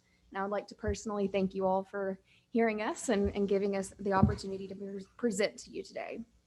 Wyoming Untrapped would like to take this opportunity to thank the Wyoming Game and Fish Department, the Wyoming Game and Fish Commission, and the Wyoming Trappers Association for coming together in their recognition of the need for trapping regulation reform. Wyoming citizens have been pleading for regulation reform as trail use, diversity, and public land use continues to grow throughout the state.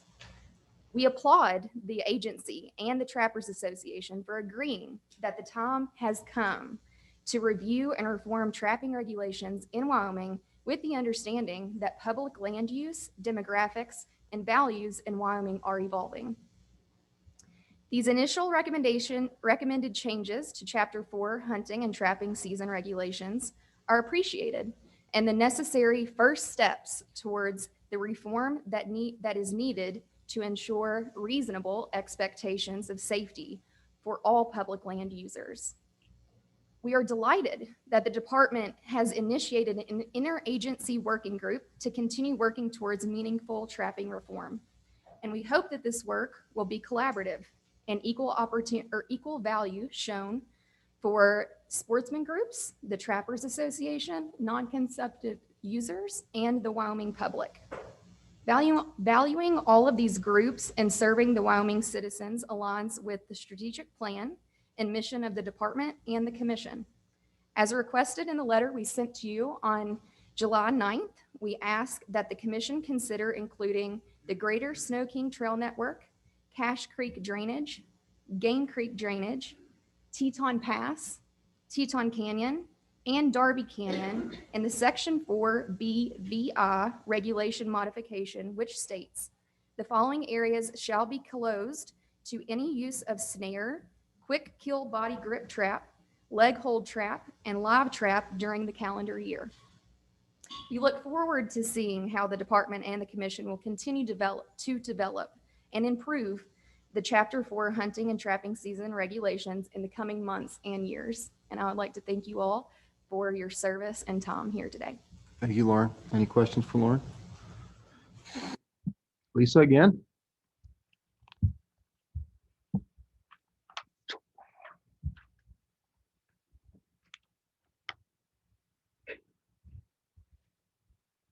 President Doobie, commissioners. I just have a paragraph to ask you. This should be sort of at the end of all this, but I wanted to bring this up that it's our understanding that the 2021 harvest reports cannot be available this morning, as they usually are, due to Wyoming Game and Fish staffing challenges. However, when the 2021 harvest data does become available, we ask that the department analyze those data for significant shifts and allow the commission to revisit and modify the current regulation for the 2021 harvest season as needed to maintain viable populations. Thank you. You wrote it down. Karen Zoller? Is Karen, oh, she's online? Okay.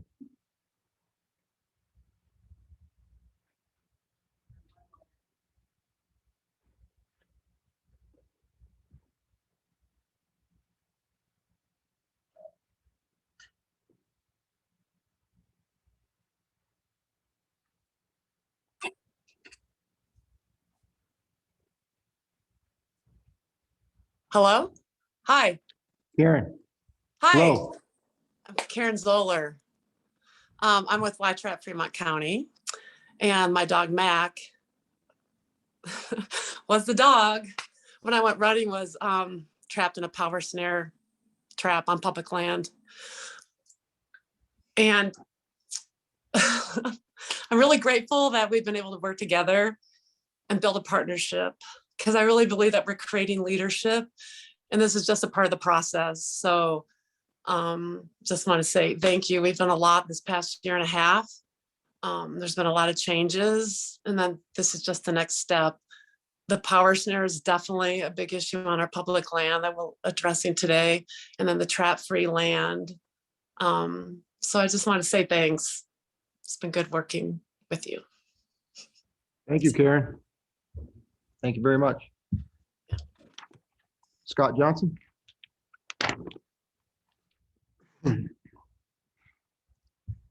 Well, I was at the meeting that was in this building back in the spring or late winter.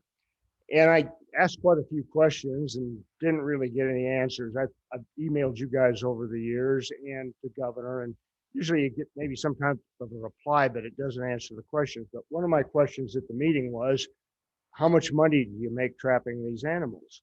And kind of collectively, the trappers just kind of laughed and said, oh, we don't make anything. Well, if they don't make anything on it, then there must be, you guys must have a value on what these animals are worth, because they're worth a lot of money to those of us that want them protected and want to see them, study them, and photograph them. And if they're not making any money, it must be costing quite a bit to regulate. I guess there's about 2,500 trappers. So we should know how much money the state's taking in. If they are making money and not saying they are, then they're avoiding taxes. But there seems to be no real value on what's a bobcat worth. When one's on my property, I wouldn't sell it for anything. There's a black bear the other day sleeping in a tree. I wouldn't sell that for anything. Some of us just want the thing alive so our grandkids can see it, and we'll still see it in 10 years. So those are questions that need to be asked, but I sometimes get the idea that if you're not a hunter or a trapper, what you think is just kind of ignored because it's perceived that we don't contribute any money to this. And we do. I put in a lot of money to protect wildlife, and I've got hundreds of them on my property that travel around and somebody else shoots them and gets to hunt them. I think we need some kind of conservation stamp where those of us who want to photograph and study stuff can buy it and have a proven amount that you guys have that we, ladies and gentlemen, I shouldn't keep saying guys, but so we know how much you're taking in, because I would gladly help support these animals so they're protected. I realize we're going to have hunting and trapping, but the rest of the population, the vast majority of America owns the public land, and most of them do, and that's where most of this goes on, and they don't hunt or trap. A lot of them just want to come to Yellowstone and see these animals or other places in Wyoming. So I think it's one thing should be looked into. As far as the trapping goes, I have never had a business or anything in my life where I didn't carry an umbrella policy. But if you're a trapper, you can set a trap just about anywhere, and people, us who own the land, can walk on it and get a dog injured or killed. Possibly a grandkid could get injured and killed, and they're not liable. You can find a trap with an injured animal squealing in it, and you're not allowed to help them. That's against the law. And I can't even imagine. Can you imagine having a kid or a grandkid that wouldn't help an animal in those conditions? I can't. I can't imagine it. So some of these things just don't make sense to a lot of us, and I think we are the majority. Another thing that comes into play: some animals can be in a trap for up to, I guess, about a week, depends on the type of a trap. Other ones up to 3 days. Now, imagine your dog being out somewhere. It could be a dog, coyote, doesn't matter. For 3 days, when it's either very hot and it has pups that would like to get to it in a den, or it's very cold and it's freezing to death, and that thing sits in there for up to 3 days till somebody shows up to beat it over the head. And then we can't even find out if they're making any money doing it or if they're just doing it for fun, if the state has a benefit to it over and above what people who come here and just want to see that animal. So there's a lot of unanswered questions, but back to the liability issue. How do we take all this land for 2,500 people and say, you do whatever you want on it? And if somebody's dog that they've had, for 5 years, 10 years, 1 year, loses its life, it's just ignored like, well, that's just kind of the cost of doing business. Not for the trapper, it's not. It's the cost of doing business if somebody wants to go on a hike with their family. It just makes no sense that no business would ever operate that way. You can have somebody break into your business or trip in the parking lot and they'll sue you. Maybe they shouldn't be able to, but they can. But we don't have any restrictions on what goes on the public land on something that could be lethal to an animal or animals that are non-target species. And I guess it's just kind of on a voluntary basis that you report if something's been injured, whether it's a bald eagle, an endangered species, you name it. I guess they report it, they're supposed to, but I wonder what the figures are on that. But I think there's a whole bunch of unanswered questions as what this costs in relation to what the public thinks those animals are worth, because a whole bunch of us have no desire to trap something. I can't imagine sleeping at night knowing I got a trap up in my pasture somewhere with an animal trying to get away. It's just, maybe you guys can imagine that, doing that to an animal, but I sure can't. But any questions? Any questions, Mr. Johnson? All right, appreciate your comments. Oh, excuse, hold on. Mr. Johnson, we do have one. Commissioner Roberts? Tell me more about what you're at on the conservation stamp, what you're talking about. Well, I think a lot of people point to hunting licenses, trapping licenses, fishing licenses, and say this supports all this wildlife and the Fish and Game Department and everything we do for wildlife. And it does. But a lot of us who just, go out and recreate and spend money on different things, take pictures and whatever. Myself, I spend a lot of money on the animals that are on my property to help them, give them a place to live, but it's just something I like to do. But if there was some kind of conservation stamp or something where we can target when families, and it would have to be promoted, you come to Yellowstone, you come to Wyoming, and you see these things, you're helping contribute so that grizzly bear doesn't get shot the minute he crosses a line, or a wolf, or a bobcat, or a mountain lion. So somewhere we can look at everybody and say, yeah, we contributed too, and millions of us. And it might take a while to implement, but it's at least something to look into, because it's kind of maddening to hear that hunters and trappers saved all this stuff. A lot of us did. And the owners of this public land are the public, and they should have just as much say. Actually, the benefit of the doubt should be given to somebody who doesn't consume something over somebody that does. That would be my idea, and I think probably a lot of people could look into see how this could be done, but I would sure hope that a lot of, because if you get on a lot of the conservation sites, whether it's World Wildlife Fund, Sierra Club,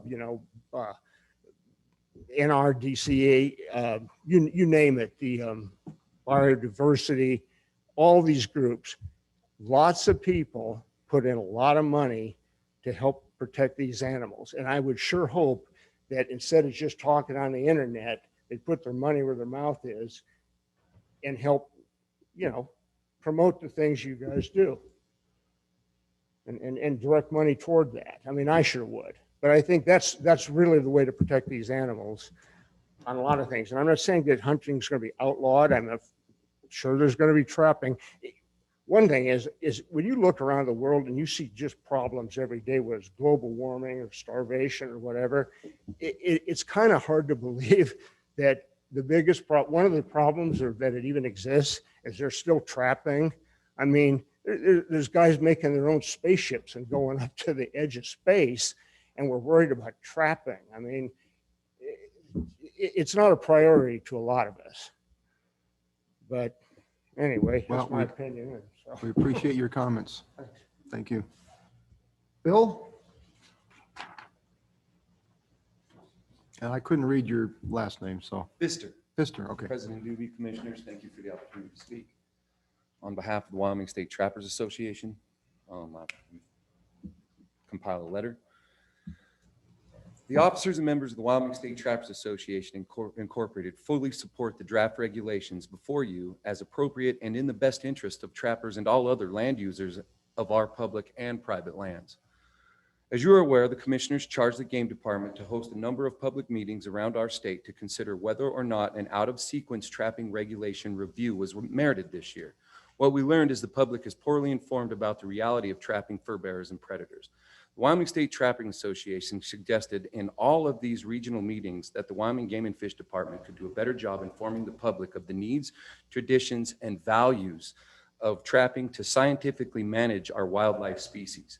Further, there was a call for the Wyoming Game and Fish Department to establish a group of trapping experts to assist in public educations, meetings, and improved website, a redesigned and friendlier trapping regulation document, and programs with messages to better inform the public of the many benefits of regulated trapping harvests program.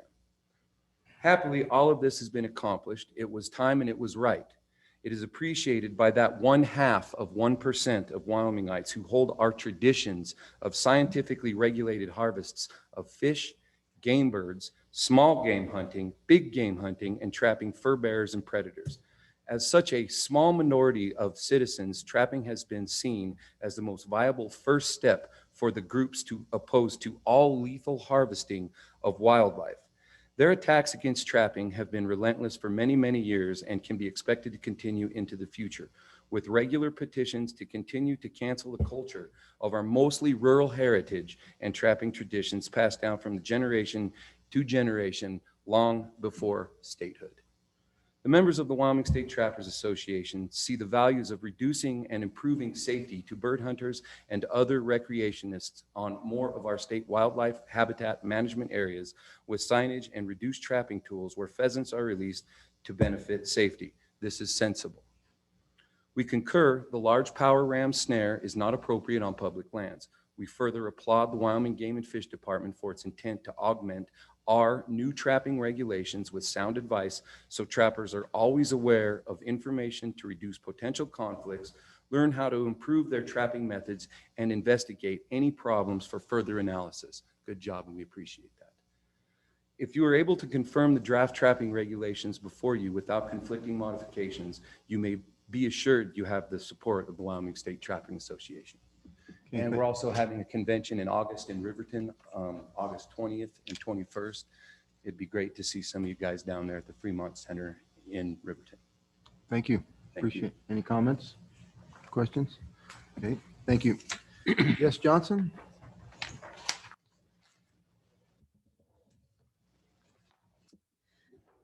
President, Commission, Jesse Johnson, Wyoming Wildlife Federation. A lot of passion, and I love seeing that around our wildlife. Our stance is pretty similar to the State Trappers Association. We think this is a good sense move forward, and we understand that as sort of landscapes and our populations are changing, as we're seeing more recreation out on the landscape, that these are good sense and needed regulation changes. With that, I would also counsel that there is no non-consumptive use of landscape. We see that as dogs run wildlife around, as humans move them, the effect of bicycles, kayaks, and everything else. So as we hunters and trappers and fishers endeavor to evolve to fit this changing landscape, I would also say that what we are hoping is that the education is there on the other side, which is not your guys' purview, but as we push for this, we're asking the community out there to also look at our impact. There is no non-consumptive use. And I would argue that trapping and hunting is a smaller use than many other places. The other side of that is that, WWF worked in 2012 to really help push through the constitutional amendment to protect the right to hunt, fish, and trap in the state. And we see this evolving and this updating of regulation as protecting this, because it's keeping us relevant and up to date. And so we will be here to always support the trapping side of it. We'll also be here to always have the good sense talks about the times that we do need to change. And we will also be here to help educate about our heritage and our traditions and counsel on the best ways to be around our wildlife and in places that does the least disturbance with the highest enjoyment. Yes. Any other comments in the audience? I saw one hand up. We'll give you one more shot here. And I guess Karen would like to speak once more as well. Thank you, President Doobie. This is addressing a question that you had, Commissioner Roberts. So as many of you know, I used to work for the Department of Kentucky Fish and Wildlife. And while I was there, I had the pleasure of developing the Kentucky Wild program that the state agency actually issued as a membership program for non-game wildlife funding or for non-consumptive users, as you guys typically state it. And so if you would like to talk to me about this program, I'm happy. I helped develop it. I'm more than happy to connect you with folks in Kentucky that would be able to give you more information on how that program is ran. And I highly, highly, highly suggest that you all look into it as an opportunity to get additional funding outside of sportsmen in the state.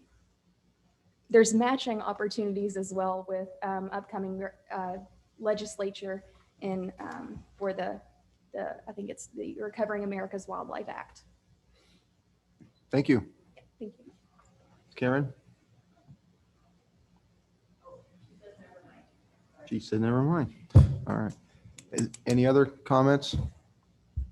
Yes? Just wanted to say, and I meant to say this earlier, Chris is really humble, but as far as the conservation stamp discussion, the Wildlife Fund is. Yeah, that would be better. That is, as far as this conservation stamp discussion, that the Wildlife Fund is doing this, I think it's called Wildlife Tourism for Tomorrow. And it's this great partnership that they've run with a lot of these tour companies. And there is an ability to already plug in and give a lot of money that is not in the hunting, trapping, and angling side of it. So there's a lot of movement for it. The Wildlife Fund's doing a great job with it. And I would just direct folks that have a lot of passion and money that way. Thanks. Very nice. You want to add on to that?